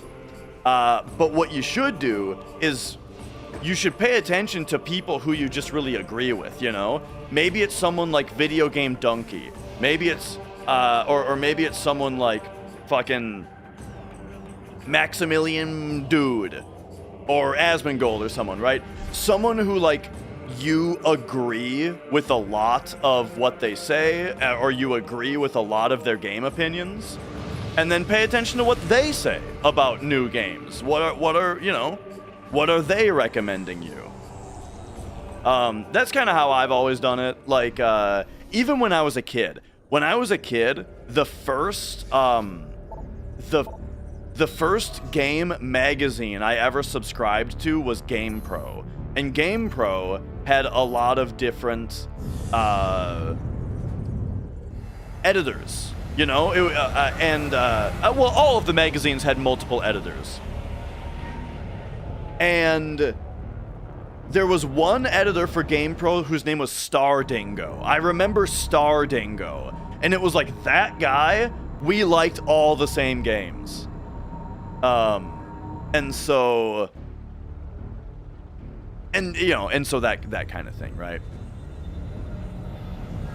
This Metroid game isn't for you. I totally understand that it's a lot less like the others.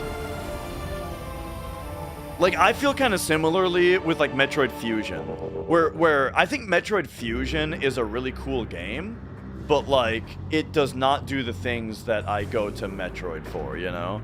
Like, yeah, it's a fun action shooter for Game Boy Advance. But it doesn't really scratch the Metroid itch so much. I mean, there's cool stuff happening here like that. And the thing is, like, yeah, and also, like, what I'm saying about just, like, finding a critic that you really agree with, you don't even necessarily have to agree with them about everything. You know, like, if it's a certain genre, like, let's say you do really like Donkey, but you also really like JRPGs. Well, then maybe if he, really doesn't like a JRPG, you're like, oh, I better check it out. Yeah, exactly, Zen.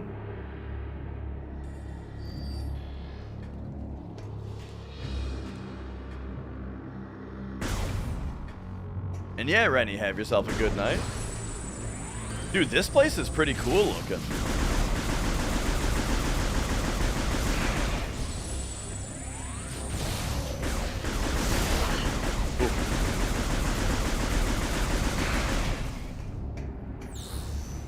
Alright. But yeah. So basically what I'm saying is that, you know, just like your friends and shit, right? There's no like inherent value to a critic's opinion just because they're a critic, right? You should only value their opinion if you tend to agree with them. And so to that end, something like a metascore I think means nothing, you know?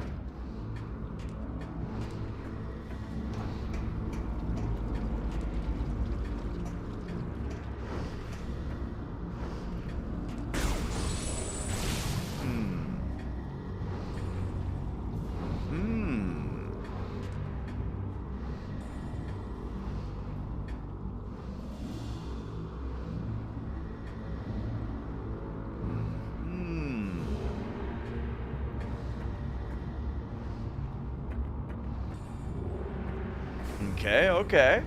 Whoa.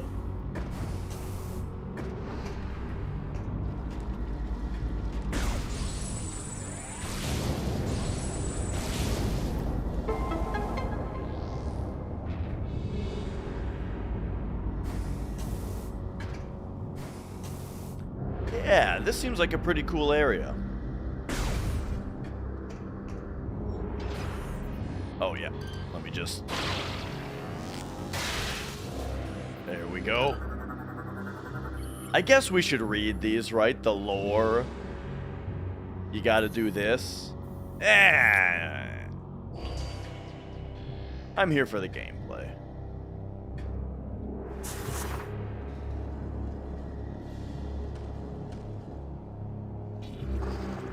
Oh yeah, and here's more of these guys.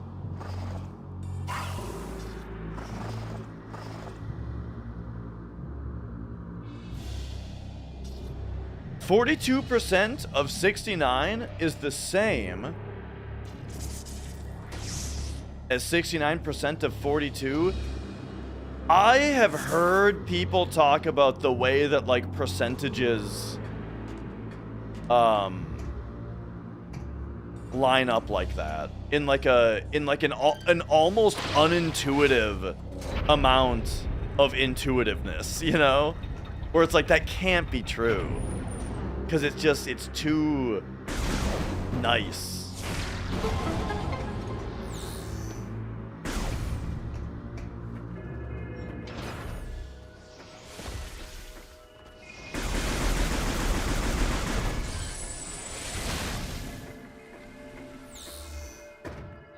Okay, okay.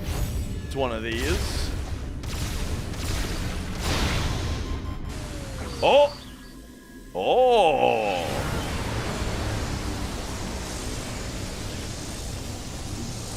The corruption is beginning.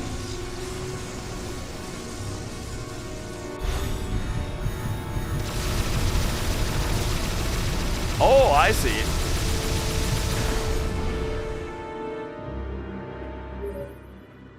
You got to get rid of it. That's a cool little twist. Received very abnormal readings from your life support system. See, this is the thing about Metroid and about sci-fi horror, is that right now, you need to, like, let the player think about the consequence of what they just witnessed and be a little wary of the hyper mode from now on. Just let it marinate in the back of their head that there's something not quite right with this hyper mode. You don't need to call me and be like, Samus, what was that signal?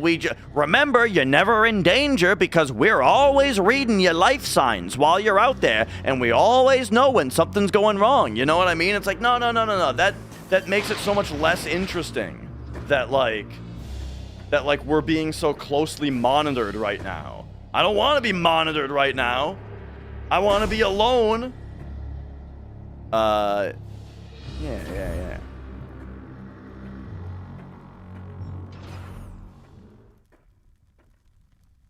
The same multiplication done two ways. You're just applying the 0.01 to a different number each time. Yeah, that makes it seem more obvious when you put it that way.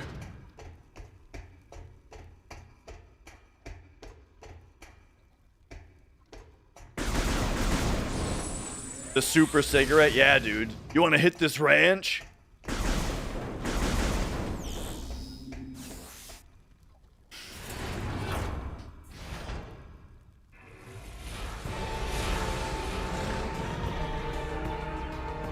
Alright, what do we got? The Warp Hound teleports over short distances. Vulnerable to cold? Well, joke's on you. I'm just hyper moding these assholes. Oh, yeah.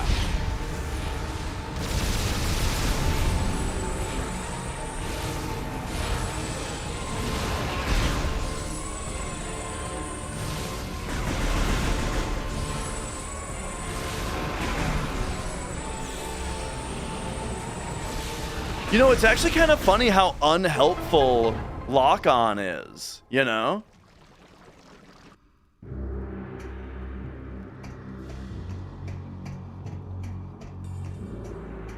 Because it's like, so if I aim to the right and now I'm looking at a guy that's on the right and then I hit lock on, what it does is it snaps the guy to the middle of the screen without snapping my aim to the middle of the screen. So then I just gotta like aim it, then I gotta re-target the guy. It's like target him once, lock on, target him again, you know what I mean? And I'm not complaining. I'm actually relieved.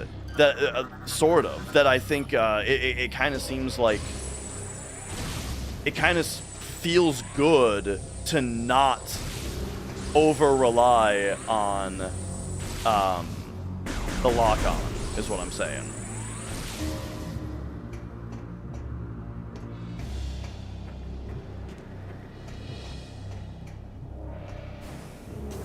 Okay, so here we go.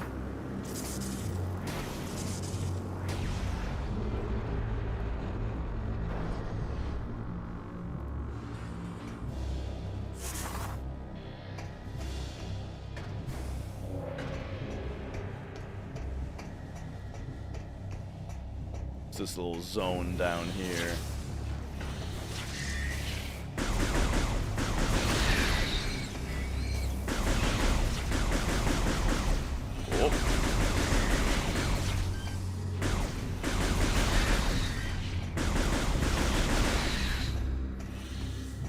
And maybe sometimes it's good if the enemy's real small.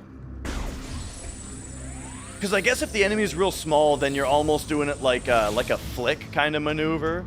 Like you aim at them really sloppily and lock, and then I don't know. I can, you know the lock on it'll have a time and place. There we go.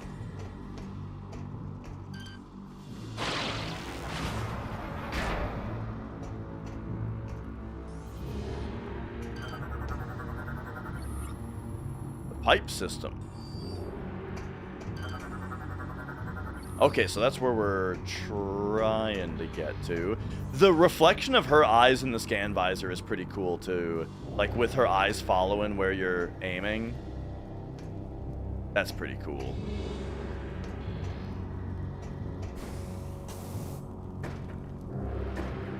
Like visually, I like what this game is doing a lot. Oh, we just gotta, we gotta pump it, we gotta jerk it.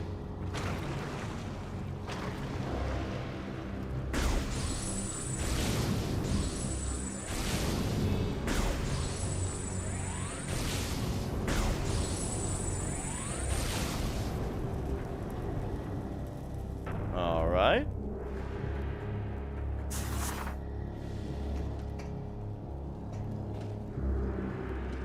But generally, yeah, just really, this is a cool area, you know?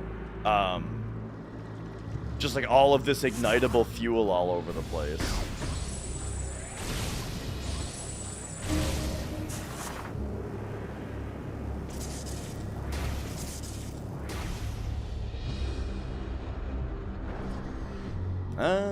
Okay.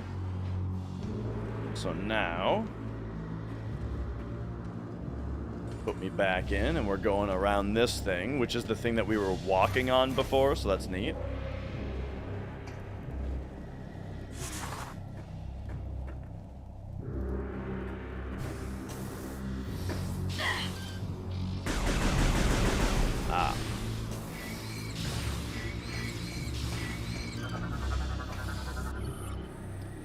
We got the Gragnall Adult.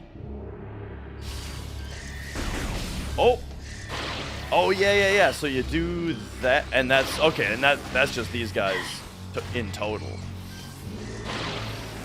It said physical stress can weaken it, but then we're just tearing them in half.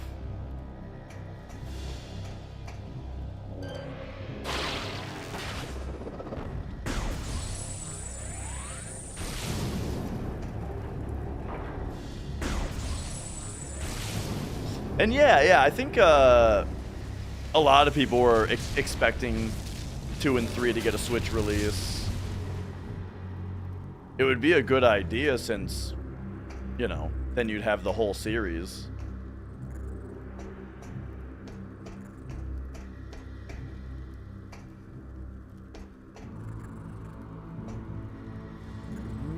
Okay.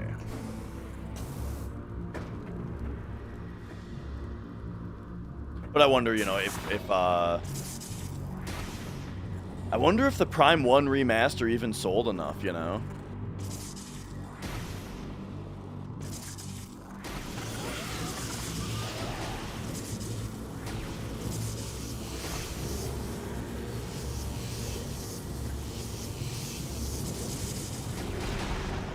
Got him.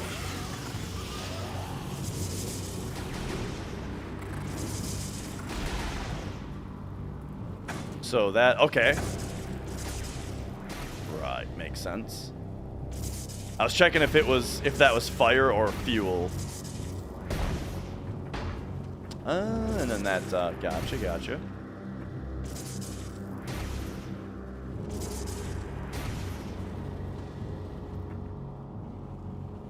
Who's the director of Prime 4?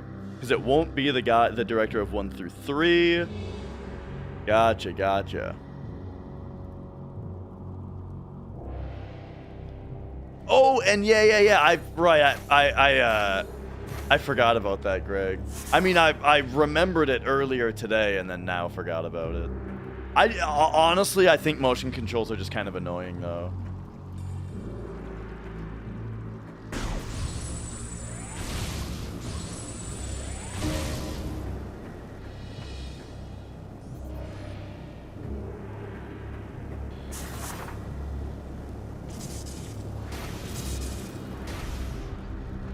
Okay. Oh yeah, old Randy is directing Prime 4.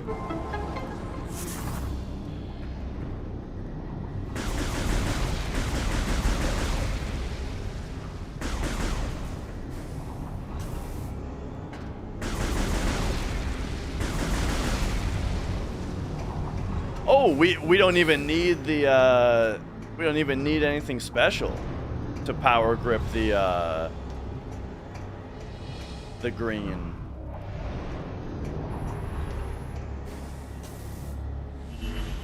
Neat.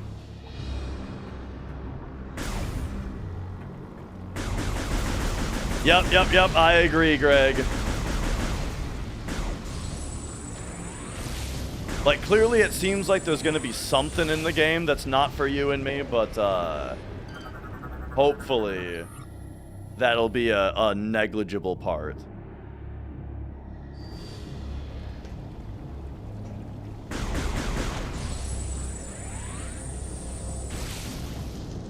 That's pretty cool. Now this stuff is hot, right? Oh, yep. Oh, and I can't get out of it. Okay, hang on. Whoa.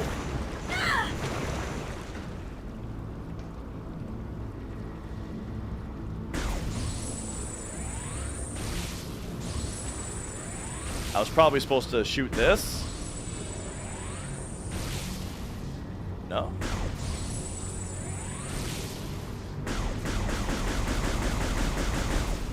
Alright.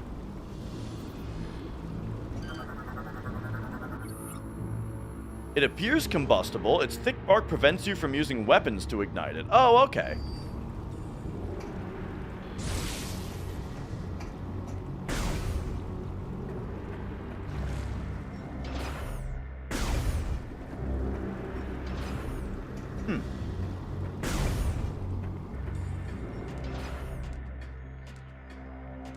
Save point. I've not played Vagrant Story. I was just talking about that earlier today. That that game looks really, really cool, but I've not actually gotten a chance to play it.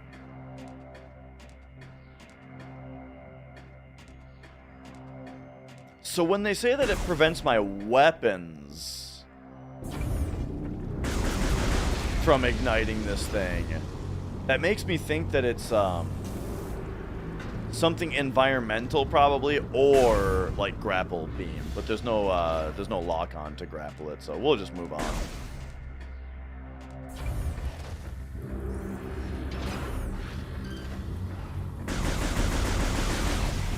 Whew.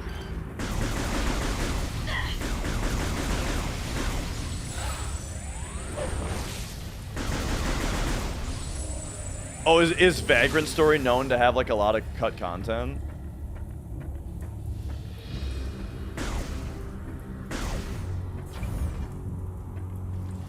Kind of game that I may really enjoy. It definitely looks like it from what I've seen. And it's made by the Tactics developer, right?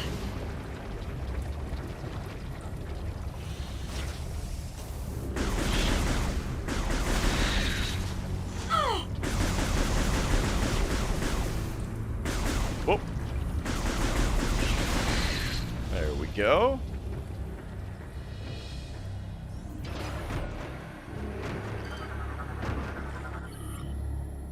Oh, yeah. Oh, whoa. Oh, my God. These guys aren't fucking around.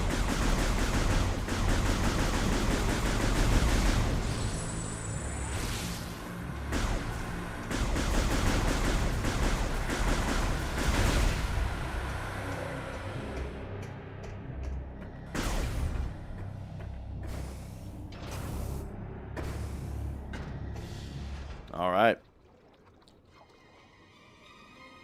Boss fight time. Got you so deep in the how-to FF7 playlist, you started playing Remake, first Final Fantasy game. Oh, nice. I mean, I would recommend that you play Final Fantasy VII regular over Remake, but if you're enjoying Remake, then I'm glad you're enjoying it. But yeah, I mean, that's awesome to hear, though. The response to that video has been nuts. You know, I had less than 2,000 subscribers, you know, and so getting a video to just pop off with 250,000 views is crazy.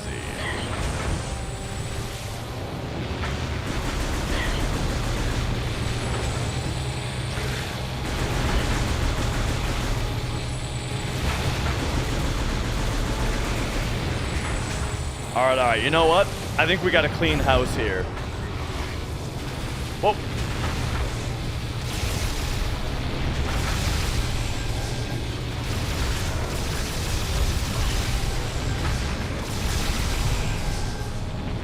There we go.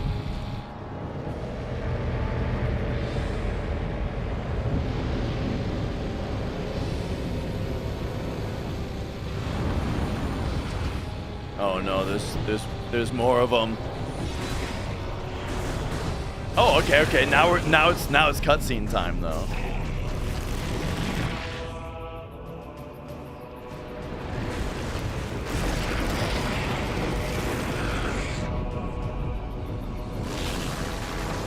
But yeah, I mean, I very much appreciate the kind words.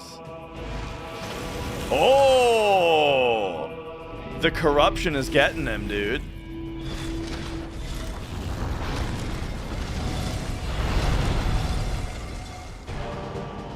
Here we go. Rundus.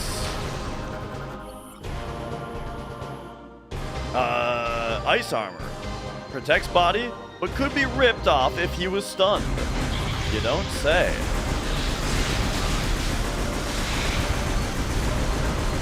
Alright, he's surfing.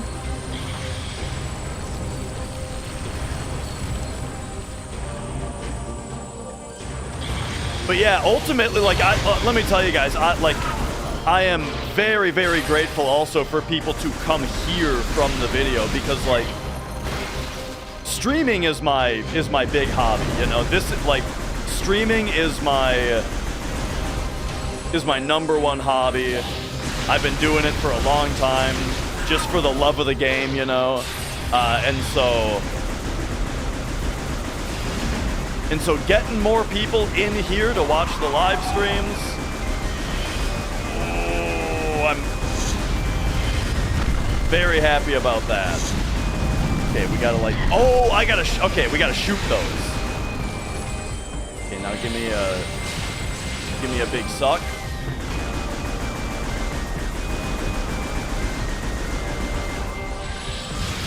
Oh, okay, okay.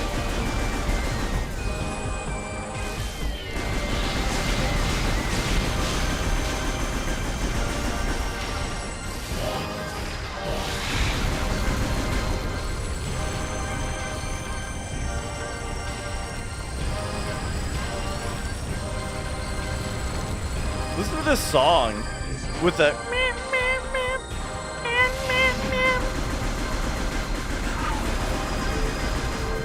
oh, get him. No, pull it off of him. There we go. Fucking.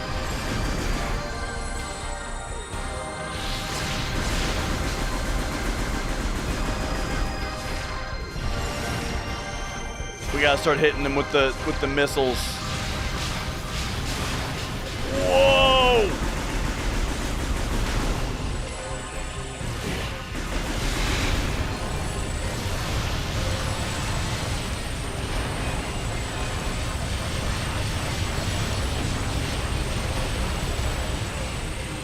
This is actually like a super fun boss.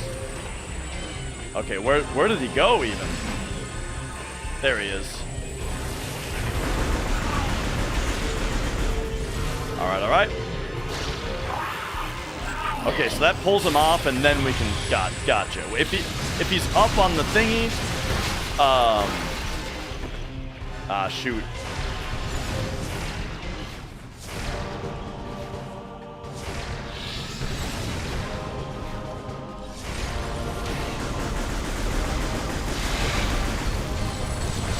Uh-oh. Well, Mia's here pulling shit off my table now. Me? Are you fucking serious, this cat? She just comes over here and immediately just yanks everything off my table that she can.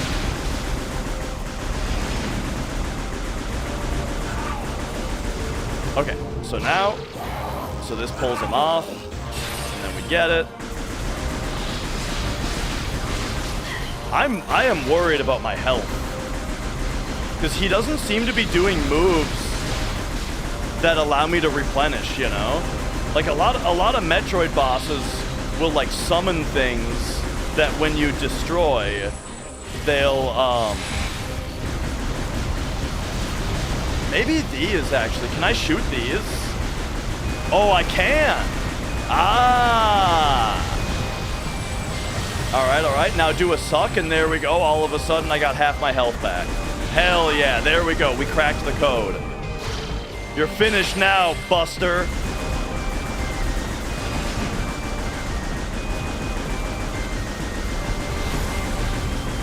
Oh, he's going hyper, though.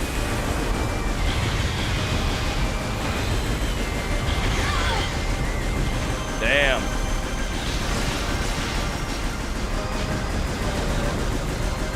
How come it doesn't reduce his HP when he goes hyper?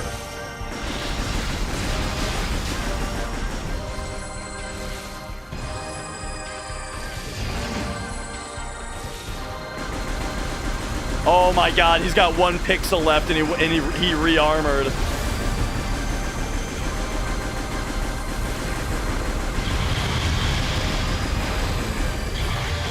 Oh. Wow, that almost killed me. He's going to kill me with 1 pixel left of health?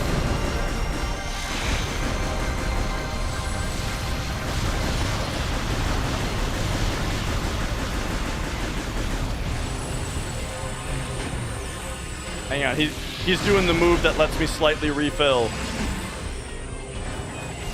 I actually kind of can't believe how close that got, though. There we go, finally.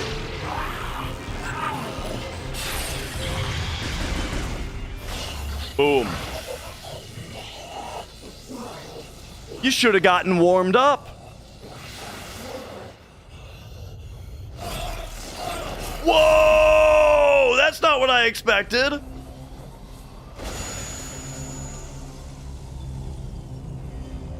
Oh, wait, is he not dead? Because that looked like he died.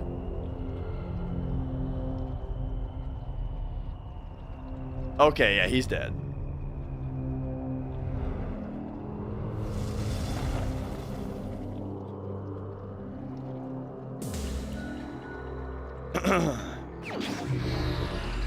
Boom, there we go.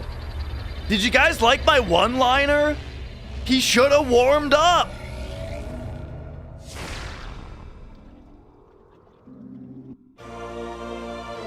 Yeah.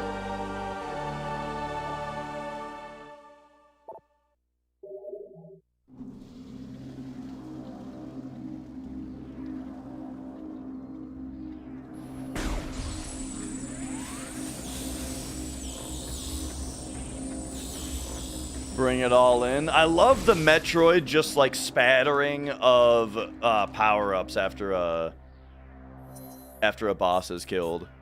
Okay, so my cat is walking around fucking with stuff, so if the stream randomly dies, it just know that it was my cat.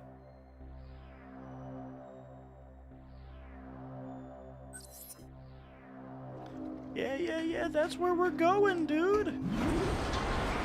Show cat, hang on, I gotta get the webcam off the floor.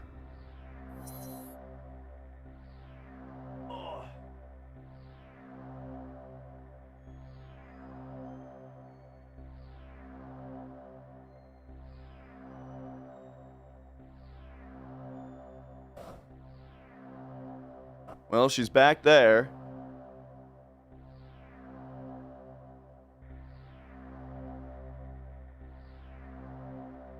Up to no good, I tell ya. Hi.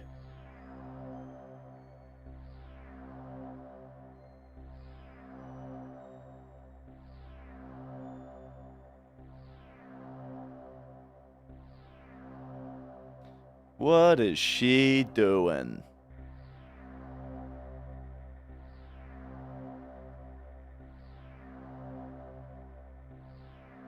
Well, all right. I mean, it's like she's not even trying to get my attention, you know? She's not even, like, looking at me. Just chill. By the way, this rug is so comfortable. The rug is new. I used to have my feet down here. I used to just have on the linoleum, you know? And it was so hard and cold. Now I've got the nice soft rug. Keeps my feet all nice and warm. She likes it too. Look at her. Look at this potato. Mia, you're so big.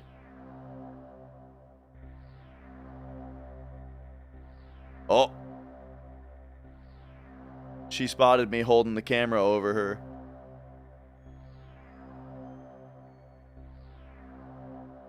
Oh, here she comes.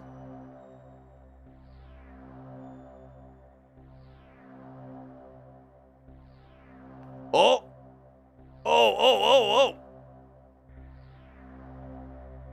All right, what? What does that mean? Are you coming up here now? Nope. Oh, don't think you're getting in that room. That door doesn't open, Mia. That door does not open for cats. She's starting to get Oh, no. She's starting to get curious about this door. That door, it goes to Matt over yonder's stream room.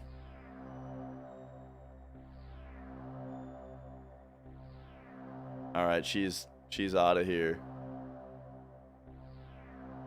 It's the utility room, just like the furnace is in there. The furnace. You know, some storage shelving. My collection of skeletons.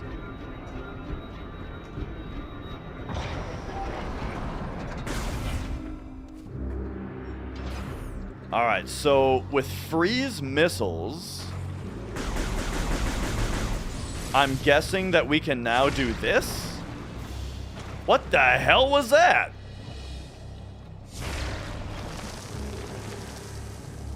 Did you guys...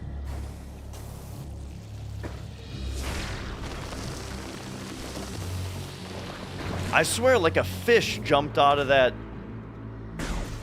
gel pool. All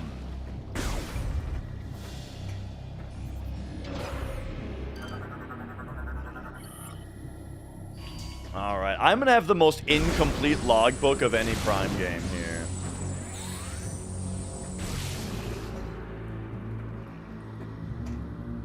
All right, we got another one of these.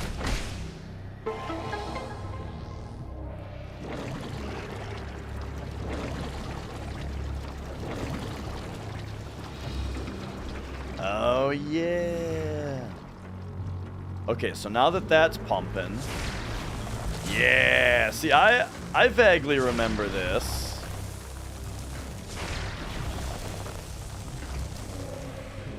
Boom.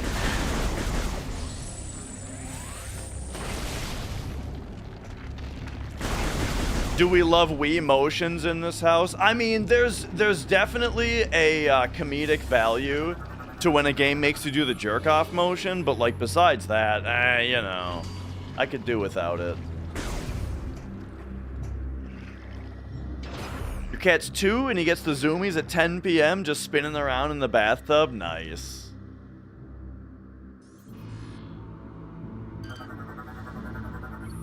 Man, the first night that we took our 2 cats home from the shelter, they, Mia just all night, dude, was just running across the house, running back, running across, then jumping up on the bed and fucking kneading my face a bunch until I'm like, fuck off, and then she'd run around a bunch, jump back on the bed, start fucking with my face again, and I was like, if this is, I don't know if we can do this, but luckily it was like the first.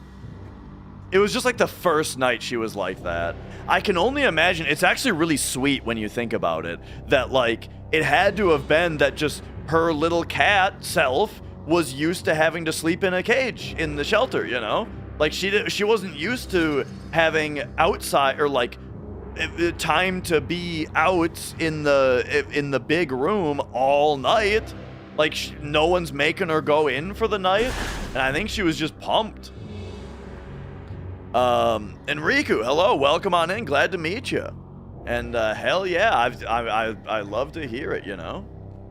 I've been streaming for a long time, so having a video pop off that is getting me to meet a ton of new people is like, I mean, I couldn't really ask for more. I'm super happy about it. Hey, yo, it's too bad that someone was cheating at FF7. But it's like, let's just call a spade here. It's turning out to be really good for me. All right. Reach from the ground.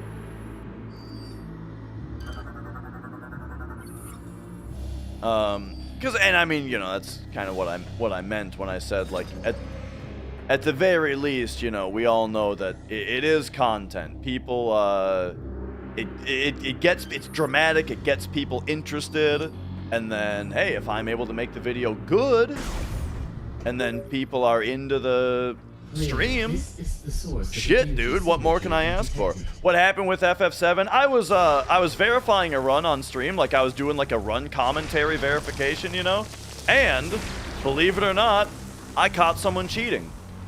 Like real talk, like live, I caught somebody, I caught this generator is supplying power to something happening in the game that could only happen if they were tampering with it, and made a video about it, and the video has popped off. The YouTube algorithm picked it up.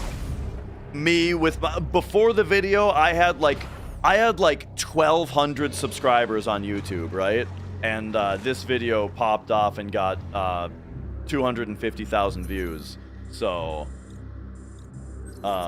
It's been very good for me.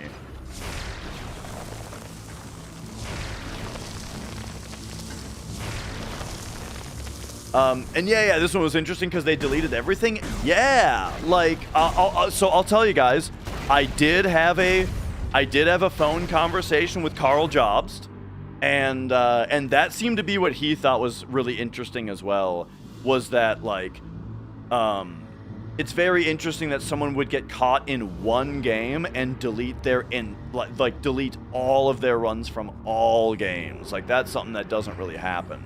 And so yeah, that's actually the other part of the story that I didn't really mention just now, was that, so I caught it live, and then the person who cheated deleted their entire YouTube account of all of their speedruns across like 30 games across the last 3 years, you know? Just 100% of them all gone. And yeah, so... yeah, that part of it is interesting. Okay, we gotta do this, I see.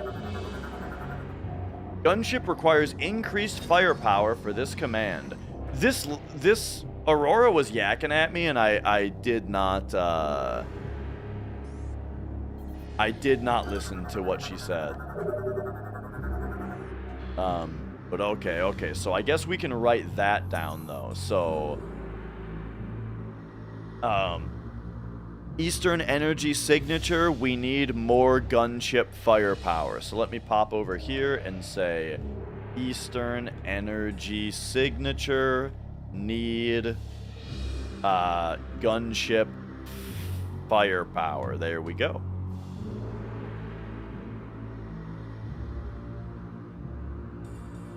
Wanted to go out as the villain. I mean,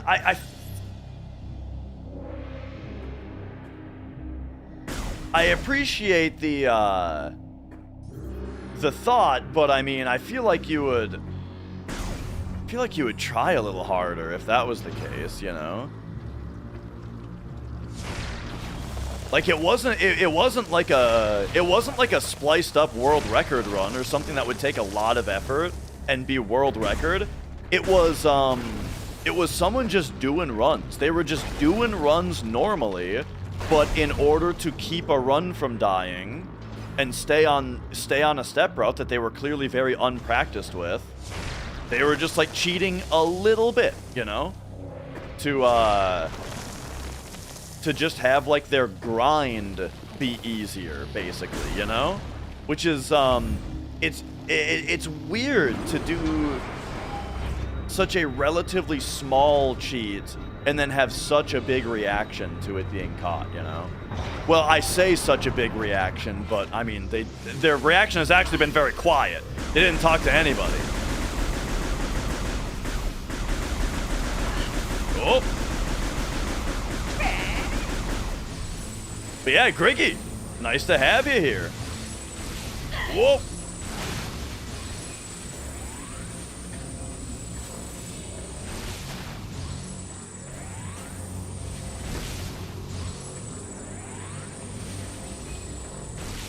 There we go. And there we go. Because yeah, that's something that's kind of what I was saying toward the end of my video, is that like it was somebody like splicing together a perfect run is more deceitful, you know? It takes more work, it takes more premeditation, and you're clearly, that is something that's clearly much more done for clout, right? As opposed to this case where it's like they were just doing a run and they didn't want it to die.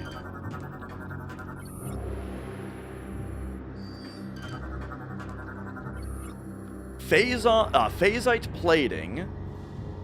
Gotcha.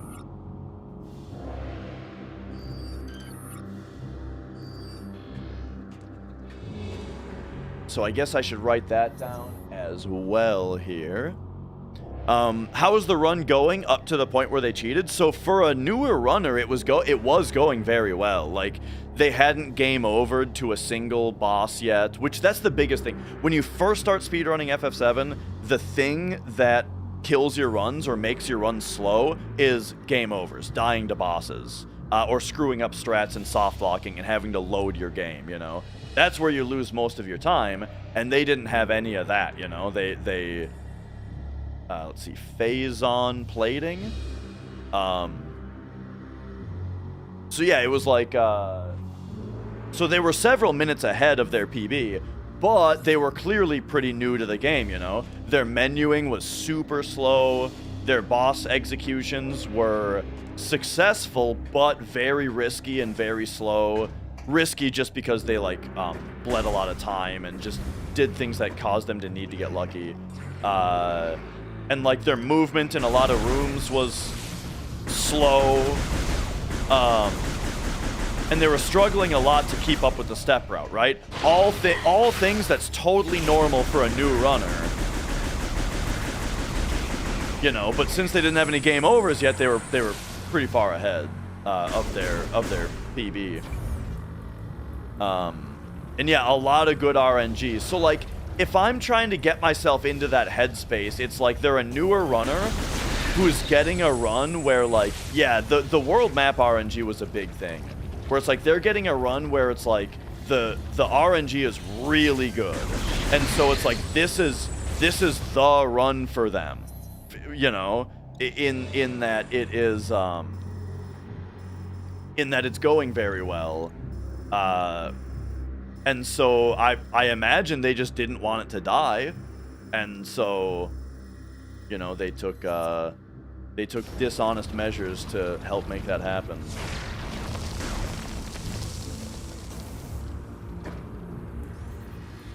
Metroid is going pretty well. I'm liking it. So where the hell is this gonna send me?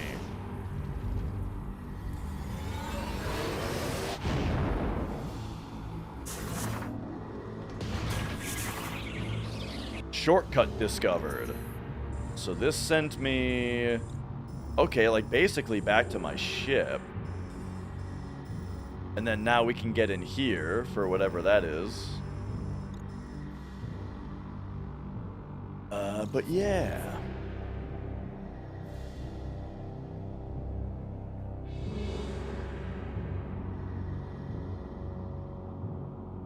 Well, it was one encounter, the Midgarter Ranch. The zero encounter was Nibelheim to Rocket Town. Remember playing these ones growing up? Never good enough to beat the first one on your own. You know, the first one has some pretty tricky parts. Like so when I've played it recently, I played it on hard mode, and the last boss was actually a pretty darn good challenge on hard. Like, it took me at least 2 tries, maybe 3. Metroid Prime 2 also had a really hard last boss. Federation landing site on Brio. You may be able to use this facility to upgrade your ship. Hey, that's what we're looking for. Oh. Yeah, the Omega Pirate, definitely you need to, like, get the system down. Yeah. Okay, so now they're telling us to go over here. Alright.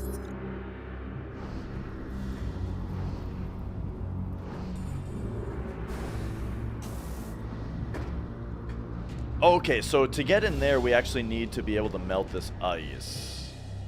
I wonder if I would have been able to access that from this room.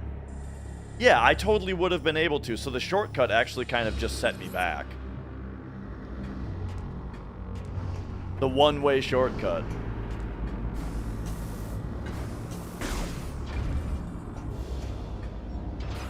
I want to go back this way.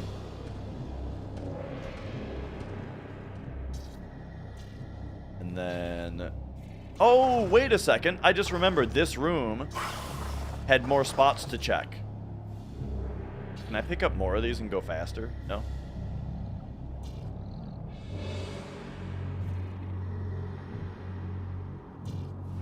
Like, I mean, this looks a little scary, but, you know.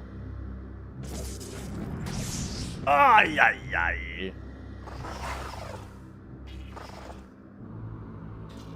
First game you beat as a kid was Tomba 2. I think the first game I ever beat was Kirby's Dream Land on the Game Boy.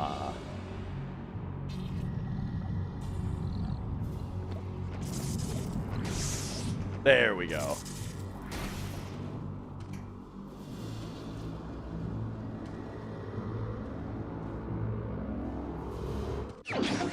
All right, nice.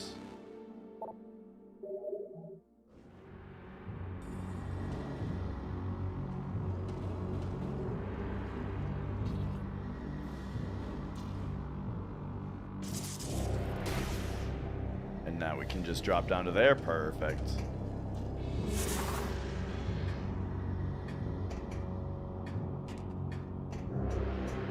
Okay.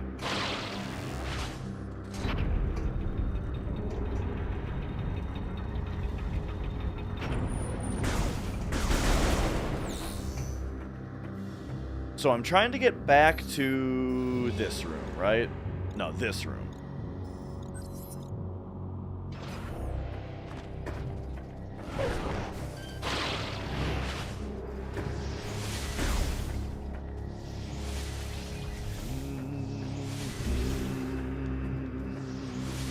Hello? There it goes. Oh, yeah. Okay, so we got to go all the way up here again.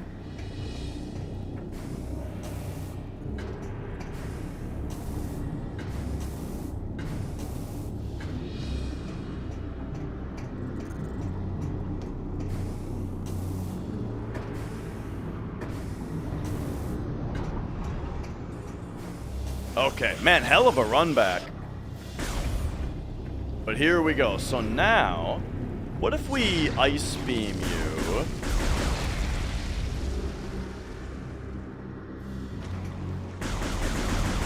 Okay, that doesn't seem to do anything particularly interesting. But what I want to be doing is getting over here. Yeah, see, we can access this room from this side. Is it just going to be nothing? Target must be moved into position to be used as an attach point for the connected system. Does it now? Oops.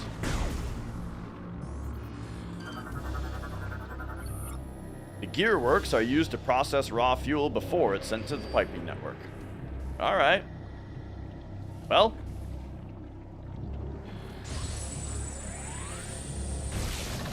Ah, there we go. And now what? Do we gotta like... I see. So now... Hey, that's pretty fun.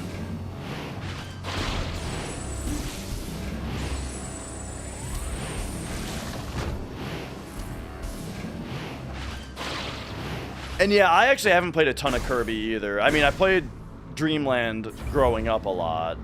And then I have played through Kirby's Adventure and Dreamland 2, but that's like it. Oh, and you know what? Actually, I did play the Switch one, the Forgotten Land or whatever. That game was pretty fun.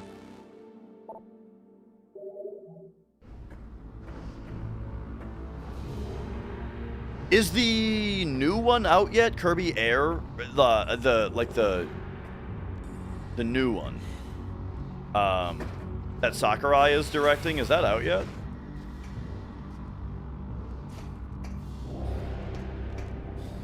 Alright, there we go. So, I guess we did all that for a missile pack, but, you know, that's fine. Yeah, you know, we got a missile pack. With the ice missile power, we kind of need them. Whoa!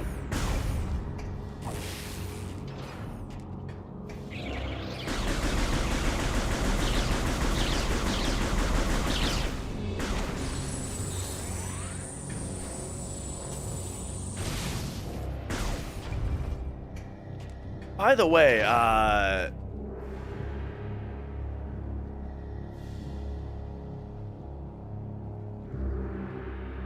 where are we at here? I gotta scroll back a little. The Truth DT. Is that guy still here? Remember when that guy gave 50 gift subs earlier? Shit. The demonic wizardry. Hello, welcome on in. Thanks for streaming on YouTube. Yeah, you know. Oh, you were Joey Cream Pie USA. I remember you. Yeah. And yeah, excellent. Glad to see you again. I remember you.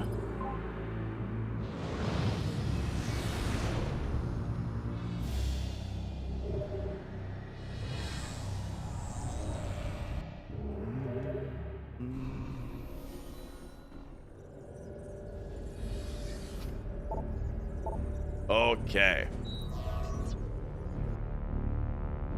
November 20th, that one comes out. Gotcha. Oh, so that's in 3 days. Gotcha. The old Thursday release. Alright, so this is a place I haven't been yet, but they're specifically telling me to go right here right now. And I think, before the devil, you know. I think I'll just take their advice.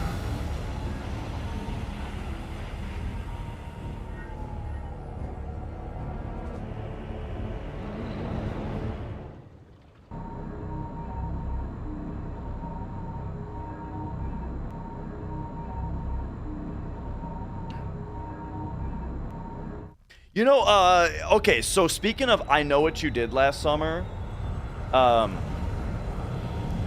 it's kind of a funny thing to think about that the titles of video games, movies, books, they're allowed to be sentence fragments, you know? You're like Metroid. That's not a complete sentence, but you're allowed to call something that. So, whoa, this room kind of looks like a banjo or like an acoustic guitar or something on the map.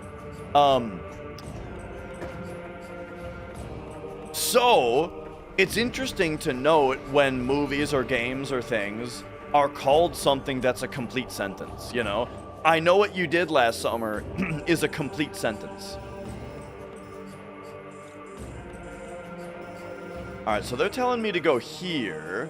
Maybe we can get there from, yeah, here or here using our new ice missiles. But, you know, like, what's some other complete sentences? Names of things. There's a movie called, like, I'm Thinking of Ending Things, right? Oh, yeah, and then there's isekais, right? Yeah, there's, like, a whole genre of animes that are called something like, Help. It's always that. It always starts out with help, right? Help. I tried to mix fucking Diet Coke and Coke together. And now my stepsister won't stop trying to fuck me or something like that, right?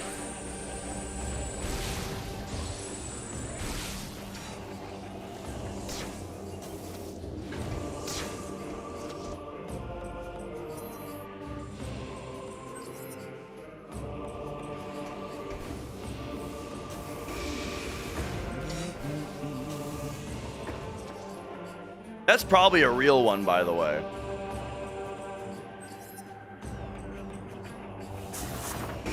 But you know, you got the like, man, I'm struggling to think. Okay, here's the thing though: sentences that are commands, that's too easy. That, you know, like for example, there's a game called Remember Me, which ironically nobody remembers except for me. But there's a game called Remember Me. And, you know, that's a complete sentence. But it doesn't really count, you know. Commands are too easy. Oh, remember that game, I Am Alive? No, nobody remembers that game either? Yeah. Well, there was a game called I Am Alive. That's a complete sentence.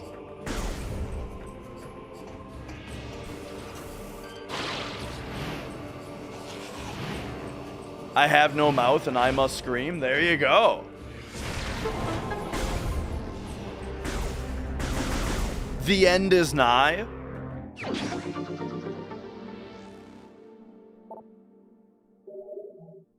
Honey, I Shrunk the Kids. Did you guys ever play The End is Nigh, by the way? It's made by the same guy who designed The Binding of Isaac and Super Meat Boy. He has another platformer out called The End Is Nigh. Oh man, it's good. Top tier platformer. I like it a lot. I actually liked it a lot better than Super Meat Boy.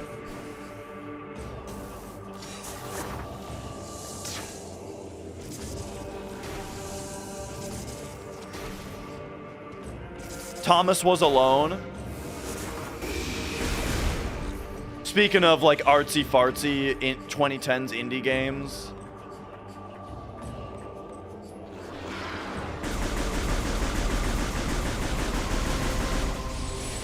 And yeah, old Ed McMillan, he's got another game coming out called Mugenics, where you breed cats, and then it's also a tactical RPG, where you have like a grid-based, turn-based fighting system, where you fight with your cats.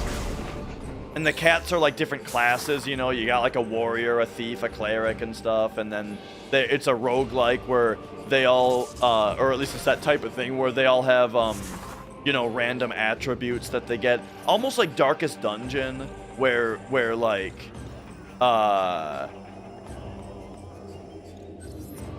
they get traits, you know, and then you do like a run with them. The game seems awesome. And that comes out, I think, in February.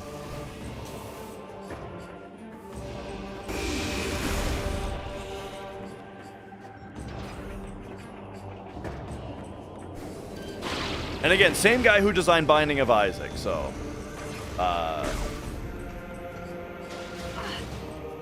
It's from someone very capable.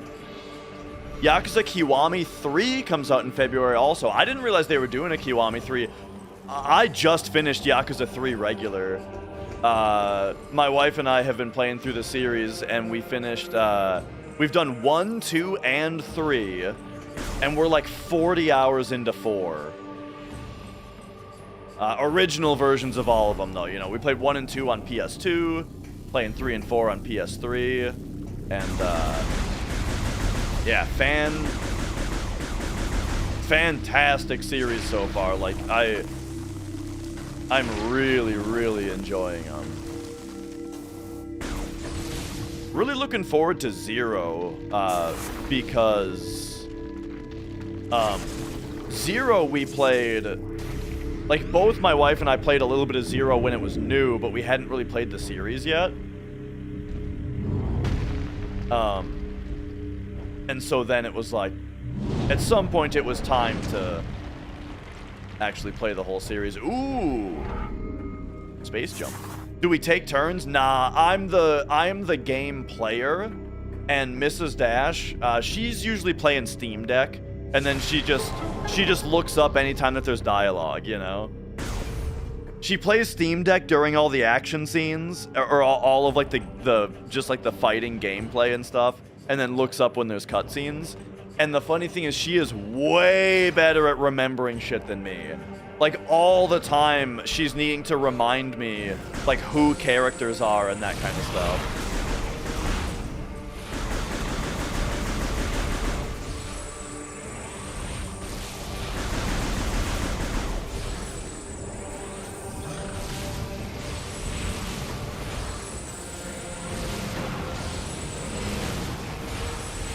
You know what? The combat in this feels really good. The way that, like, because I'm aiming purely with my right hand, aiming and shooting and jumping, I've got a lot of freedom of movement. I feel like I'm playing Doom. I feel like I'm playing Doom Eternal. Jumping around blasting dudes, you know?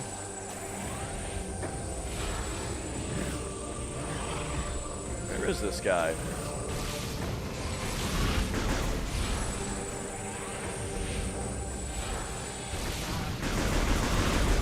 These guys have a lot of health, though.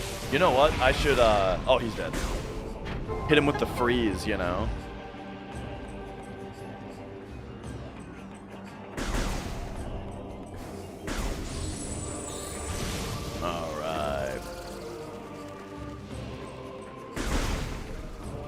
But yeah, I've been really enjoying the first, the first several Yakuza games, but I'm very excited to get to 0 and Like a Dragon.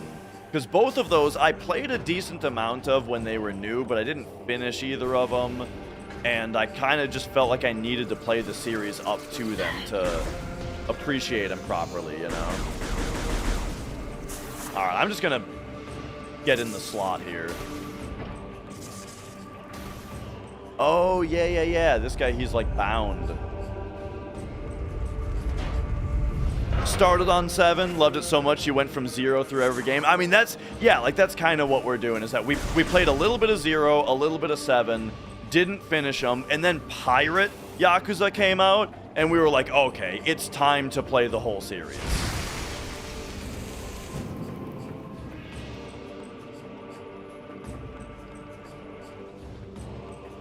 Okay, now that his leg is freed up, let's see if maybe now he can get a little further. Oh no, now he's not even trying. Now we're going in order, so we haven't gotten to Pirate Yakuza yet. We've done 1, 2, and 3, and we're on 4 now.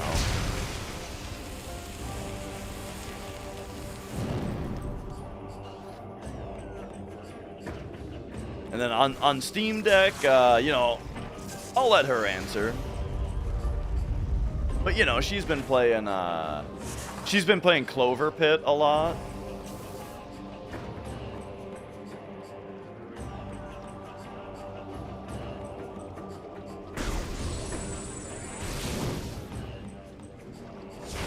Oh, we gotta freeze this and then morph ball across it.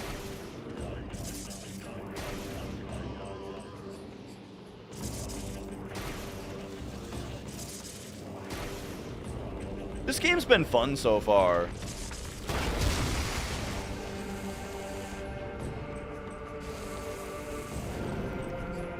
I think you know what? I think this all the time. I think I was too hard on this game before, maybe. And that's actually why, if you ever hear me talk about games that I don't resonate with or that I don't like very much, I very rarely will just say that a game is bad. I'll always say, it's just not for me.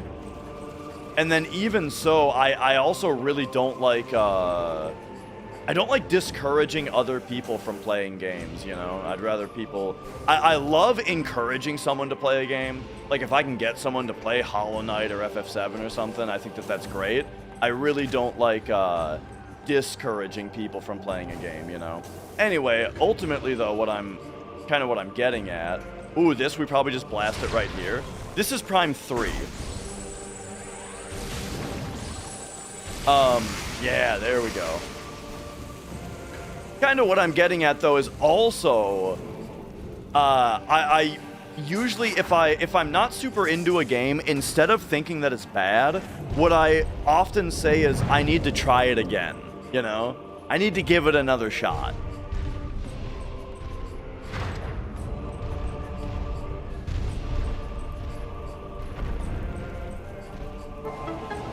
Nice.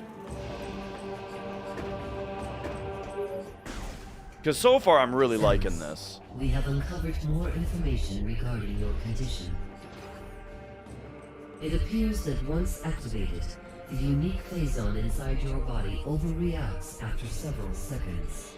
We did not foresee this problem when we gave you the PED, and unknowingly, we put you in grave danger. Yeah, we know all this. We are sorry. Funny that I started to really I started to praise the game a whole bunch, and now they're doing the thing that I don't like in it, which is to yak at me. Please be aware that it will not be possible to counter Dark Samus without the PED. Sure. You must be careful in using it. Yeah, I know. In the meantime, we will continue to investigate this unique phazon. I figured you would. Okay.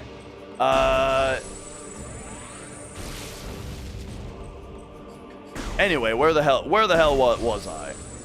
And yeah, try it again in 10 years, okay, so someone asked me earlier what my top 5 Final Fantasies are,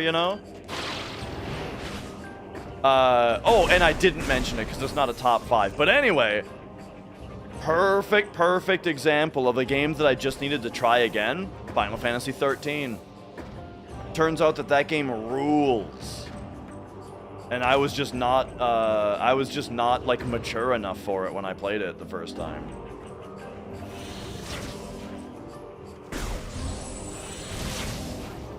I hear a power-up down here. Aha!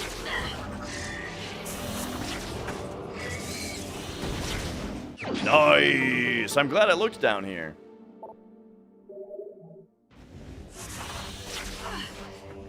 What are you doing? Get out of here.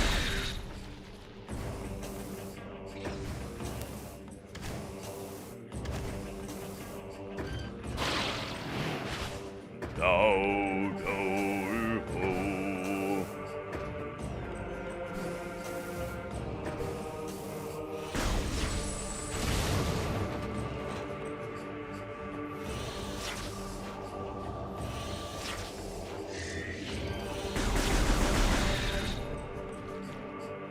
Okay.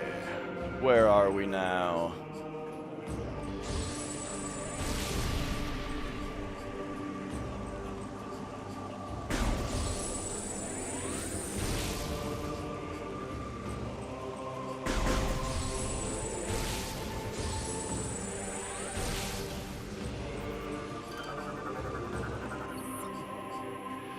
Aged gel crystal appears invulnerable to weapon fire.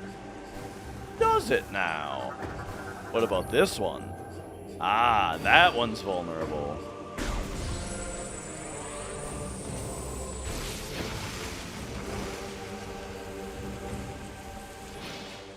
Neat.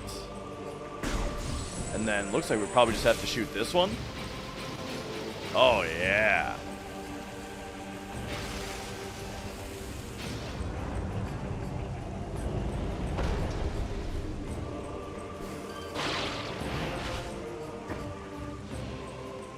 Got 1 and 2 on GameCube, Trilogy, and the remake on Switch. Yeah. Personally, I would recommend playing the original 2 on GameCube. I think that those games, they were made for the GameCube controller, you know? And playing them with the Wii controls just doesn't feel right.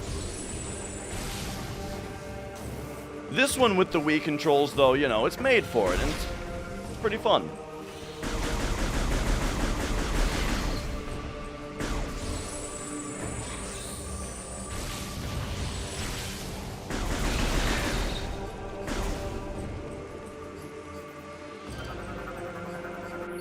What do we got here?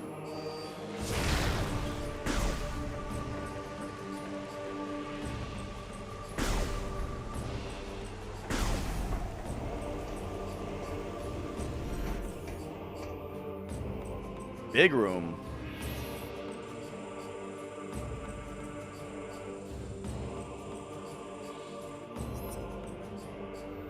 Okay.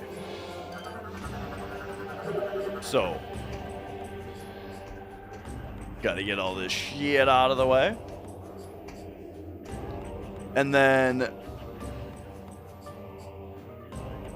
oh, sorry. I got behind on YouTube chat there. There's 12 or 13 now on your Steam. Yakuza games? Yeah, because there's like 7, including 0, that just go up to Like a Dragon. Then you got Like a Dragon and Infinite Wealth. You got Judgment and Lost Judgment.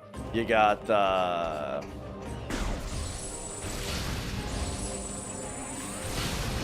you got the pirate one. Hostile life forms detected. Initiating security lockdown.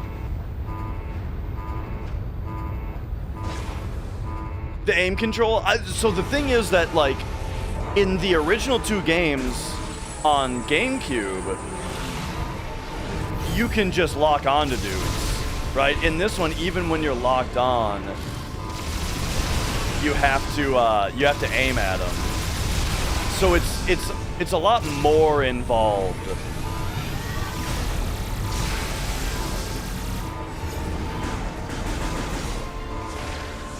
aiming is in this one. Like, what I'm trying to say is that the aiming makes it harder, not easier.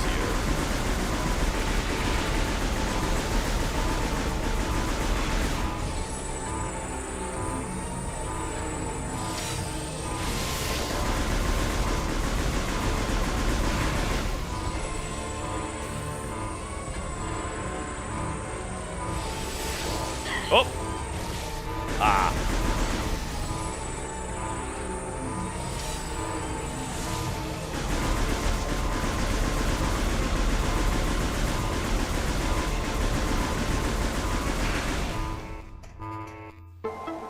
Got him. Oh yeah, so the zombie one isn't on PC though, I don't think. Yeah, Yakuza Dead Souls. That one's actually kind of expensive nowadays, I think. It's kind of rare.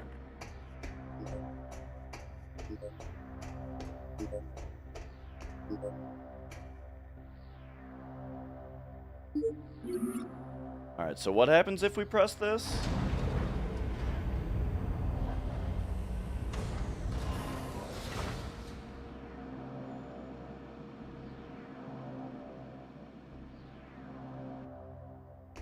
Okay. That puts a bunch of stuff in our way, but it looks like it's in a way where we're going to be able to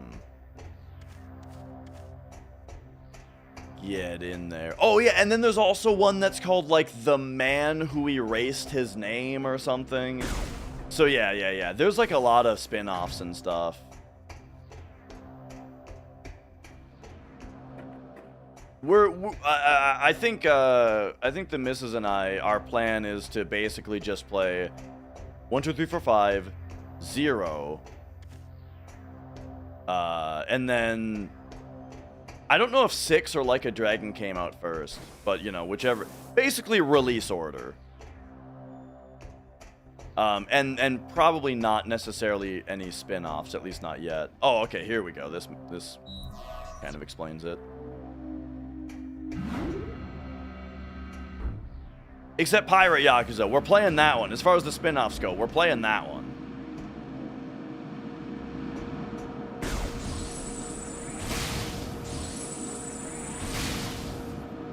Okay, we got the intake right here.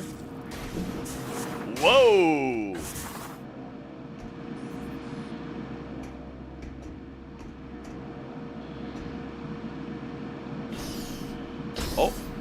Oh. Okay, we got an energy cell. I don't really know what I'm doing. I'm just going up to things and pulling on them.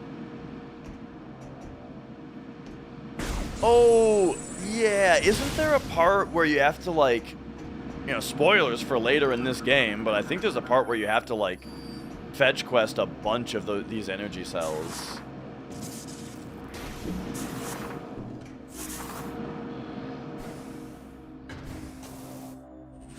And it's probably totally fine. As in, like, a lot of people complain about fetch quests just on the nature of, like, it's a fetch quest. I heard that those are bad, but, you know. A lot of the time, they're fine.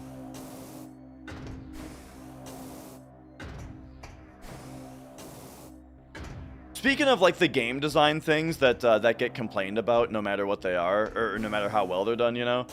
You know what game had really good escort stuff in it, I felt like? Doom 3. I feel like the escorts in Doom 3 were done really well. I don't even remember exactly why.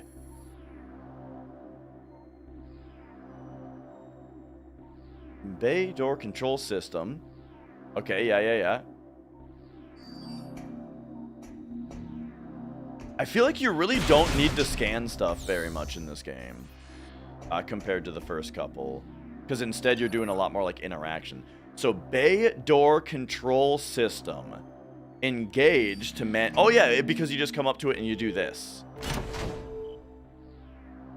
Oh, there we go.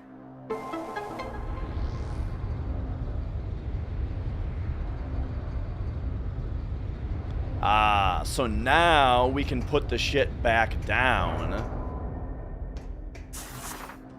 and then land the ship.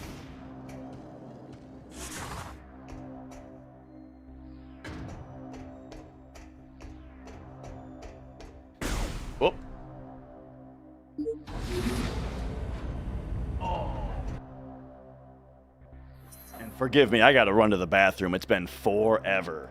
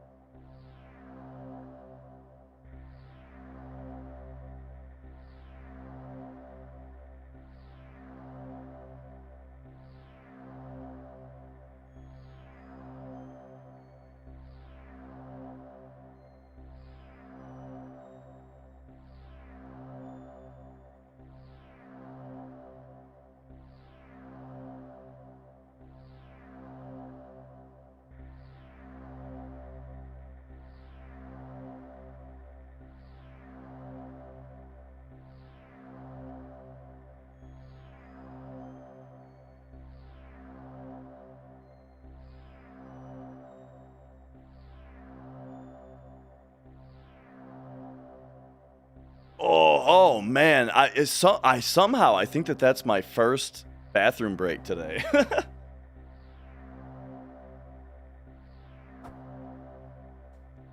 Okay. All right. But basically, I was thinking to myself, like, all right, once this ship comes down, I can save the game, and then it's 10 o'clock, which is, you know, generally time where we're about done. And so the anticipation of me getting a save point here, my bladder was like, nah, bro, like, it's now or never.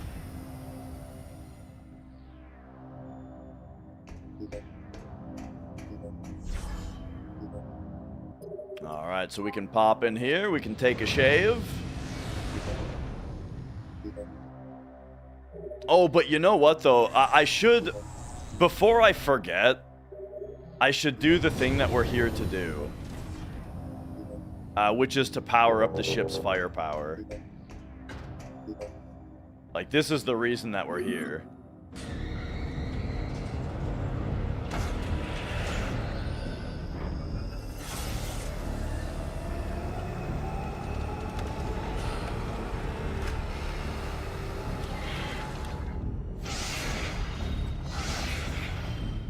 Nice. All right, pretty cool. Tabletop RPGs, the closest, basically no. The closest thing is, my buddy has the board game, the physical version of Slay the Spire, and that's super fun. We've done some physical Slay the Spire. But yeah, I've tried to play Dungeons and Dragons. It usually happens where it's like, it takes like 3 hours for everyone to create their character, and then we have one round, and then we never get back together to play it again, you know? That's what's happened like the like 3 times that I've tried. But you know, it's not super my thing anyway. But yeah, there is also I was talking about it earlier. There's a game called Blood on the Clock Tower that is like it's like a social deduction game. It's not really one of those like persistent campaign make a character things. It's really just like one of those kinds of things. But that game's really fun. I've been enjoying that. Other closest thing to that kind of thing is I did play a lot of Magic the Gathering at one point. I loved Magic for a while. And all right. I think here, what if we we do have an options menu here. Controls. Okay, yeah, and then there's and I can put that up a little bit more. Hint system, there it is. We can turn this off. There we go. Okay, so they are still gonna tell me where to go, but like Aurora's still gonna tell me where to go, but this will at least turn off the extra hints. All right, so this game does have it. It's just, yeah, that's what I remembered being so frustrated about, is that this game has the hint system option that you can turn off, but then they tell you, but like Aurora tells you where to go anyway.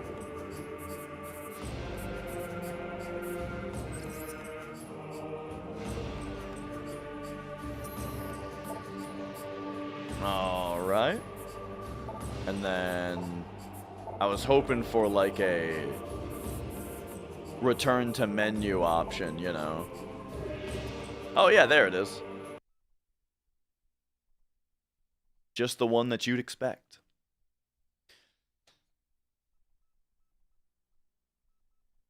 All right. I think we're kind of I'm winding down.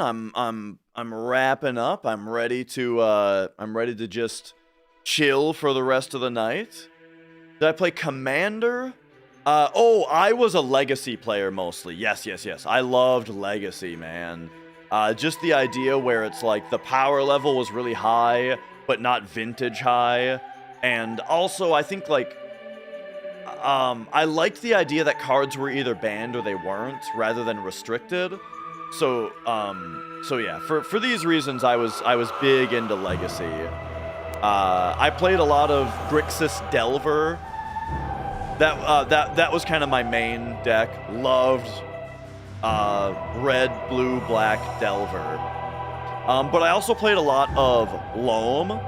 I had one deck that was a brew that was really fun. It wasn't like super competitive, but it was just really fun.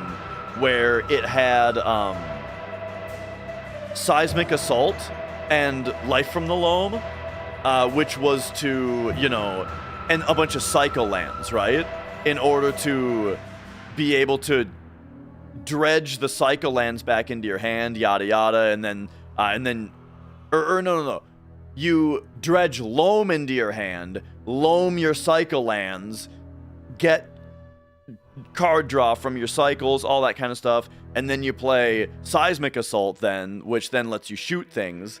But then also I just had some fun stuff in the deck, like I had Bloodbraid Elf in there, because Bloodbraid Elf can cascade into Loam or Seismic Assault or something. So yeah, that deck was just super fun. And then I played some Stacks also online. Because Stacks is way too expensive in paper. But when for a while I played Magic Online exclusively, and Stacks was my jam there, you know. Smokestack, Trinisphere, Chalice of the Void, fucking Lodestone Golem. Dude, I love that deck. Tabernacle, bunch of Wastelands, of course. Like, man, that deck is so fun. And then my favorite deck that I didn't play, the thing is, I don't play. Used to play Vintage Stacks. That's awesome. So I never played Modern, really. I was never super into the Modern format until I saw the Lantern deck. Dude, Lantern in Modern was it was so awesome. That it made me want to play Modern, but like I never really got into Modern. But I really loved watching people play Lantern. But yeah. So anyway, so yeah, I did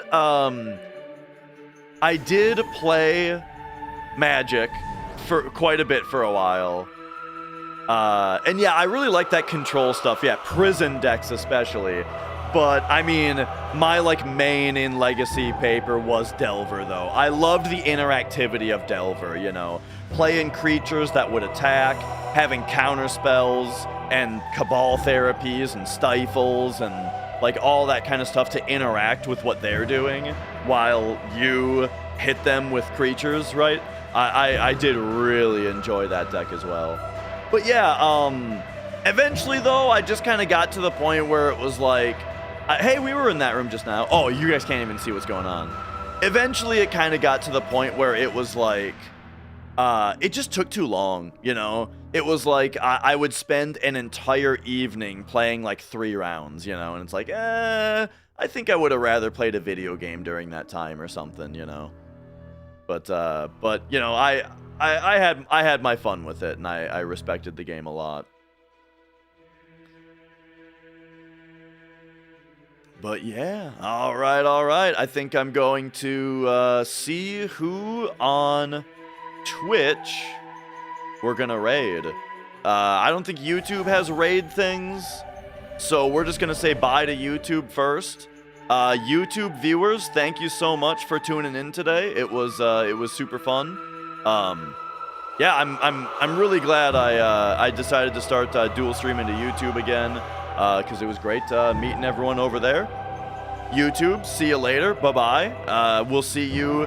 I stream every other day, so I will be back on Wednesday.